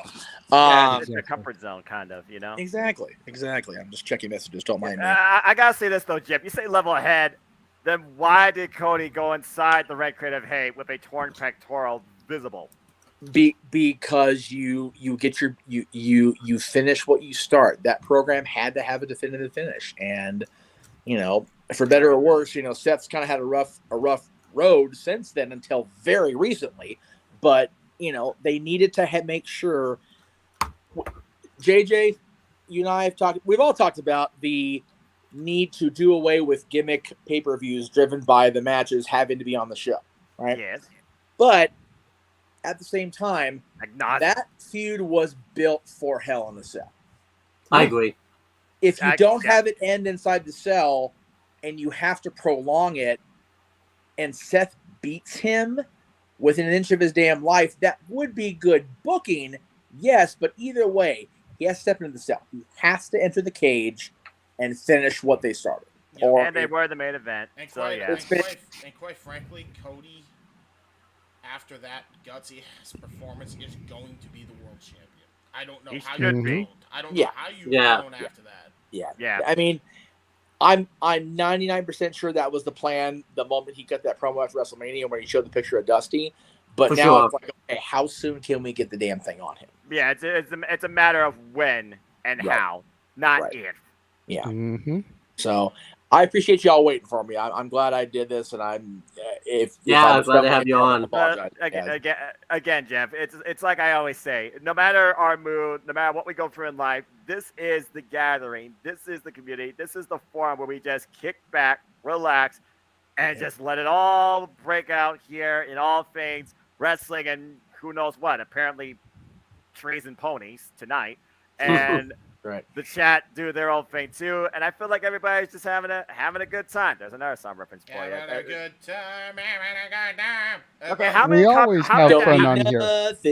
How many copyright strikes are you trying to get the Championship Network Multiverse to be here tonight? I know. By the way, no, but you know what? We've discovered, JJ and I, that as long as it's not the direct, actual, produced, released version of a song, and it's our own vocal interpretation, pretty much get away with anything. There you go. For the record, by the way, since Owen, you don't want to be the guy known to the first words bestiality. Jeff, Owen, Jeff. There we go. Nice to officially meet you. Good. How are you? Good to see you. Yes, that is the man whose name is across the marquee. I may be the producer, the host, but it is the Jeff Meacham Network. Yeah. And the Jeff Meacham Network Multiverse of Media, first and foremost. We are all just cogs in his big old machine. Yeah. And we're happy to be a part of it and keep the thing running strong. And by the way, Jeff, I think Owen can make a run for your money if you two want to have a conversation one-on-one when it comes to talk wrestling. Oh my yeah, for sure, absolutely. Oh my God. Owen's been a fan for a minute, so it's good to finally get your interaction with him on screen. It's cool. I know, yeah. Yeah, Owen has been dying to get on for a while now. So. Yep, we've been talking about it. It's just everything in life is about timing, my friends. And absolutely. Good timing. So just gotta wait for the stars to align. Thankfully, Jeff was able to get here before the very end. Still give his thoughts on a couple of the topics before we the big ones started the shills and the plugs and everything. Yeah, which took another half hour. So you know. And, you know. I mean, they've been up this long. I'm sure they'll come with some sort of song lyrics in the freaking chat. Well, I did want to get his thoughts on this one, on these two other ones, really quickly though, before we go to the plugs. Go for it. Yes, sir. Yes. From here, yes, to here, to there. Right? Yeah, it's thoughts. Yeah, God, it was such a throwaway moment with Max in NXT because we didn't know it was Max, right? Yeah, right. If you were a fan of the cup where he was, then yeah, you know exactly who it was. But at the time, it's a complete just random moment, and now they're on top of the world. And whatever they're doing with Joe, wherever this double champion thing's gonna go, Joe's been double champion before in other companies, and he has done very well in that role. And I think what they need to do, and again, this is just me freestyling right now. What the hell time is it? 11:45. Fuck me. 2:44 where I am. Holy. What is a clock? What is this abstract concept you speak of? New Year's show's looking less and less of a problem. Right. You are in a casino, by the way. Very frank. God bless you. I know what I would do if I was, booking the territory here is have Joe ultimately be the face of whatever they do with Ring of Honor. Yes. He's been that guy before. He was their longest reigning world champion until a guy named Nigel McGuinness came along and, ruled that damn place. He could very well be the guy that ends the Ocho if they find a way to get the TV title off onto somebody else. By the way, he's the Dace. He's not the Ocho. He's 10-time world champ. I understand that. Trust and believe. I have world title counts filed away. It's just right now the files are swimming in tequila. I guess the Diaz is not nearly as marketable, but Jeff, as you know, it's already set. At Final Battle, it will be Jericho versus Claudio. I don't see Claudio losing. No, I'm okay with Claudio winning, and maybe they start off with him as the world champion into the new era of Honor, if you will. But I still say that the branding of Ring of Honor starts and ends with Samoa Joe as the guy. So I agree with that. I'm cool with that. As far as Max, we all are aware of MJF's status in wrestling fandom and how far he's come, and it's wonderful to see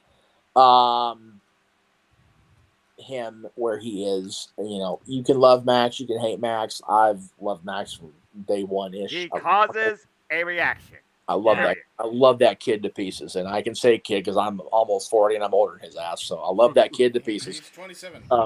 He's God. Oh, there goes the spine curve in the buzz. Jesus. That's one, James. Sorry.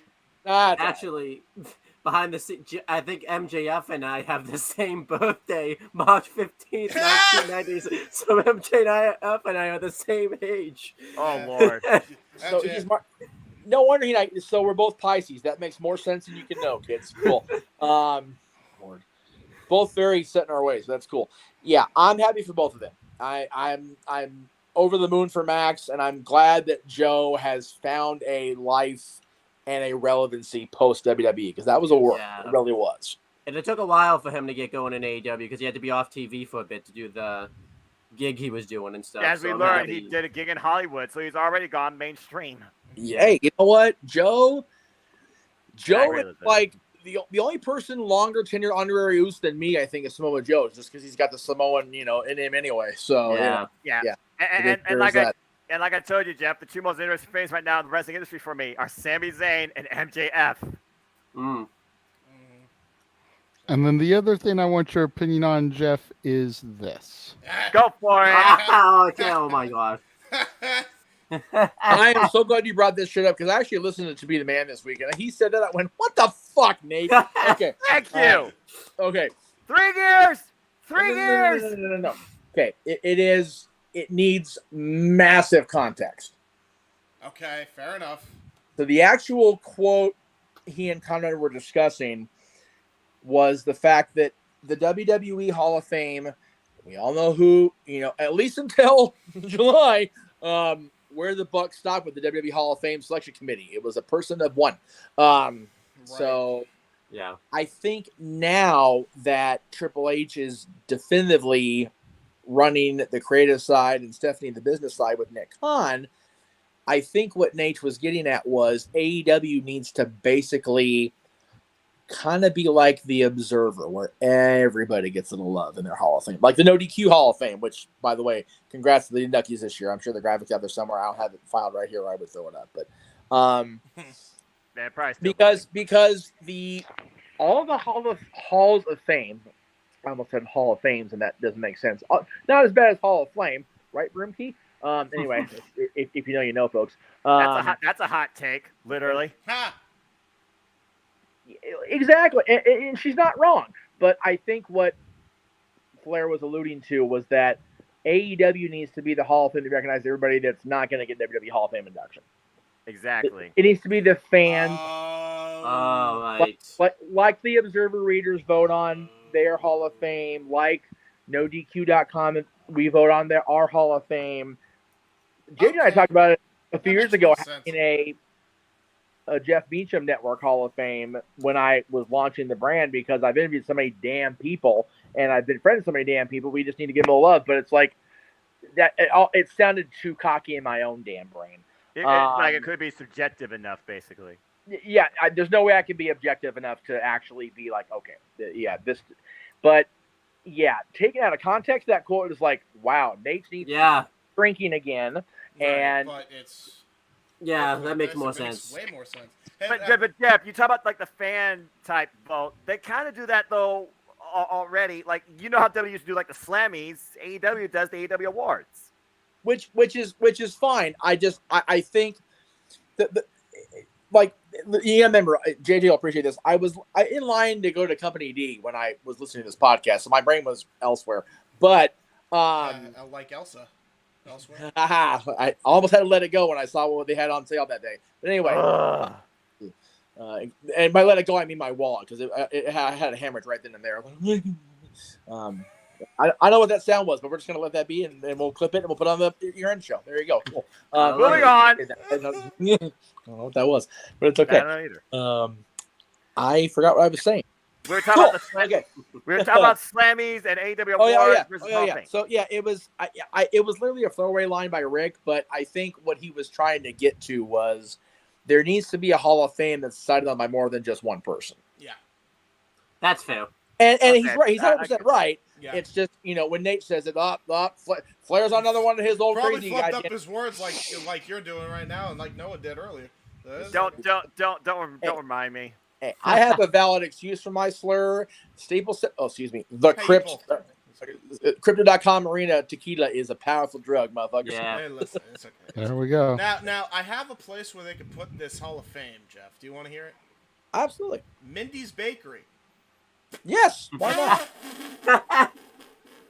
As long as Larry the Dog is the first inductee, we're good to go. Yeah, that makes sense. That makes sense.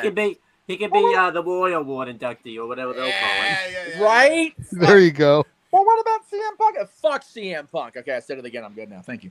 He had to get it out there. I said it earlier. I said it earlier when we were discussing this topic, and no disrespect, but I was like, you know what?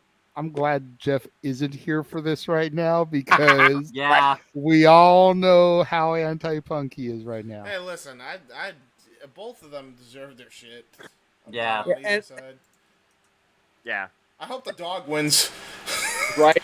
And I'm so mad about it, because y'all know how forgiving I've been with Punk after the interaction with my pop. But it's like, nah, man, you're a liar.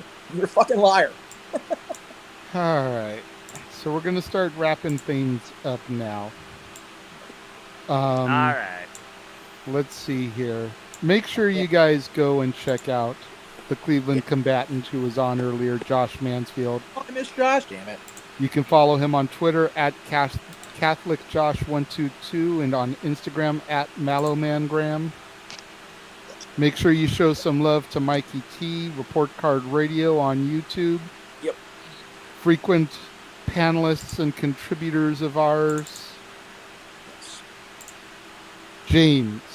Yes. Go ahead, sir. Well, I am sharing my screen in 3, 2, 1. First thing I mean, we did see his trailer, but yes, and yeah, the trailer was fucking baller. But here is the thing coming up on Owen's channel. So Owen, I'll let you plug this first, since this is coming up this week, and then I'll plug everything else FTW related. So you never got back to me on what day? I think you just forgot. Tuesday. Okay, Tuesday. Yeah, that was official. Okay. Yeah. It will be releasing Wednesday. It's a crap shoot. But it is. That's the tagline. I have a show where called the Retro Wrestling Review Series, where we review past wrestling. And James got to pick the retro we did, and he picked Fully Loaded 2000 because he just loves the pay-per-view and stuff. And I just recently watched it, first time I ever seen it, and we'll be doing that as a retro on. We'll be recording it Tuesday and releasing it on Wednesday. Damn good show. Yeah, I it was agree. Awesome. It was such a great show. Probably the best like beef pay-per-view I think I've ever seen. Yeah, by far. I would say that was the best pay-per-view that year, not named Royal Rumble 2000. Yep. Yeah. Agreed. All right, so that's that. That's what's coming up on the docket. So there's the thumbnail for that. On my channel, all of our channels are here. All the stars are here. You can check out my channel, which is your hub for FTW Productions. Still gonna update that. Oh, excuse me. Still gonna update that banner with all the new logos and shit, but that's okay. Yeah. You can check out youtube.com/user/JHEBERTSIDE95 and subscribe to Friends of For the Win Productions and our content creators affiliated with For the Win Productions right there on the channel modules. Huh? What'd you say, Jeff? I said, hey, that was me. Yeah, it is you. Right there. You guys can check out all the cool stuff right here. Current upcoming live streams right now that are on the channel on the way. AEW Winter is comping. Oh, wow. We've gone off the fucking rails. That's not even a word. It's not even a word. Yeah, okay. So AEW Winter is coming. Rampage and Dynamite. Dynamite being on the 14th. And Rampage being on the 16th. Which is right after the juggernaut of a freaking Trimulcast of what we're going to be doing on the Jeff YouTube Network. So go check that out if you haven't already. And also check out... Really quickly, Emmanuel, if you're still watching, scroll back up so we can see the Punk image there. Right there. That's the podcast. The icon there with the Punk image is the podcast we were directing you to earlier with the video footage of exactly what Punk said. We have so that's what you want to look for when you go to his channel, Emmanuel. We have the full... Trigger of Sorrow. We have the full story. If you have any further questions, tune into the J-Hebert Side of Things, Episode 3, and leave us the fuck alone! Episode 3, Revenge of the Heeb. And another side note while you have it there, I did watch your Christian Titantron, and holy fuck was that awesome. Yeah, right? That is a banger in itself, man. Yeah, and then... So that image, Emmanuel, with Punk on the screen is what you want to watch. Yeah, okay? by the way, all this is coming in. And I am planning next year at some point during the summer to relaunch J-Hebert theme edits. That is coming back. Stay tuned. For now, you can check out my popular videos, which has pretty much all of my theme edits in there. I have a request for you for a theme edit. Go for it. I want you to make a Randy Orton Titantron circa 2004, fresh out of Evolution, to 3 Days Grace, just like you. Nice. Good choice. Because I always thought that song would have served him perfectly at the time. Versus Burning My Light. You know, think about it. You thought you were there to guide me. You were only in my way. You're wrong if you think that I'll be just like you. Yes. You're right.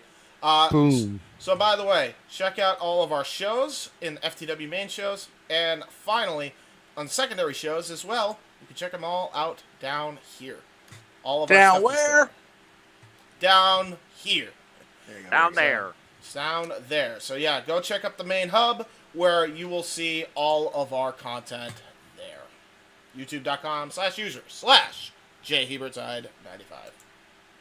Owen, anything you'd like to plug that maybe James didn't touch on? Tell people where they can find you on social media, YouTube, etc. Yeah, so I don't have any fancy like screens or anything I can show you. It's just that's all good. Yeah, but pretty much one of the channels that he showed, it was Wrestling Fortune 44. That's where I do all my wrestling content for the most part. I have a lot of fun shows, past and future coming up. And hey, you know what? I'll even do you one better, Owen. I got the thumbnail right here. Share screen again. Go pull it up while you talk about it. Yeah, there you go. Yeah, so there's my channel right there. I do a lot of fun stuff. I took over Noah's AEW Spoke. And now Noah's taking control back this week. Apparently, James has had me take control back one time. A series that I started originally to bring ignited interest into AEW. I entrusted and handed over to Owen because, again, I was taking it easy. And I say he's done a great job with it, so it's going to be interesting to get back on the scene of this. Hey, had the media scrum not happened, Noah, this would not be happening. So this is the consequences of the media scrum. Yeah, so. right. Fair enough. Fair enough. But then I'm launching a new show called WWE Aftershock, which is basically going to be AEW Spoke, except it's talking about all the WWE stuff. Because, you know, I love watching Triple H's WWE so much and, like, talking about it. I figured I'd make a show out of it. The goal is to get it to be a weekly show, but with the holidays being so busy and everything, obviously that doesn't happen. What time do you have with freaking Raw, SmackDown, NXT? Yeah. Yeah. What? And he's planning on reviewing Main Event. Yeah. Yeah, he's going all over the place. Yeah. Noah, believe it or not, Main Event is much better under the Triple H direction, actually. So, honestly. You're shitting me. I'm not shitting. I am not shitting you. Yeah. I am not shitting you. Is it like Saturday night's Main Event? Well, there's at least. Let's not get crazy. It's at least actual storylines. At least get furthered a little bit on that show. So, but I also have the Retro Wrestling Review series, which I already talked about, and then fantasy booking series. We plan on making a comeback with that. So I'm excited about that. That's basically where James and I and anybody else. I think Steve, one of my friends, Steve Coakley, did a fantasy booking that needs to get released of what. WWE would have looked like if Goldberg didn't leave WWE, and that's an interesting one. I gotta edit that. That's actually a good. I say this with no disrespect to him, but sometimes he makes a lot of wacky storylines. That he actually did a pretty decent job booking that storyline. So enjoy, peoples. There you go. And then anything else? I think I have it in here. Believe it or not. I don't think you have the logo in here or anything, but there's a 6-hour video. I did the State of the WWE address. Oh my God! Yeah, I left that out on purpose. Yeah, but I'll just talk about. I wonder why. I just talk about it now, but it's basically we talked about it's from October 6th, like the week after Extreme Rules, where Chris Dodd, James, and Potes and I all talked about what WWE was like under the Triple H takeover and stuff like that, so that's pretty cool. Real quick, since you're talking about it, we'll be quick with this. Also, you can check out our reviews of Survivor Series 03 and Survivor Series 2013, 10-year retrospective on Survivor Series from then to that point. I highly suggest you watch 03 first, then 2013 if you really want that 10 years perspective. It's crazy. And also, go check out Casey's channel for the watch-along of Halloween Havoc 97, and then check out a Retro Wrestling Review series of Halloween Havoc 1997, where we eviscerate the main event.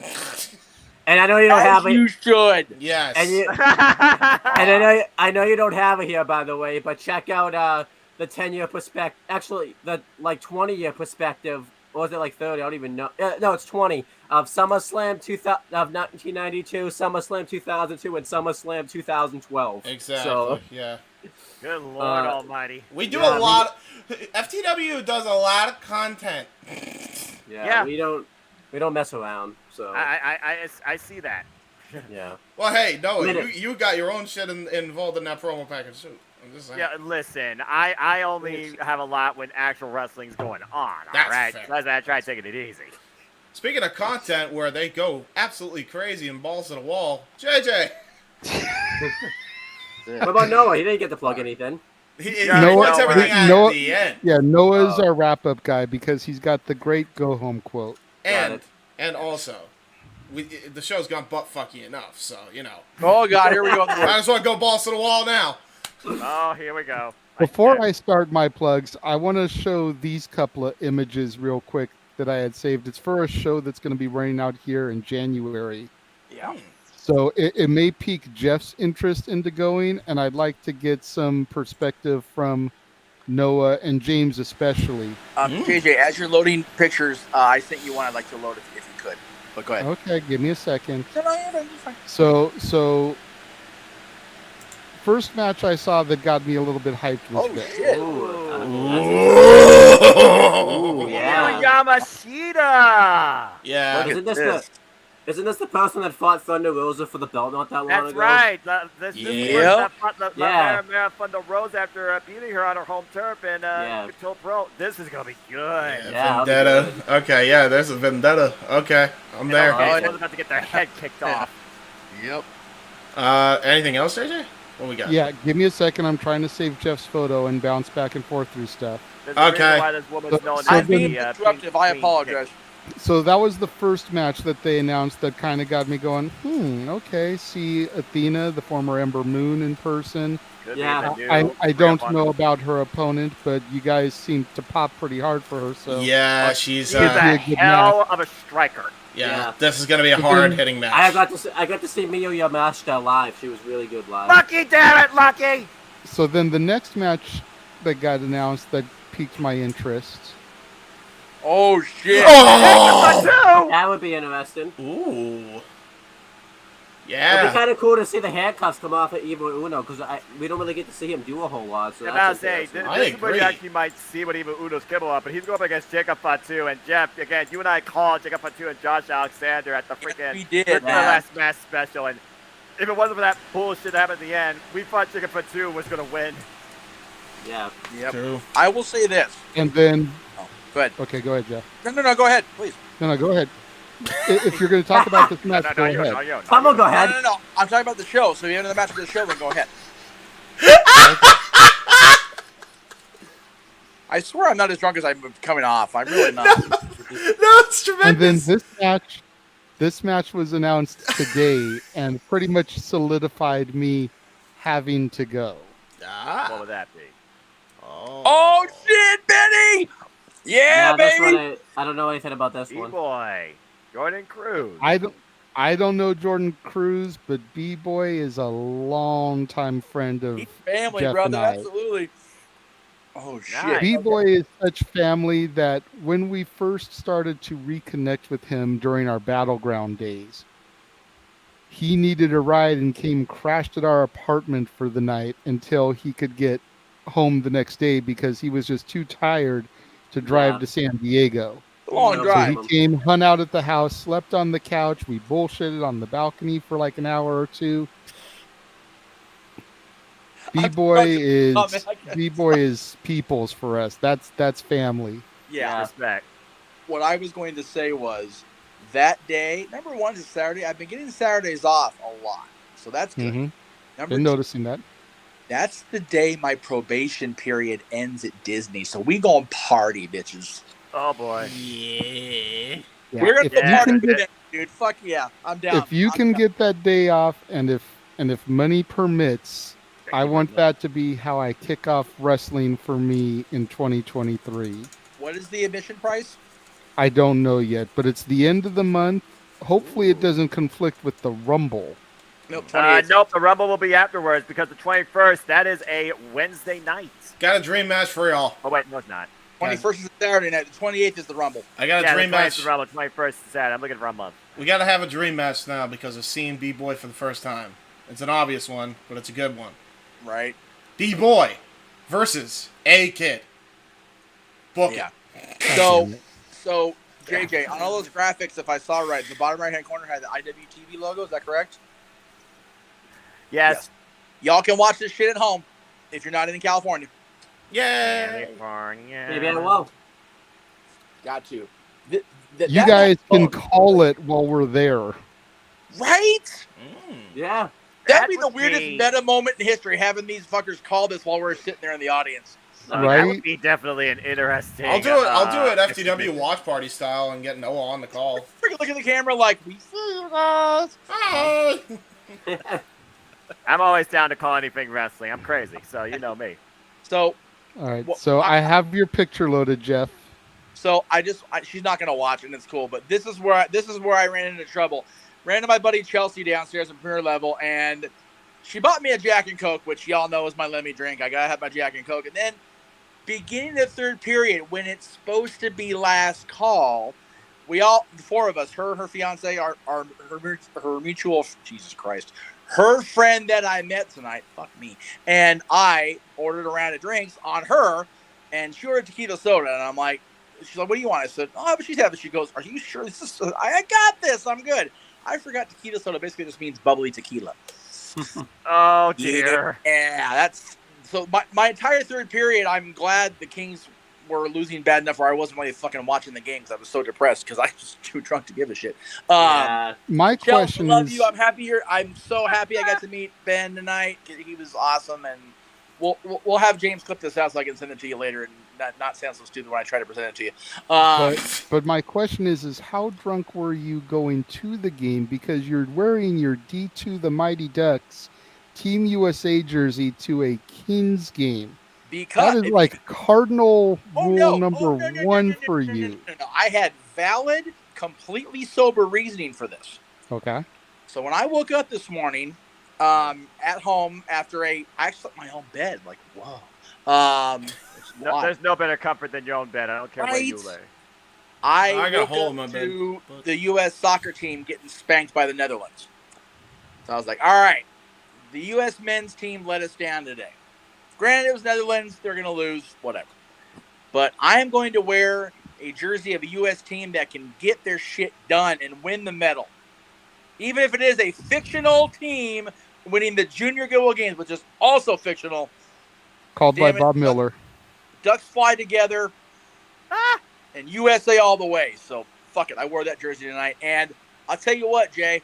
I ran into more Conway jerseys in the D1 uniform than I ever have in those game periods. So there must have been something in the air. There you go.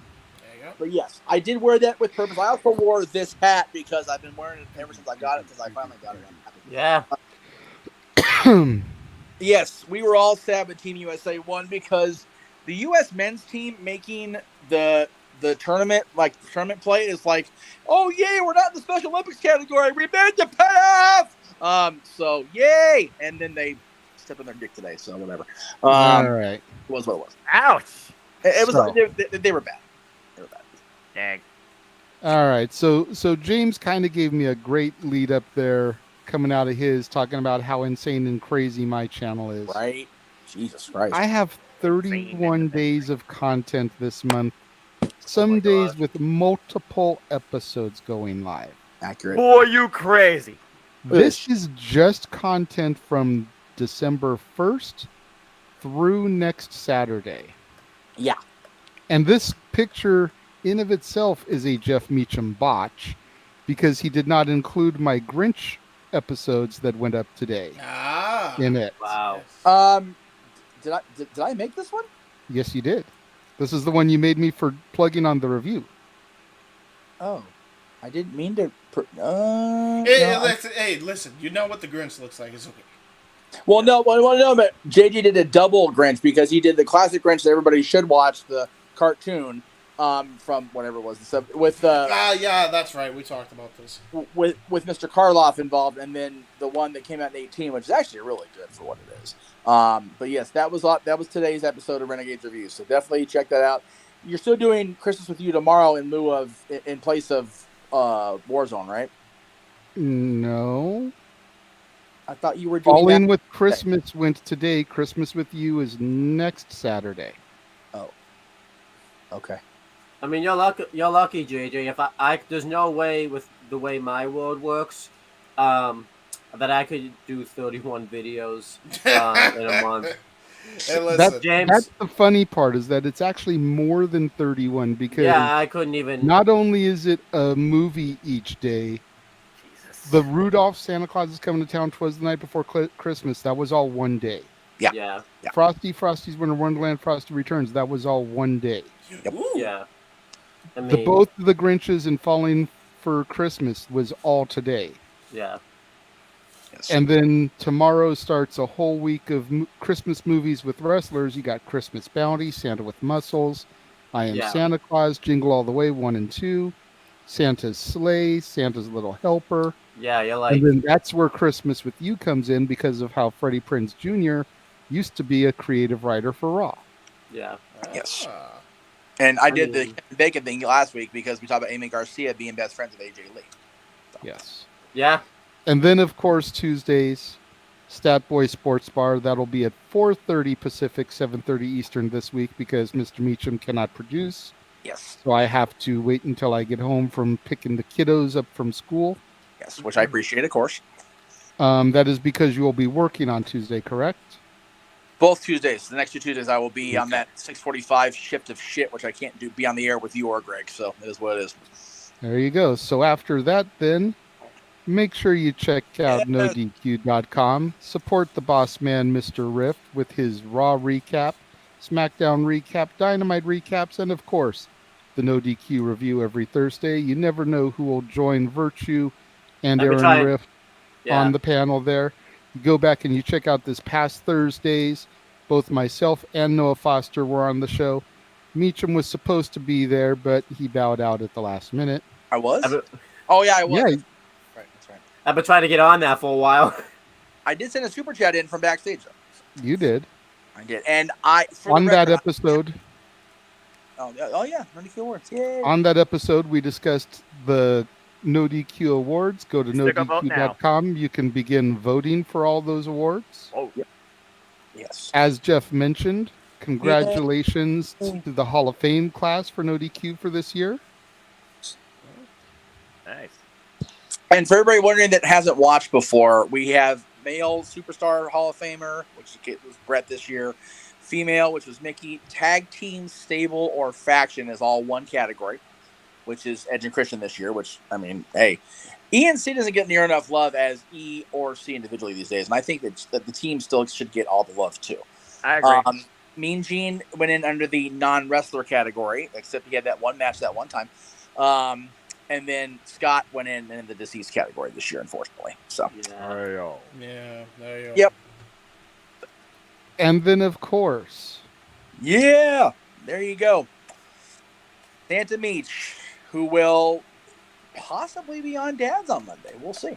Because we are having a hell of a show on Monday. Well, I'm sure you'll talk about that in a second, Jay. But yeah, again, I'm available for bookings. I'm still doing the virtual stuff I've done since pandemic started, but I'm able to do more in-person things in a wider geography zone because trains and buses are a thing in SoCal. So if you're in the area or you have a friend in the area that would like to have Santa come visit, or if you want to do the virtual thing, if you live where the other three of these yahoos live, that's cool too. The phone number I had up there on the other flyer, but it's botching, so I'm glad you put this one up. I appreciate that because the freaking phone just is what it is.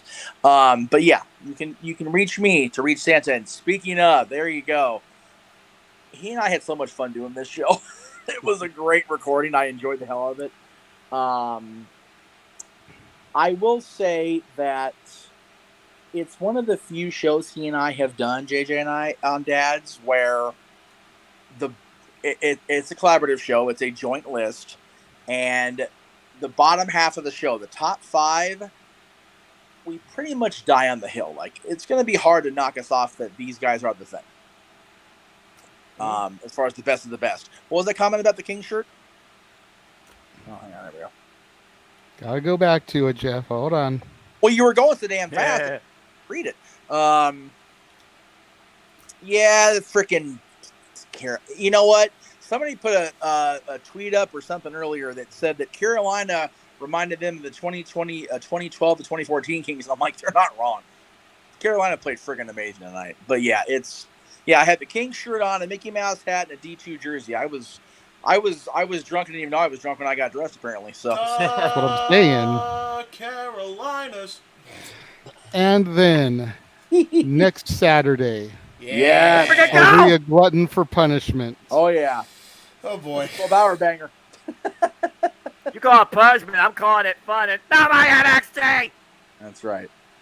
But if we do how we do, and we go an hour before their show is supposed to kick off, we're gonna go on at noon Pacific, y'all.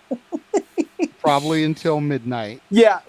That is a Jerry. We talk about Jerry Lewis on the freaking one of the shows we did recently that he and I recorded. We're gonna have a telethon 12-hour show next week. Bring it on!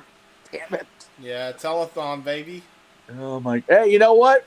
If we get those super chats, it might as well be a telethon. Christ. Yeah. And then while we're shilling, we mentioned it earlier. Oh, damn it! Here it goes. Noah's favorite show of the year, the eve of Christmas Eve special. December 23rd, 8 Pacific, 11 Eastern. It is a Friday, not a Saturday, because Saturday is Christmas Eve. We don't want to take people away from their families on Christmas Eve.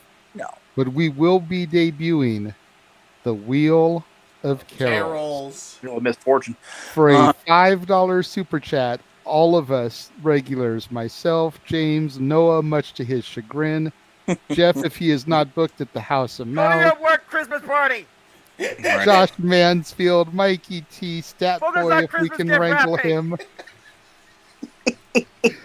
him. All of us will sing those That's your songs. local charity. Stop it! Fuck me! God.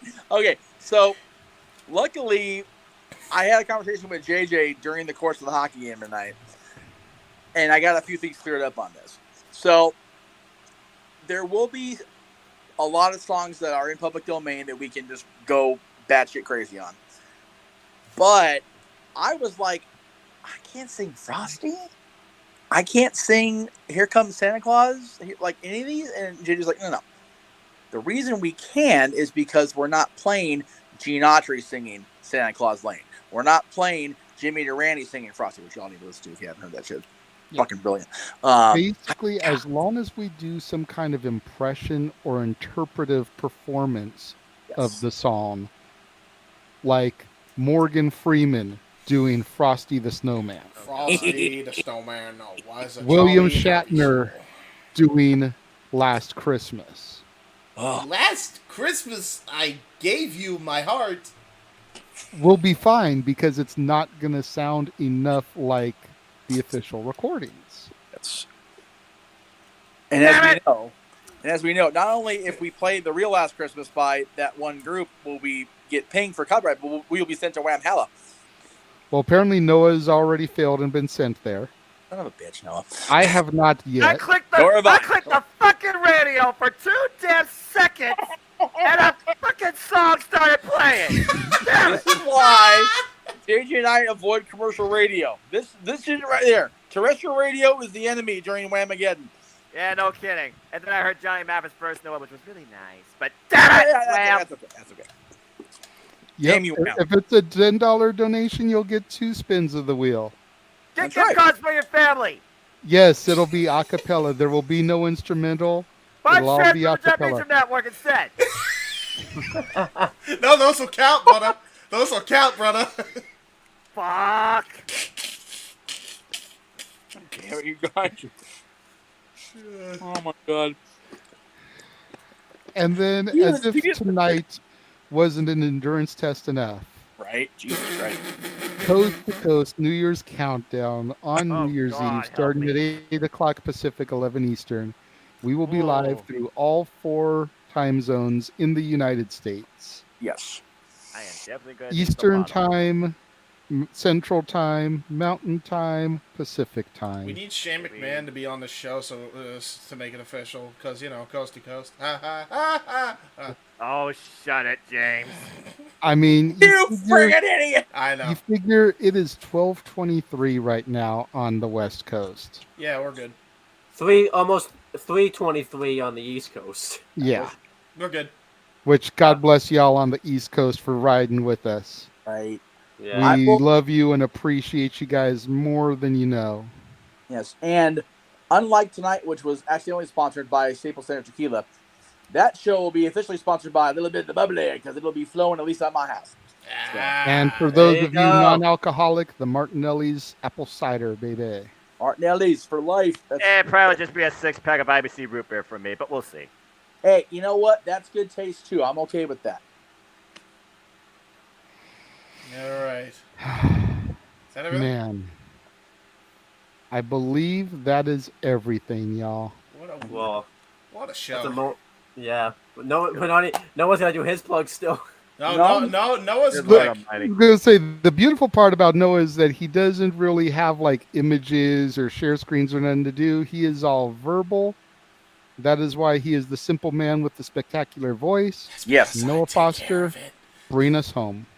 All right, again, Owen, definitely looking forward to hopefully seeing you again on this forum. I hope everybody had a fun time as always. And again, bye-bye NXT! since I've been talking a lot about tonight. But people, you want to know more about me, know this. I am just a simple man, though I am a tired man. But I am also a lifelong fan of professional wrestling, damn it!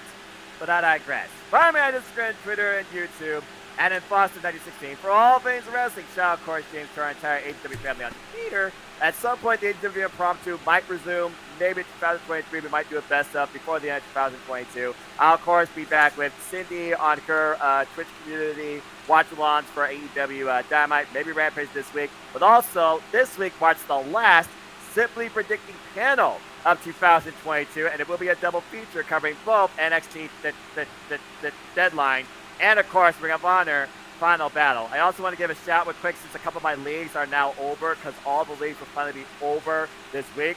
You all are freaking crazy. Thank you to the over 230 of you that participated in the All Elite League. Shout out to Marlo Ramirez and Sean Boley. They were the winners. Second place was Ashley Reynolds, King Kieta, and Charlene Cudia. And Kyle Miller and Greg, you were in third. Great job. As far as the Impact League, Scott Cater, he took that. And don't worry, me and the Super Powerful duo, Jerry of 1,000 Names, will be back to do our Simply Predicted panels exclusively for Impact Wrestling next year, too. Kyle came in second in that, and Joshie came third in that. But, you son of a gun! But anyway, as I always like to conclude, there are no winners, no losers, no bears. There are just fans with opinions, with passion we all share. At the end of the day, folks, support one another, respect each other, protect your mentality, too. It's the holidays, so treasure your family. And just enjoy life and enjoy professional wrestling. It's as simple as that. What is so funny? You didn't catch the little slip. Don't worry He about said it. treasure your families, especially on the 23rd. He really does it. Trying to make sure people don't tune in on that day. Owen, since you're new to this, he really doesn't want to do karaoke. Got it. Yeah. Some man don't sing, some man don't dance. Oh, God. I may watch that live just to see Noah do the karaoke then. Hey, save your money, super chat, and force him. Yes. Focus on taking care of your driver when it's covered in snow. Once again, everybody, thank you so much for riding with us, especially you guys on the East Coast where it is almost 3:30 in the morning. Yeah, man. Thank you all so much. For our special guest, Owen, who joined us today. Owen the Birdman, Finch. For Josh Mansfield and Mikey T, who had to bow out a little bit earlier. For James Hebert, Noah Foster, the man whose name is on the marquee, Jeff motherfucking Meacham. That's me. I am the Renegade JJ Williams. Noah, please don't be a Grinch. Thank you all for watching, everybody, this evening, and we will see you guys next week. Go ride something. Just not a horse in the hotel room. I don't think you can fit that. It's not gonna fit. Oh, I'm off the arc.